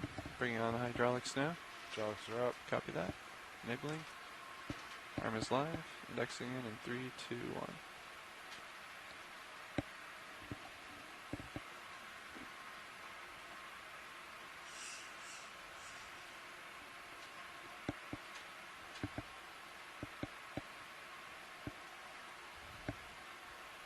I'll follow you out the mini.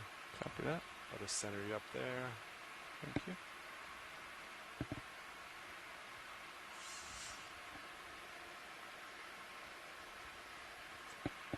Alright, now for the test. Let's try to drag it, I guess. Ooh, that is stuck, huh? Yeah, it looks like it might be, unfortunately. I'm moving a little bit. Let's see. Might need to stabilize. Stand by.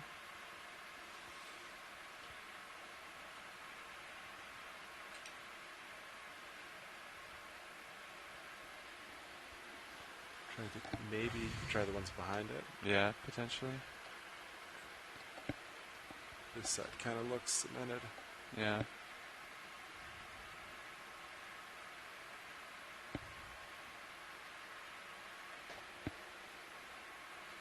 Let's try to sit down right here.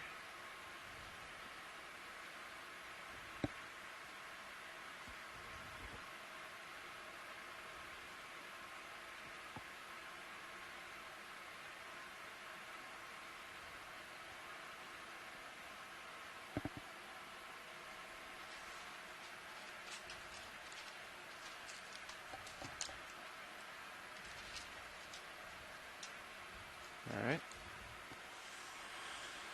Yeah, we can certainly give it a try here. Coming on. You thinking this one back here, Sean? I was thinking one of those three. Yeah. Those look more promising than the ones in the... I'm thinking below that one. Well, yeah, try that one. But yeah, it seems stuck. Yeah. Maybe this guy.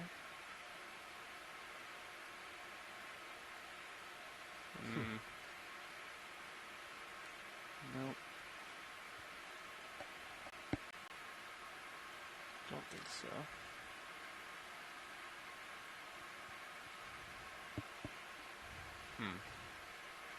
What about this guy right here? Yeah, give him a shot. Most likely not, but...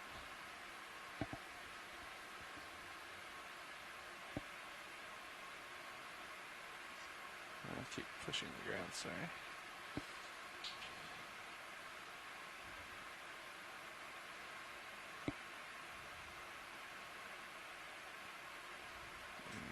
Doesn't look like it wants to move. Let's try from this angle. I think that's the last one that looks might be loose to me. Yeah. I guess the one in front of that one. Yeah, it's in there.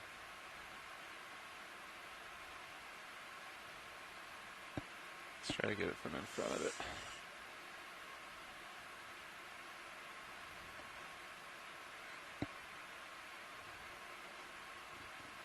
Doesn't appear to be. No. Yeah, those all look stuck. The rocks is still refusing to budge. Sorry about that, watch lead. Doesn't look like they're going to come out. Okay. Yeah, if we could grab the yellow crinoid, that would be great. Copy that. And then we'll just keep I our need eyes... to back up a little here, huh? Yeah, exactly. Keep our eyes open Copy for bio boxes. rocks. Maybe back up a foot or two. Should still be in reach. Yeah, I haven't...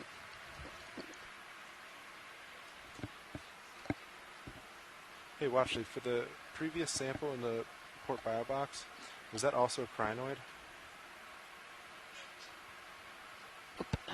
Yes, that was, it was a sponge with 2 crinoids on it, and that went into the port inner. Were those crinoids swimmers by any chance? Is that should we keep that box closed? Or do you think they'll stay put? Those, yeah, those ones in that bio box could potentially be swimmers. This one will not swim. So it would be better if this could go in the starboard, I guess. Understood. Thank you. I'll make a note of that. Sounds good. Thank you. Yeah. Let me pivot here a little bit. We're not quite stable.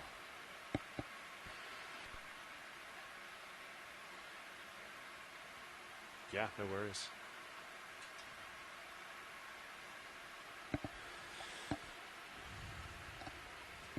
So probably what I'll do is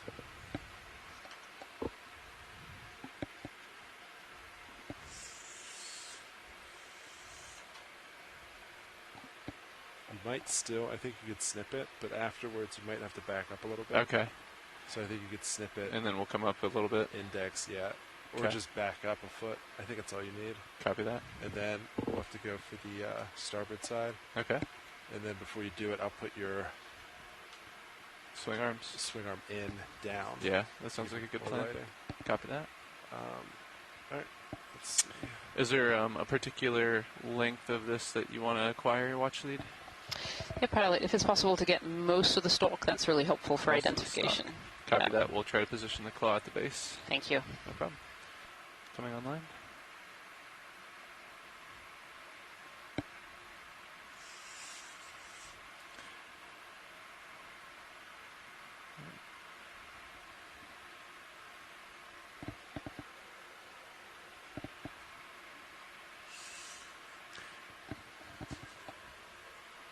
Don't know if I'll be able to get it from this angle or not.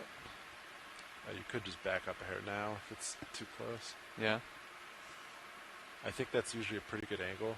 Okay. For snipping it. Because then when you come in, you're just going to do this. Copy that. So yeah. Just back up like a foot. And I think that same approach was really good. Copy that. Backing up just a little bit here.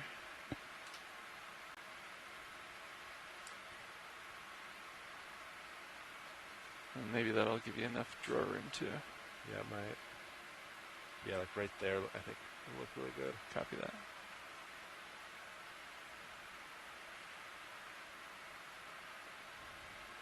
Let that settle for a second.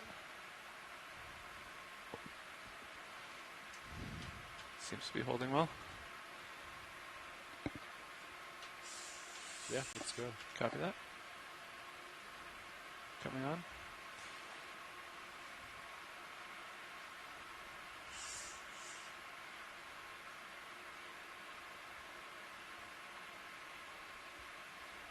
Yes, what I would do would shoulder outboard a little.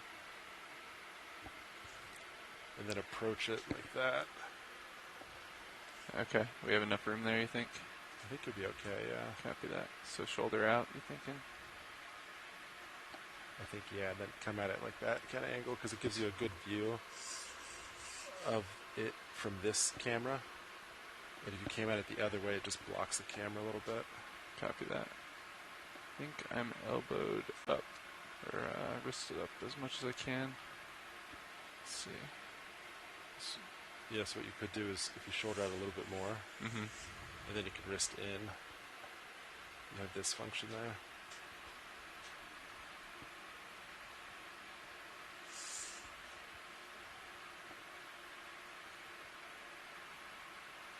Yeah, I think my wrist is fully bent.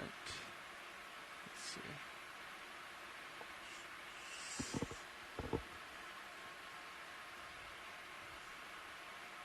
Yeah, it's as much. You can't do this. Let's see. I can do that. But I can't get it level. I can come down.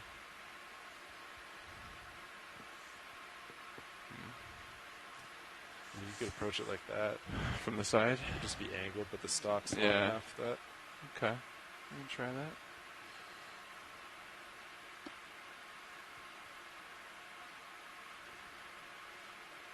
Maybe from over here? Yeah, so your wrist comes in. Yeah, Yeah, that just looks a like lot that. better. Yeah.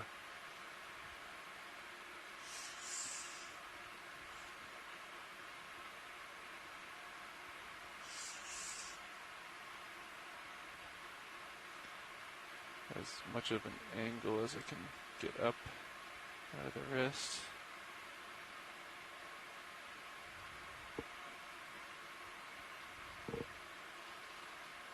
Turn down the grip force real quick.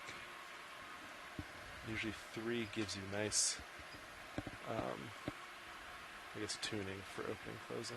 Copy that.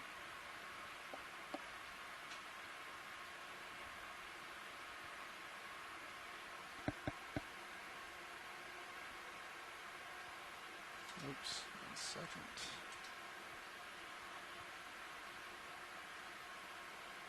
Let me just do a practice claw here and see how close we are. How does that look, watch lead? That looks great, pilot. Copy that.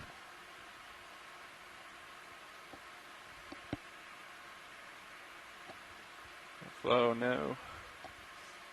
Might have closed too quickly there. Let's see. Yes. I might be able to salvage it. Stand by. Snapped pretty rapidly. It's pretty brittle, yeah. I may not have had enough of the tie gun around it. Going for a little more delicate grab here.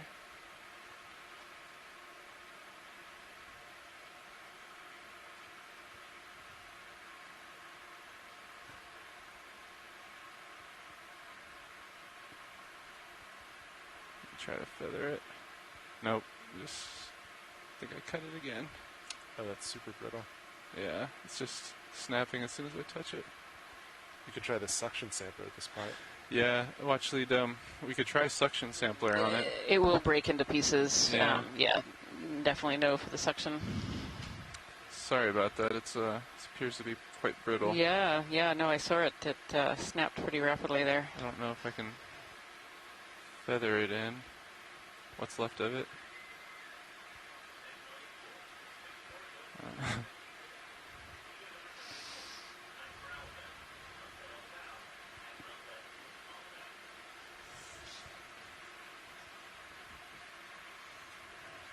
Just give it another little try here.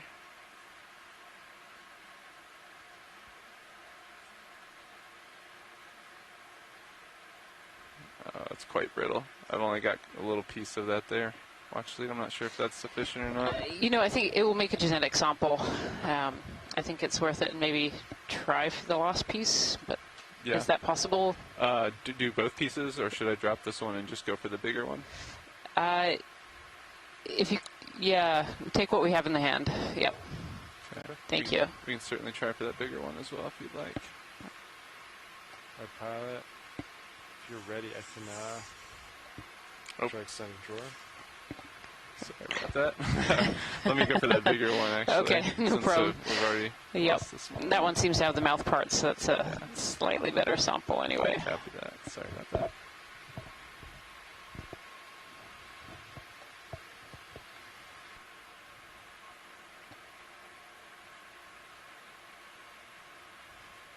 All right, I feel a little better about that one.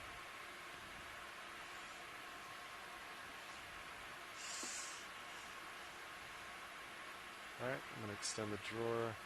This pin's retracted, this pin's extended. Copy that. Extend the drawer now.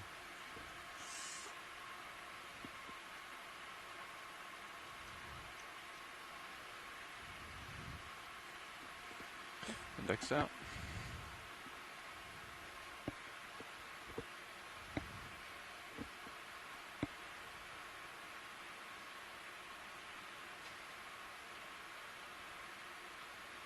Alright, that's full extended. Full out, copy.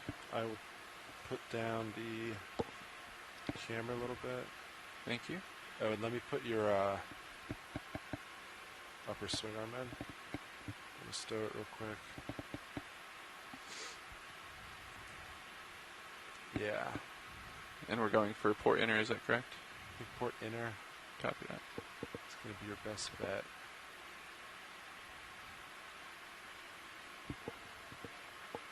Move that a little bit. Alright, I'm off camera. Copy. And yeah, it's just kind of, you can pretty much get to like a stow position. It's a good starting point. And then you just kind of shoulder down a little bit and then wrist up.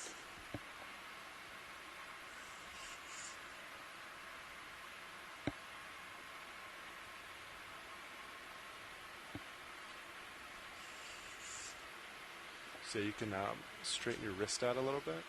See on the minute camera how it's a little off? Yeah. So pretend like you're going for a stow the craft position. Yeah. That looks really good. Copy that. And then just rotate over. Rotate over, straighten your wrist out. And then as you shoulder down a little bit, so put your jaws now.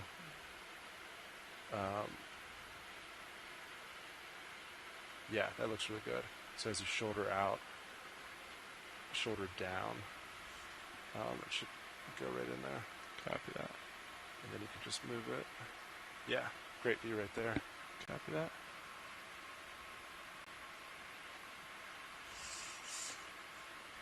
And I think you're just touching the lip there. Copy. Let's just come inboard a little bit. Yep.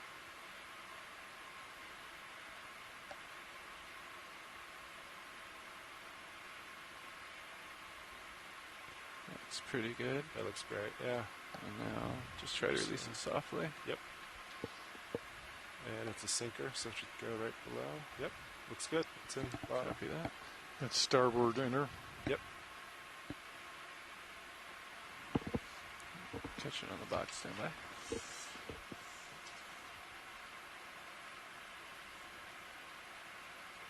There we are. Alright, retracting. Thank you. Nice work. Thank you. You as well. Well, apologies for only getting you a piece of that watch lead.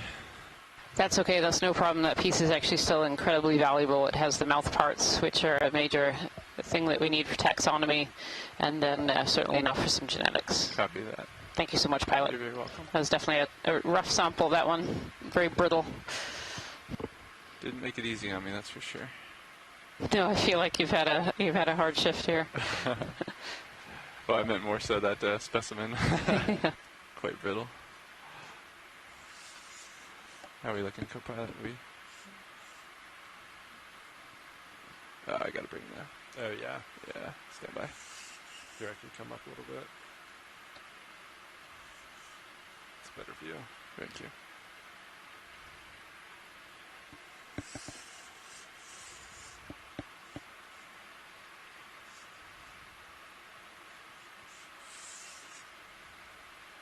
There we are.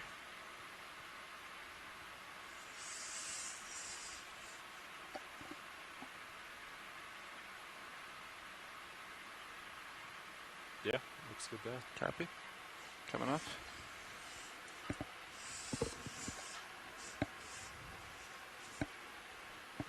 Got it? Got it. Yeah, thanks, Jim. I'm just going to put your upper back out. Yeah, you can see how much darker that gets now. Yeah, thanks for adjusting the lighting there. That was great.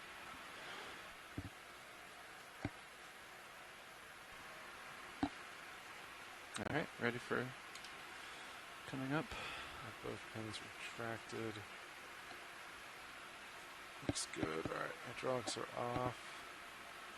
Disabled. I'll put this camera back. Looks real good. Thanks, Copilot.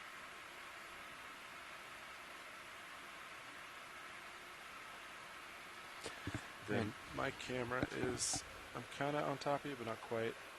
A little behind. Copy that. Good delta, 17. Good heading as well. I'll push up. And if you just joined us today, we're on dive number 6 of the NOAA Ocean Exploration Expedition, North Atlantic Stepping Stones. We are diving today on an area called Castle Rock Seamount, which is in the northern end of the Corner Rise Seamounts. We started this dive at 2,358 meters, and we're currently at 2,134 meters. So we've come up just over 200 meters on this dive. This dive so far has really been dominated by these crinoids, several different species that we've seen, as well as sponges and several species of deep sea coral that we had yet to see until the dive today. So it's been a really good dive so far.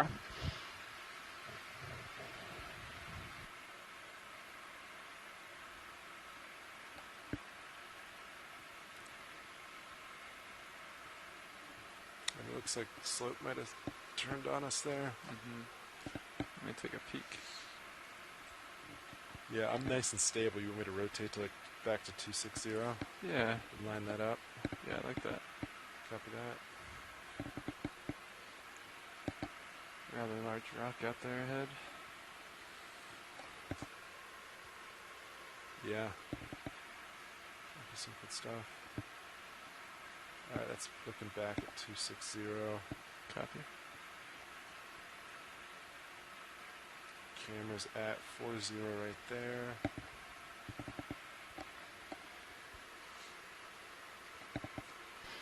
Yeah, 10 meters Some out. more of these big urchins I can see. We actually, when we landed, we saw 2 of these bright red urchins on the seafloor, and they're either a hygrosoma or potentially a formosoma type of sea urchin. So you're looking about 245. And more crinoids here as well, this real field of crinoids.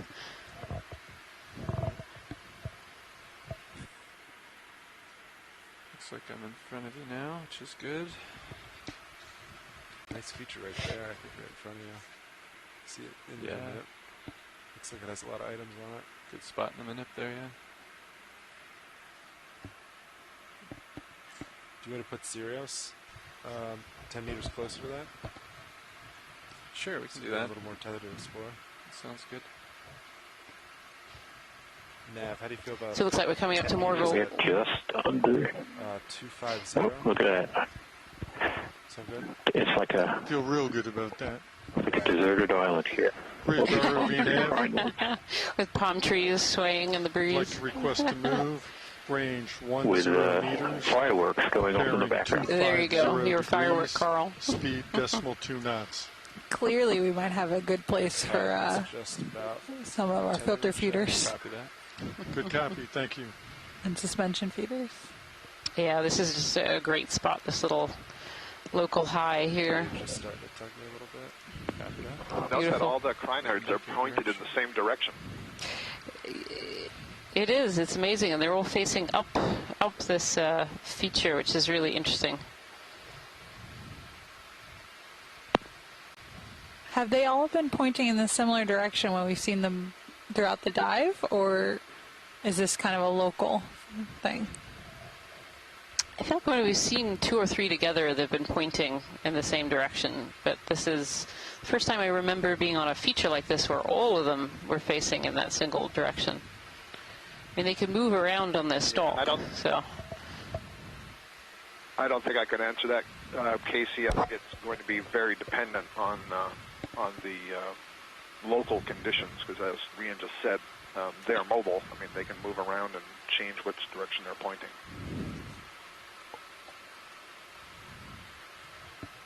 camera. Like there's also a Persingid asteroid sea star next to one of those crinoids.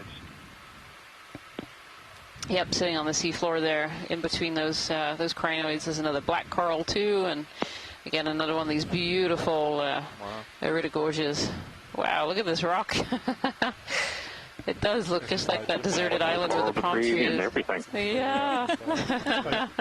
Yep, coral debris there as well. Pilot suggested. You want to add 10? But no rock piece to be found. No loose rocks. Yep, Bridge ROV nav. Keep our eyes open for those loose rocks in the sediment. Copy that, watch lead. We've got a minute here, so. Okay, well, perfect then. If we could drop down and take a look at some of these rocks, that would be great. That, thank you. Good copy. Let's see if we get lucky here before we change shifts. There's certainly a lot of coral rubble. Those iridogorgia corals are my favorite coral. And one of our video team members, Caitlin Bailey, frequently refers to them as iridogorgeous. That makes good sense. Well, this coral rubble as we go down, you can see these big holdfasts that have fallen down from above. Surely one of these rocks has fallen down from above too. Yeah, those ones coming in the center of the frame, I have a good feeling about those ones. Because I had a good feeling about all of them. So I don't know what that's worth. That's true. One in the center there that might be loose. Oh, that looks a little on its own, doesn't it? Yeah, suspicious. The one just under the lasers? Just under the lasers now. Yep, just on the lasers now. Yep. We'll have a closer look. A little hot on the camera there, I think. Or the lighting. Video, I think the lighting's a little hot. So the trick And if that one doesn't work, the dinosaur footprint one over to the right looks kind of fun. Oh yeah, look at that. It does look like a dinosaur footprint on the right. Look at that. Yeah. Do we think that one is loose? Actually, that dinosaur footprint looks really loose on the right-hand side. Yeah. Your toes. That should get close enough. Let me come up just a little. There we are. Keep it in view on the minutes. And then we'll see if we're in range.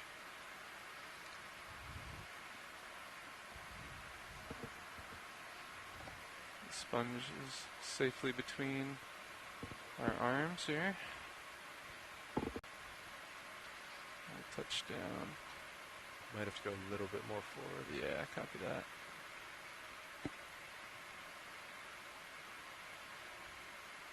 Maybe even rotate a little bit here.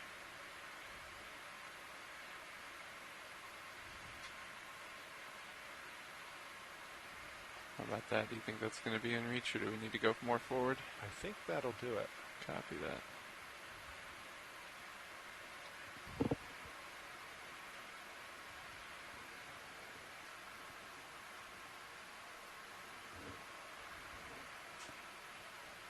Settle out here and give the rock a poke. I will put, let's see, maybe H2 up. Maybe even try to give it a little grab.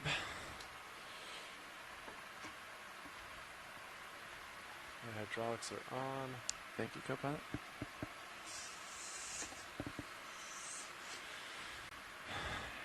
Enabling arm. It's live. Indexing in. 3, 2, 1. I'll follow you out. Copy that.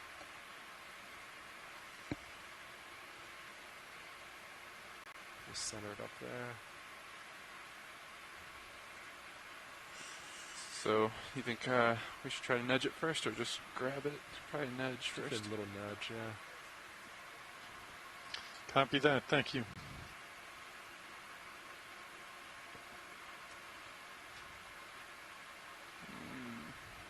Oh, looks loose. I was gonna say that moved.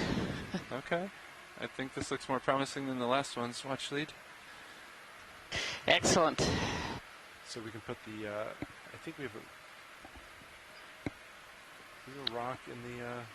We have one on the starboard side. So we'll need to open the rock box first. Yeah. Okay, copy. I'll put the camera down. Thank you.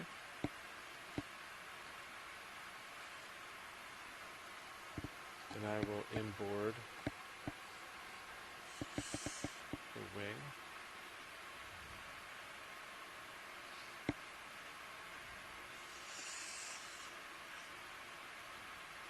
Alright, wings all the way inboard. Copy that. Thank you.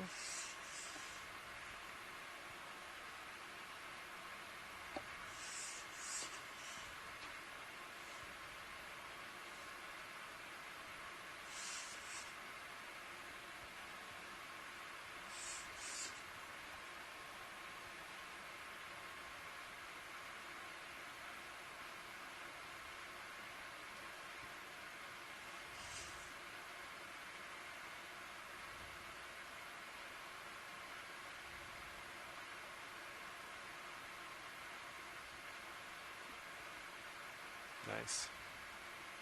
Thank you. Alright, I will put the mini Zeus back up. Copy. Set it up in the rock. I'll stop there. Thank you.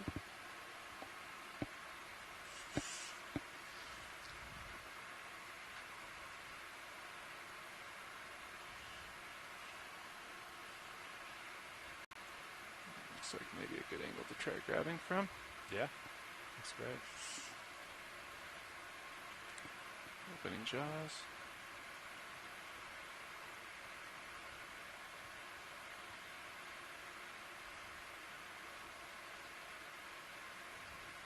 We're moving, but I think we got it. Yeah, looks good.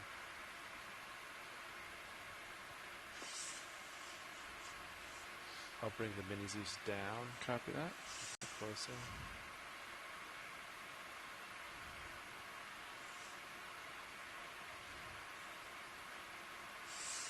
And do we want to have a look at this real quick, watch lead? We can do a quick zoom, but I think we should probably get moving. Copy that.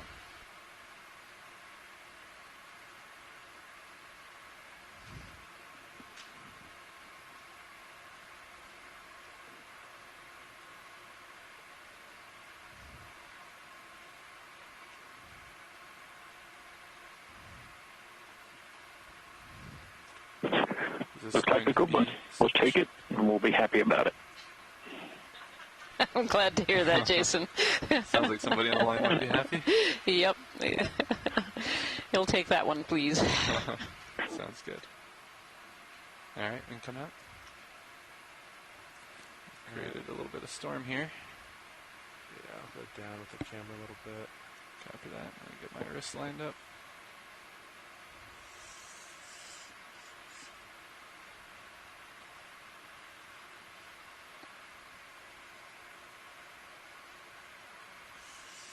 A little murky, but let it settle for just a second.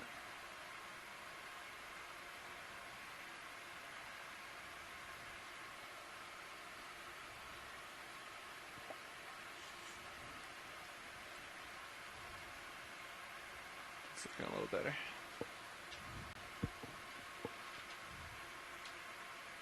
Okay.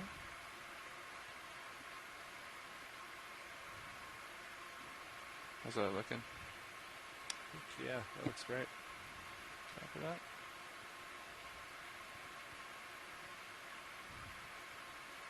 Gonna release.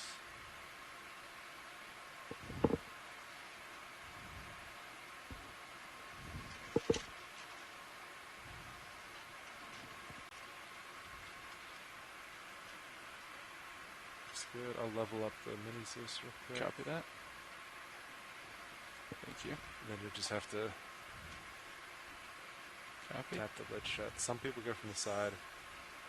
I prefer going on the top and just kind of doing this. But copy that. Yeah, whatever feels better. I think just given my current orientation, I'll do this. Nicely done. Thank you. forward. Wonderful, thank you. Nicely done. Thank you. You're very welcome. I'll follow you over. Copy. Yeah, thank you, pilots. Promise to not bug you about rock collecting for at least the rest of this dive. Wow, that's pretty generous, Jason. I thought you were going to say at least the next 5 minutes. I was. But then I looked at the time, so. But I'm known to not keep my promises like that, so.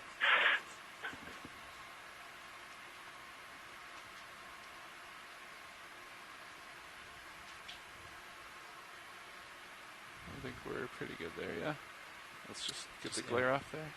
Yeah, that looks really good. Copy. Hydraulics off. That looks good. Stowed. Ramping down, HB disabled. I'm good, Jim. Thanks. Yeah, appreciate it. Oh, Nav, I think Washley 2 is hailing you. Nav.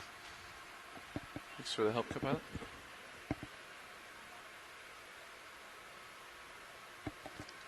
Sorry, I couldn't hear you. 49 minutes. All right, so science team on shore, we have approximately 40 more minutes here on bottom. How would you like to spend that? So we are approaching sort of the top of this guyot. Would you like to sort of make some headway and get to see the top of the guyot? Or would you kind of like to keep moving at the pace that we have right now, kind of scanning as we go? It seems like we've been kind of in the environment that we're in right now for a little bit. If folks are interested in a change, or this has been a super interesting area, we can kind of keep at this pace and keep working our way up slope. Tether okay? Yeah, that looks good. Copy. I guess it depends on what that means for ship move, because certainly as soon as we start going faster, we're going to see something new and interesting, and then want to stop everything. So I guess if I could, I'd vote in between. I agree with you that I feel like we've seen most stuff that we've been seeing for the last hour plus, and so don't need to stop for a bunch of close-ups. But I wouldn't want to go so fast in case we see something really interesting. My opinion. A bit of current, perhaps. Not sure. Well, it's not too bad, actually. That's a great point, Scott. I never want to get too fast because, yes, as soon as you do, you'll end up seeing something pretty incredible. Looks like some large rocks off to port here.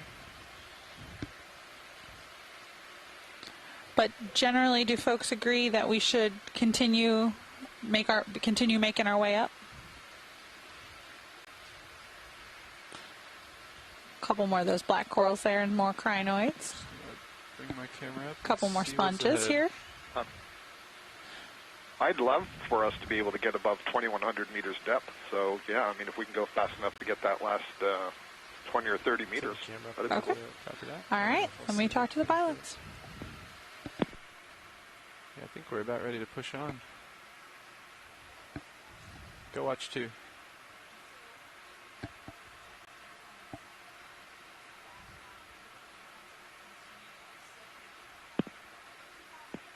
Apologies, having just said move on, I think you just passed an Okeanos on the lower left. Copy all. Watch 2. I think we're about ready to put a ship move in here as well, so.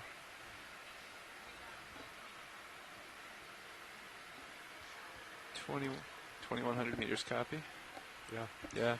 Do you want to do you sort of point at 270?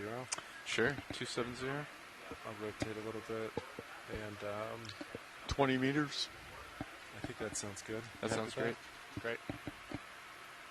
Sorry, I went a little fast there. Okay. Bridge ROV nav. All right, guys. So just talked to the pilots, and they are going to try and keep us moving up slope.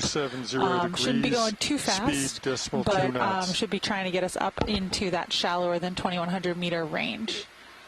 And Rian is back, So, and Casey, go ahead, Scott. Good copy. Thank you. I apologize.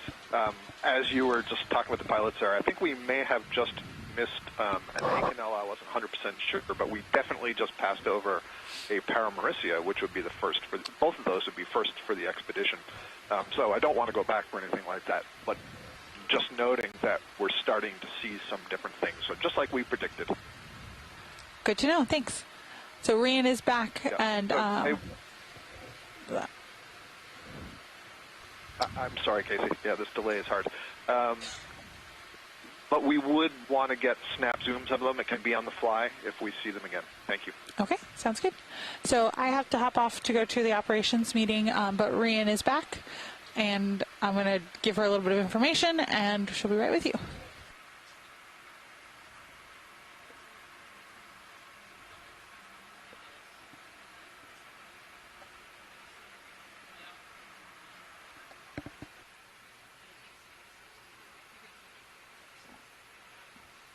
So as we keep moving here, it'll be a good idea to kind of look back at where we started. How are you doing? To dive down, I think around you ready to take over? 50 meters. And that was early this morning. And we've been progressing up a sort of a mixed rocky outcrop and sediment covered slope. But the slopes are pretty high in places, above 30 degrees. We're now on slopes that are more in the 20-degree range as we approach the summit platform of Castle Rock Seamount. This is an unexplored seamount, so it's the first time anyone that we're aware of, at least, has been down here to look at what the geology and biology of this seamount is. So urchin at the bottom of the screen, those flatter urchins. We've been seeing a lot of these yellow crinoids, so almost a crinoid forest. As we move, I think we started seeing these about the middle of the dive today. Certainly, I think it's probably the most abundant fauna that we've come across on the way up. Lots of different volcanic rock textures, primarily primarily pillow lavas, but some sheet flows and some other flow types we've noted on the way up. So we're now crossing about 2,115 meters. As you just heard from Casey, we're hoping to get above 2,100 meters. All right, watch lead. We're going to do a little shift rotation here. Thanks for staying with us here. Stand by. At that point, you're welcome. It's possible we'll cross into some more sedimented areas.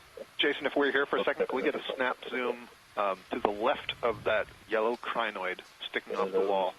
Can't tell if it's Chrysogorgia or Okeanos.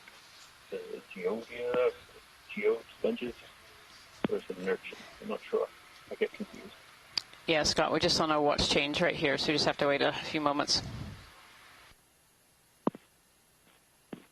Right now, copy that. Thank you. Change happening.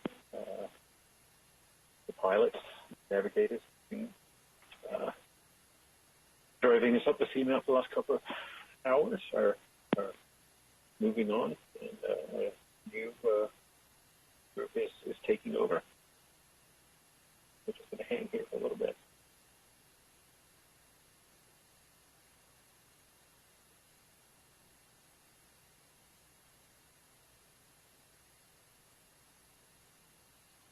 If you just joined us, you're joining us today,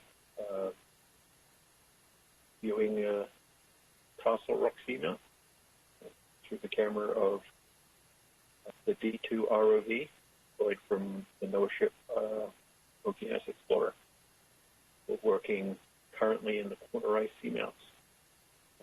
We didn't actually get a distance from the nearest landmass, but I think it's probably about 750 miles to Bermuda, to the southwest. Co-pilot, Dev.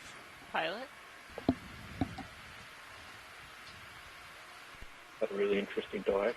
Lots of new. All right. Looks like we're Copy that, we Kinky haven't Bridge. seen Heading up the feature. During the rest of our dive. Go ahead, watch that. A little bit shallower than we have been previously. Yesterday was a deeper dive than we have done so far.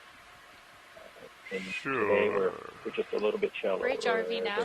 It's like hanging, aiming down. Yeah, I was wondering if I could get a quick weather Definitely update. have Were very any good squalls contrast coming there. through? Go ahead and come in. Thank you. All right, awesome. Thank you, Bridge. This one right here? That's the one. Yep. Okay. Thank you, co-pilot. In the biology and the geology as you go up. This is the one, Scott. Coming down. Yes, Rian, thank you. We can move on. That's a Chrysogorgia. Chrysogorgia, yep. Tell us if it's coming from the sediment or from the wall. Okay. Thank you so much, pilot. Sure. We can keep moving. Pilot's clear when video is. D2 rotator at 4. See another Metallogorgia, which are these kind of umbrella-shaped corals sitting up on top. This is just a beautiful view here. Some sponges and these sea lilies, which have been so abundant during this dive. For most of this dive, we've seen these fields of these yellow sea lilies, just beautiful. And as several of our scientists on shore have noted, we're really starting to get into a much different fauna than we've seen on our dives previously, and that could be a little bit about the depth that we're at, a little bit about the seamount we're at, and the area we're at. That but we're was a 270, correct? really starting to see some of the fauna we really most recognize as we get into these upper reaches. Probably stop swinging in the next couple minutes. Copy. I like, Rian, that you kept the explanation ambiguous, and we really don't know, and it's one of the reasons we're doing these explorations and trying to get these first looks at these communities so we can start to understand a little bit better what are the distributions of all these animals, where do they overlap, where do they differ, how is it related to water mass, depth, location of the seamount, and so on. So every time, every day that we get down here on the bottom with the ROV is a great day for learning. Absolutely, absolutely, Scott. And I think I know in my experience with ROV dives, I don't think I've ever seen quite a field of sea lilies like we've seen today. It's really quite spectacular and quite different. And starboard outer bio boxes that are empty, and then all but jar 5 and I guess a bit of jar 6. Okay. So the rock boxes are... Rock boxes both have rocks in them. Understood. And the sample in our port inner bio box has some cryonoids on it, which did not swim away when we collected it, but I guess that could potentially is a potential thing that could theoretically happen. Okay.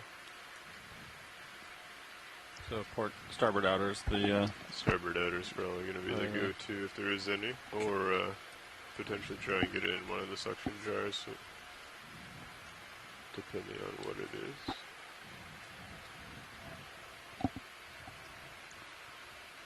Sounds like we're trying to make tracks up to 2100.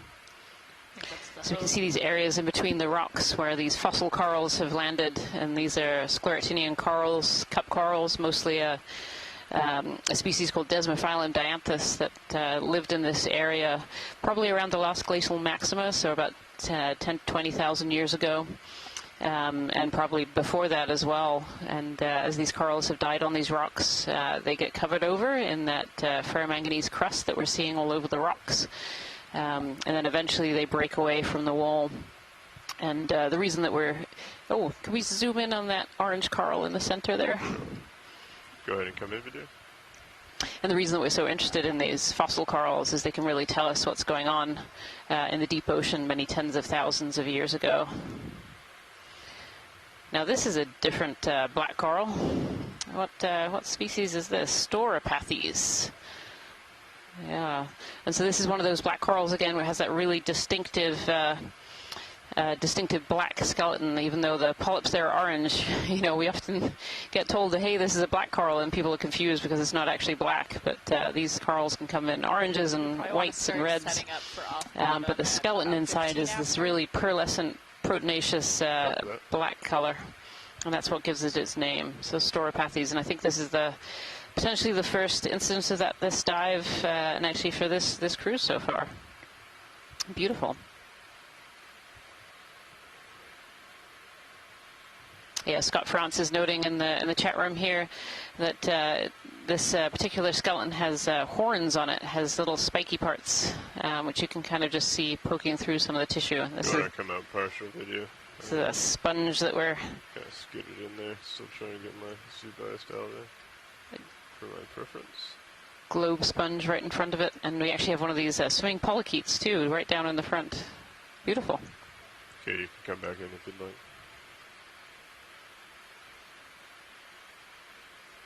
And this is one of those, the polychaete is a swimmer species that we saw yesterday too. Yeah, and here's this black coral again, the Storopathes, with little horns and little spiky parts on the skeleton. Really beautiful. You can just see the tentacles moving there. Pilot's clear, I'll get lasers on it as we come out. Thank you so much, Pilot. No problem. How are we feeling about putting in another ship move? Lasers rough. Yeah, I think we'll probably get another one. Scott Francis noted in the chat room too that traditionally for corals, both hard corals and soft corals, traditionally all of the soft tissue was really kind of scraped away and taken away, and they were described based on the hard skeleton that was left behind. And as we learn more and more, I think that's a sea lily tentacle. I don't think that's 270. Yeah, thank you. Yeah. All right. Bridge RV nav. And as we've explored the deep sea more and collected more and more species, we realize that there's a lot of taxonomy that can be done on soft tissues, particularly of corals. And so that's becoming much more important, particularly in the advent of genetics as well, and being able to get genetic signatures from different samples from all over the globe, and being able to compare them together and really elucidate some of these unknown families, unknown genus, unknown species.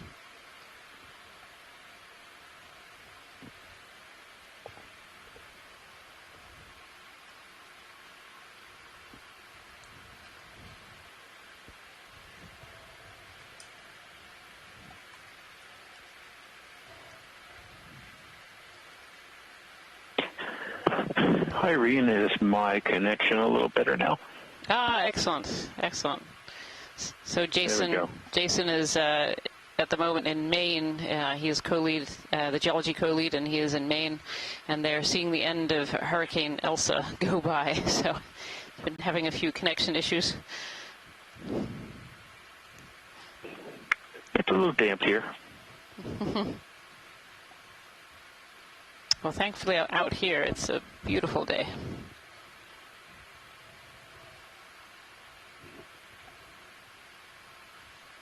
So it seems like the feature type has really changed again. Yeah, as we've gone closer to this 2,100 meters, if you look on camera 3, live stream 3, you can see the map in the top right-hand corner. As those black lines, the contours of the bathymetry get wider apart, that means the slope, the gradient of the side of the seamount is getting lower. And, you know, as that lowers, it's better able to retain and accumulate sediment. So, you know, I think we started to cross over into that lower slope area. And underneath the rock. Lots of sediment. So, I'm not unhappy with that, but we may not see as many rocks, and I wonder how long these crinoid forests will continue. Yeah. Go ahead and come in, video. I'll bring it into the center. These over here. Yeah. Yeah, that's it. These are some Brisingid sea stars. Oh, actually, no, these are more crinoids. There we go. It was worth zooming in. Yeah, these are more crinoids, and these might be slightly different. We did collect one of these red crinoids earlier in the day, sitting on a sponge. There's some white crinoids in the foreground here as well. Thank you so much, Pilot. It's great. Pilot's clear with videos. Just the sheer abundance of crinoids at this site is really amazing and fascinating.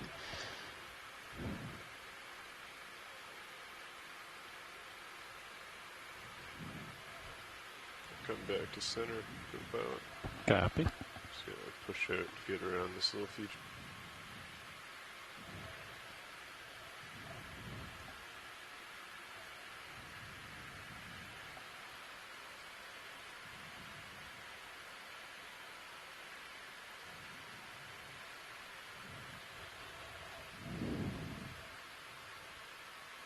Oh, that might be a little pink corallium on the left-hand side, pilot. Left-hand side. Just as we go there, it's really pink coral. You have a quick snap zoom just to confirm that that's a corallium.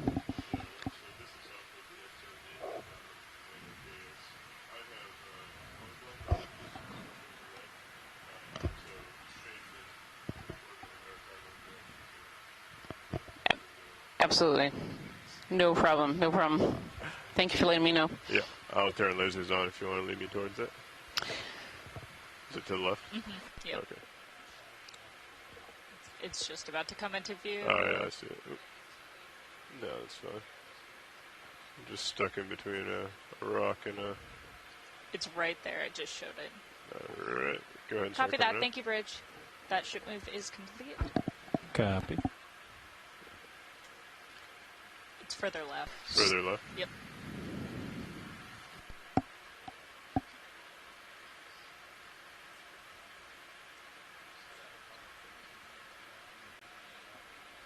Right there? All right. Feel free to come in. Let me see it. This guy here?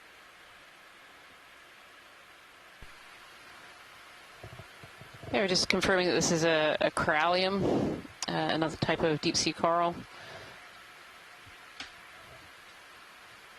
There we are. And that, I believe, is the first corallium that we've seen today. Thank you so much, pilot. That's great. Sure. That was clear. Although we've seen the corallium on our other dives, I think on each of our other dives, that is actually the first time I think we've seen that one today. That's great. It's like palm trees in the background. More of those cup coral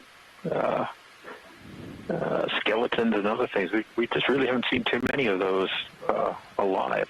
It's really interesting to see so many fossil ones, but no, I think maybe one or two we've seen today. Yeah, I have two written down, 2 live cup corals that we've seen today compared to these massive piles of these fossilized cup corals.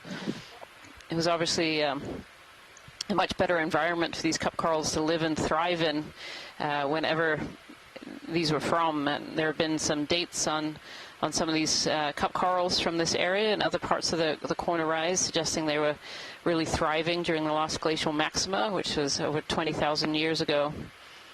Can we get a look at the coral on the left on the rock? I think that's an Okeanos. Yep. Just to the side of the feather star there, Lars. Thank you. Go ahead and come in. There we go. So if I'm correct, this is a bamboo coral that would normally be growing in the sediments. So it's able to create this really interesting, intricate root. It's almost like wax dripping down off of a candle. It has these long lobes. But then when it settles on these rocks, you'll see when we lock at the base that it creates this almost wax dripping like holdfast. So this is definitely bamboo coral Okeanos, probably the species Okeanos arbuscula. Excellent. Thank you so much, Scott. And you can really see those nodes really clearly. Pilot, if you want to just go down to the base and then we can go. That's it. Thank you, Bridge. Thank you.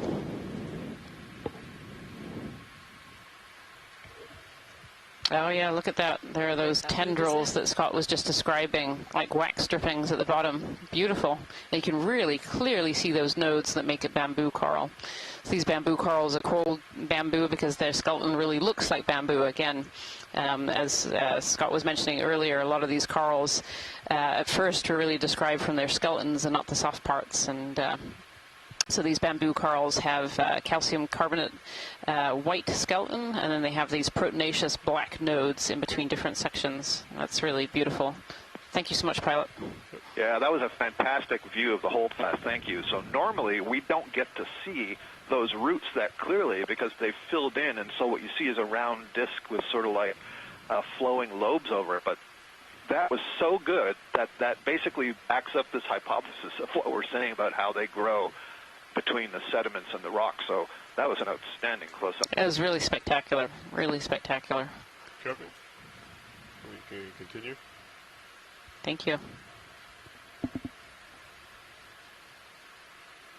And of course, before we had the technology that we're using using today, being able to take cameras down to the seafloor. Samples from the deep sea were solely collected by either grab samples or small trawls or small dredges bringing up samples, and so we really just had no idea of things like associations of animals living together, and species like that Acanella there with that very special base. We would never have been able to collect that base, so would have been very lucky to be able to do so. And so it's just amazing to be able to use the tools that we're using today, not only here on the ship, being able to see them, but also to be beaming them out to everyone at home and to scientists across the globe as well.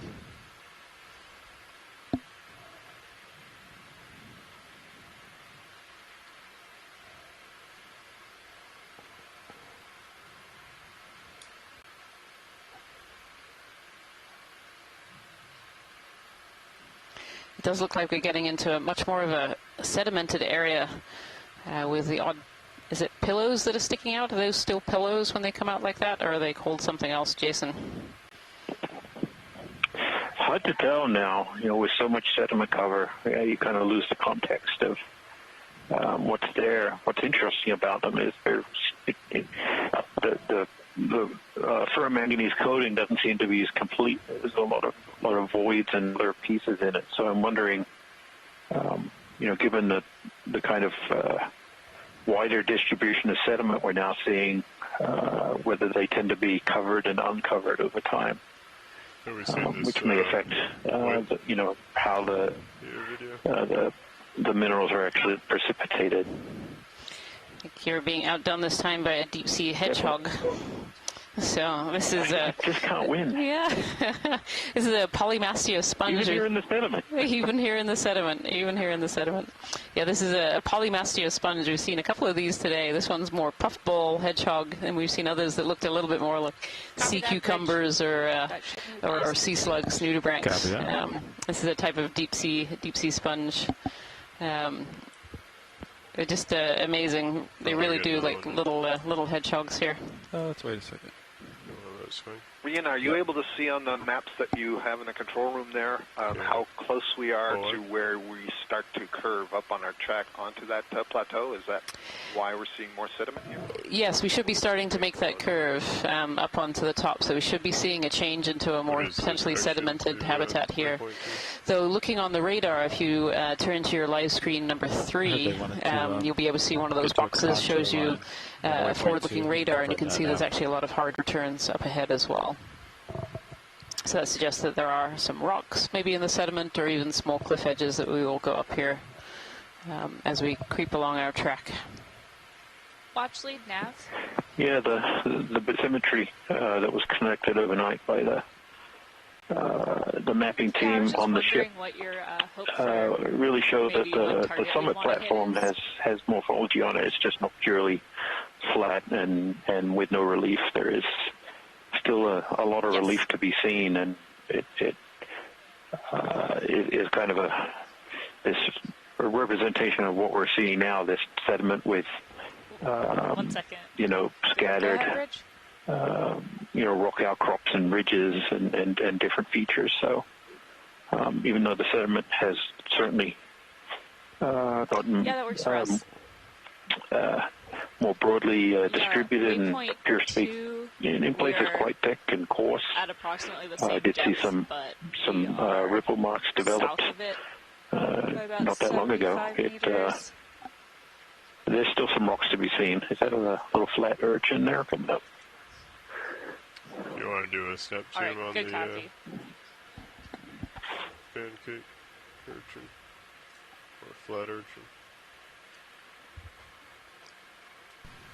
All right, I think we're just trying to make it kind of up as far as. So another one of these little flat urchins, either a hygrosoma or I've forgotten the second one.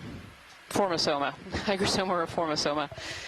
These urchins are really fun. They have little boots on the ends of their spines under the base there. You can just see they have kind of these white flat boots. Actually, that's beautiful. You can really see the tentacles underneath this urchin, which is what is helping it move along the surface here. Beautiful. Thank you, pilot. Do we want to put in another ship move? Yeah, I think 15. That's great. Okay, great. And are we good with 270? I could also Is that kind of what's uphill? As we're crossing over this transition zone into more of a sedimented habitat, we're definitely starting to see some different fauna here. Okay, time to put in a ship move. Not so many of the fields of the sea lilies, though I do see some up ahead on some of the rocks. Bearing 270 with the speed of decimal 2 knots. And certainly not as many as much of the sponges and corals that we were seeing before. Copy that. Thank you, Bridge.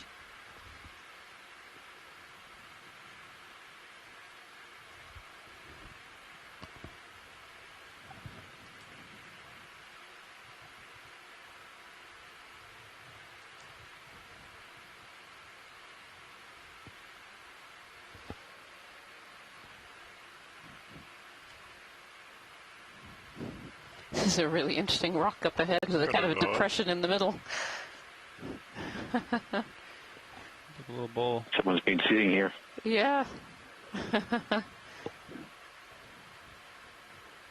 It probably speaks to that we're a little more towards the summit, that the currents up here may be shaping some of these rocks a little more vibrating.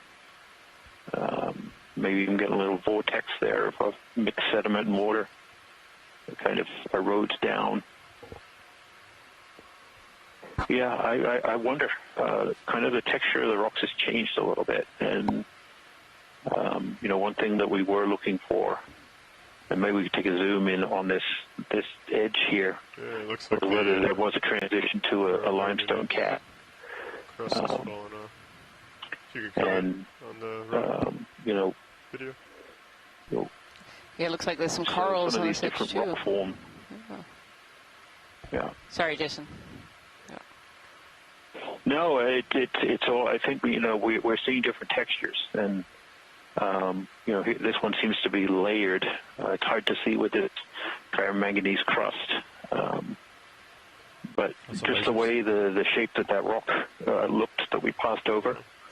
Lasers are on as well. And then look at this crust. This rock seems to have these layers slightly diagonal under this impressive crust. It's a really impressive crust. Look at the size of that. That's probably 50 million years of crust accumulation. Wow, that's amazing. With a metallic ore here right there in front of us. So it's quite possible we changed out of a volcanic terrain to a sedimentary rock, maybe a limestone, one of these carbonate caps. Hard to see.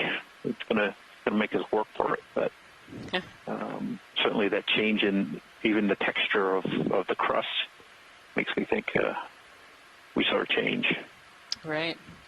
So I hear the word mentioned often, carbonate cap. Could you explain a little bit about what that is and how we might find it? Full wide video? Sure. So, these seamounts, when they do erupt, are often on sort of young crust. So when the crust is young, it's a little more buoyant. It sticks up a little higher.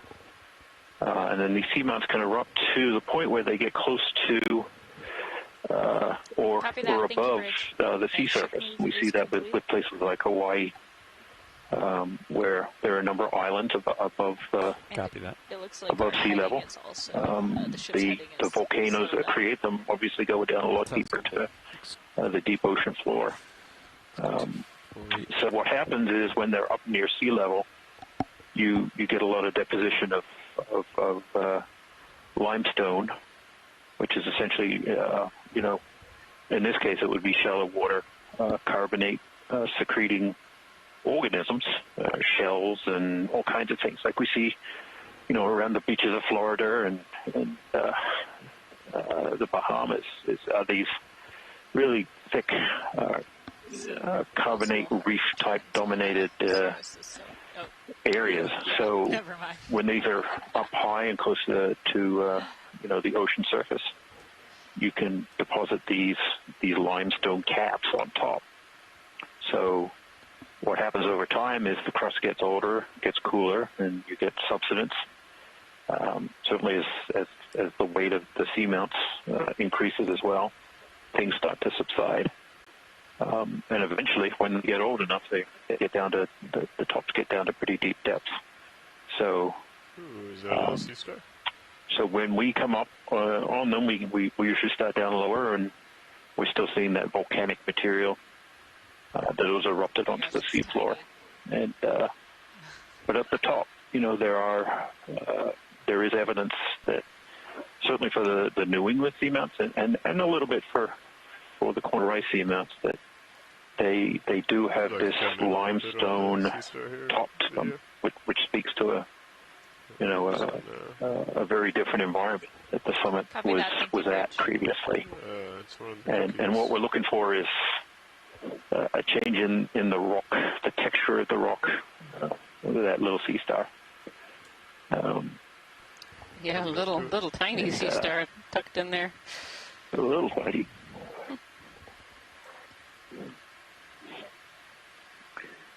Along with these crinoids as well. And some brittle stars wrapped around old sponge material there and old coral material as well.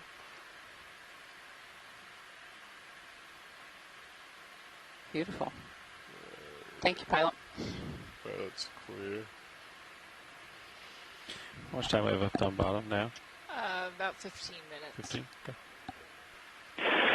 So while we don't have complete evidence of the change in the rocks, it's certainly circumstantial evidence that we've changed to a different rock type. These ferromanganese crusts do a really good job of hiding what's below them. Just wanted to chime in real quick. Hey, Chris. Hey, Rhiannon. So that sea star you had there, that was very nice. That was a little, it might have been plinth aster, but I've been seeing this sort of more star-shaped form at this depth more frequently. The other thing that was nice about that was that it was actually positioned over that little cluster of light-colored epizoic stuff. So I'm pretty sure that was feeding. I've gotten to the point where I don't see the position of sea stars as being anything coincidental. So that's one of the great things about a lot of these observations is sometimes they look fairly innocuous, but they're actually observations of predation or other kinds of biology. And I'm always happy to see goniastrids at this depth because they're usually not doing something that we know very much about. I have some time for that ship move, right? I see we're moving back. But yeah, there's all sorts of good food here. Lots of just encrusting. I see we're sort of tightening in for the shot again.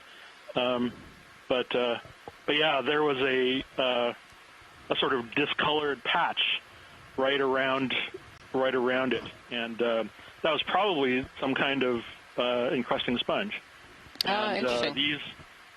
Feel free to yeah, and if it's something like plinth aster or ceramaster, they are voracious predators of sponges, and they can, we saw in the shallower habitats, we saw them sort of taking apart one of those large barrel sponges. Yeah, see, there's a little sponge under there. Yeah. Yeah, and as a starfish person, I've gotten quite good at sort of picking out when, I see these things humped over other things and trying to find what they're eating. In the Pacific, we saw all sorts of interesting new goniastrids sort of hunched over in all sorts of acrobatic positions, trying to devour, whatever. I mean, a new starfish feeding on a new sponge. That's pretty typical for a lot of the things that we've seen. The other thing I wanted to point out was that these crinoids, the feather stars that we're seeing, the white ones, you see all of those little white nodes that are on the arms on the bottom? Mm-hmm. Those are gonads. Oh, interesting. Okay. So, yeah, so that's up your ballywick. I don't know, I don't know obviously much about crinoid sex beyond the fact that they have them. But we saw the other ones, we passed the other white ones a while back with the red ones. So yeah, that was a very just wonderful moment of echinoderm biology, which closes out. I know we're close to the end of the dive. So anyway, sorry, I just wanted to chime in because I rarely get to see a starfish feeding. Yeah. Down here, it's pretty much your your stuff and sponges. So, but you know, if you ever come across a feeding event, do the win-win and get them all. Thanks a lot. I'll talk to you guys later. Thanks, Chris. I appreciate it. Bye. You want to do a snap? That would be another little guy. Oh, there's another one. Just after Chris had signed off here, and he called this a Goniaster sea star. So there we are, more than one on this little rock face. Pilot's clear in videos. Beautiful. Thank you. I'll continue.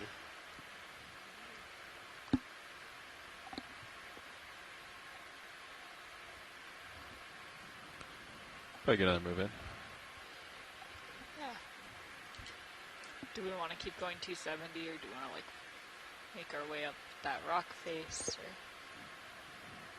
or preferences? Either or. I think we're just heading up. Yeah, let's do like a 280 if that works with you. Yeah, sounds good. Okay. 15 meters, or a little cave under here. 15. All right. Just seeing up and over. Bridge ROV nav. I think so, yeah. Yeah, I'd like to put in another ship move. We're looking at a range of 15 meters, bearing 280 degrees, speed decimal 2 knots. So we come up this cliff, we can see a lot of old sponge skeletons. Roger that. Thank you, Bridge. In amongst all these feather stars, again, this dive has really been dominated by these feather stars of several different species. Really beautiful. Some on stalks, some on the sitting on the actual rock face. And, there's too many to count in this picture here. And where you see these kind of brown-colored structures, those are old skeletons of sponges. So when sponges die, their skeleton sticks around for a little bit. It's made of silica spicules that are all knitted together, and will leave these structures on the seafloor for a while after the actual tissue, the animal part, dies away. And these can become structure for other organisms too. Just because they're dead doesn't mean they don't continue to form structure in the deep ocean. And so we see a lot of other animals living around them. And in particular, we see these brittle stars and these crinoids trying to get up into the current a little bit, and so use these old structures to help them do that.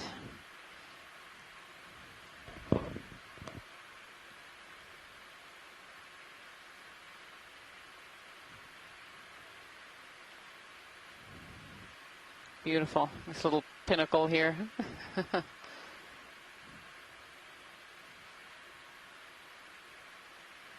And definitely, it looks like such a thick ferromanganese crust on this. It just seems to have completely covered over all of the structure. Wow, look at this boulder field.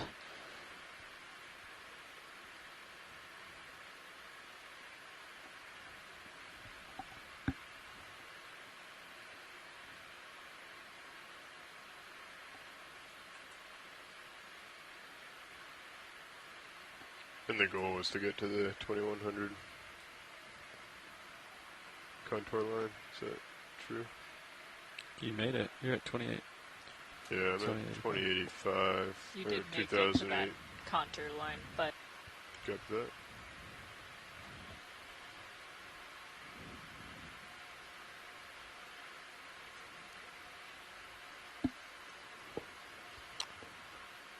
See an enemy on a rock there, but really a lot of the fauna seems to be more absent from this area compared to further down the slope.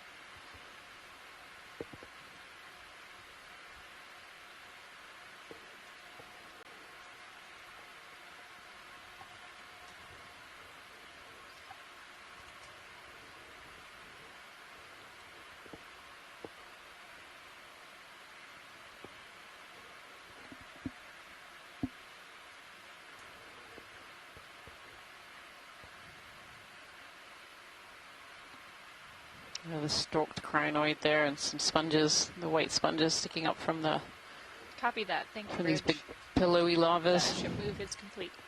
Copy that.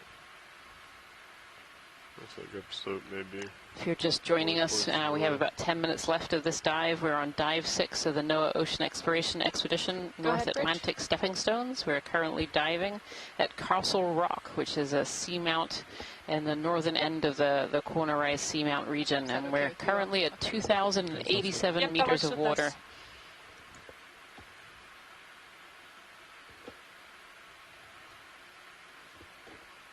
We've had a really great dive today.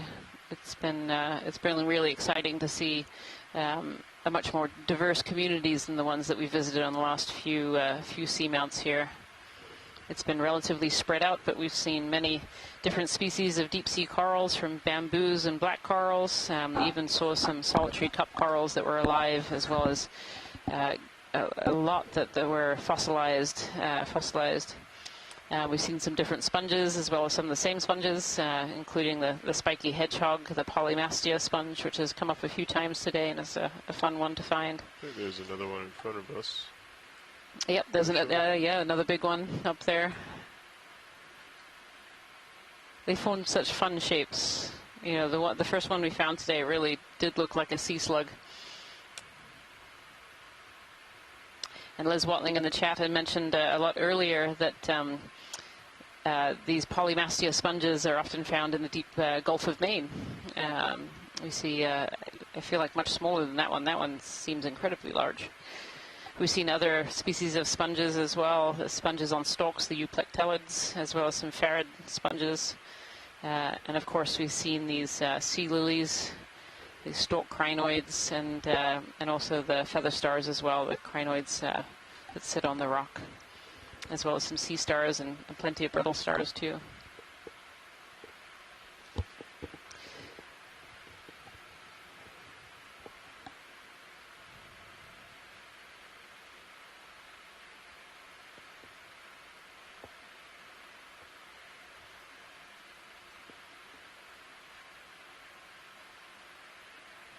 So we can snap zoom on the polymastia, and actually the rock to the left of it too would be interesting. Back into more volcanic-looking rock morphologies, while we earlier thought we may have seen some sedimentary rock, some limestone. The white dot is a little holdfast that was left behind, but yep, that's a polymastia, and again one of those stalk crinoids. Coming around. Yeah. They seem to have gotten more ornamental as we've gone up. Yeah, they certainly seem to be getting larger and larger throughout this dive.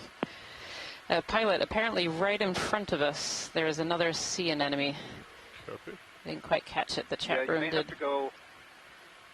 Yeah, you may have to. It's not right. Oh, right there. Yep, that's an actinorus. I see it. Yeah, if we could. Come in on the it's kind of cool the way they have a different color underneath. Okay, thanks. Yeah, these anemones are really distinctive. You can really tell them from that combination of the white on the outside and the red. Very often they're a little darker red than this, actually. This one's a fairly light red one. 1 second. But this is an actinorus, deep sea anemone that we often find in seamount areas, actually.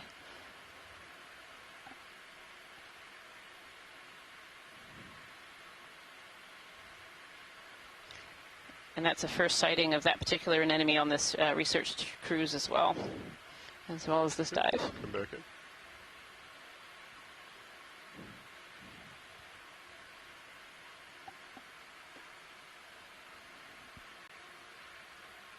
You can come back in video. Thank you. There we go. Copy that. Thank you. This one has a really dark oral area there. Say sometimes the tentacles of these actinorus are much darker than this. This seems quite light, but it definitely has a very dark oral area, and almost looks like it's got an inverted stomach. So anemones and corals, they just have the one hole, so they take in food, they digest what they can out of it inside, and then they eject whatever is left at the end of their meal. And sometimes they invert their stomach to be able to get rid of that waste on the inside. So that might be what's going on here.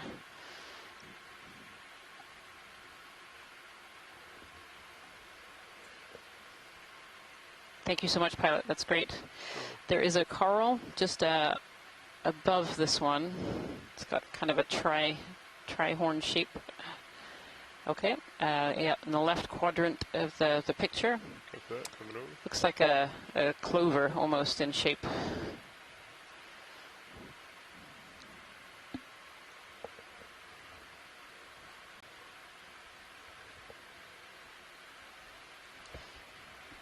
Go ahead and come in video.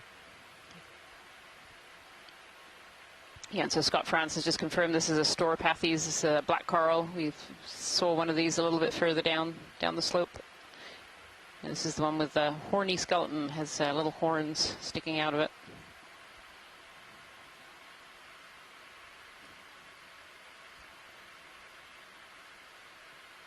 Beautiful. Thanks so much, pilot.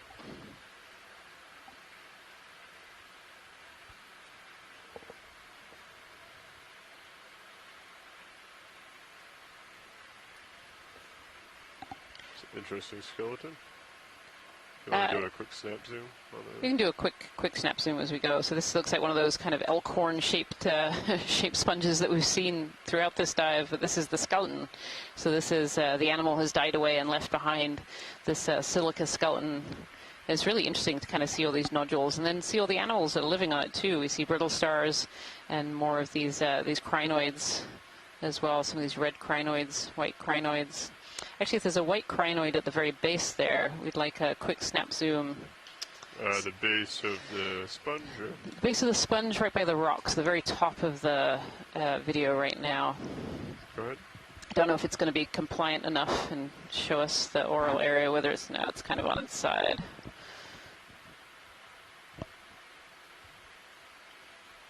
And these have been really abundant. We've seen a lot of these crinoids sitting on rocks today.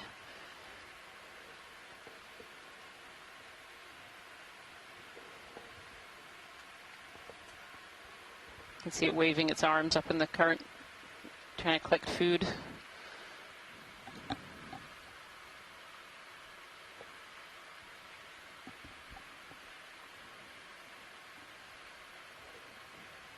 Beautiful. Thank you so much, pilot.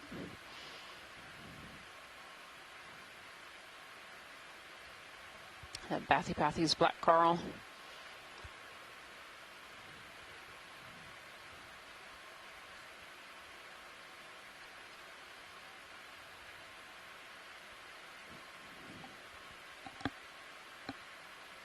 Got another like minute and a half before we should start setting up. After that. Understood. Alright, watch it looks like we have about a minute left on bottom. Is there any final snaps that you'd like to? Yeah, I think if we could snap on the really coarse sediment on the right-hand side. Copy. Go ahead and come in. Oh, right-hand side, sorry. Either, I mean, there's a patch on the left too, but there's like a big pond of this really coarse sediment here. Be interesting to take a quick look at.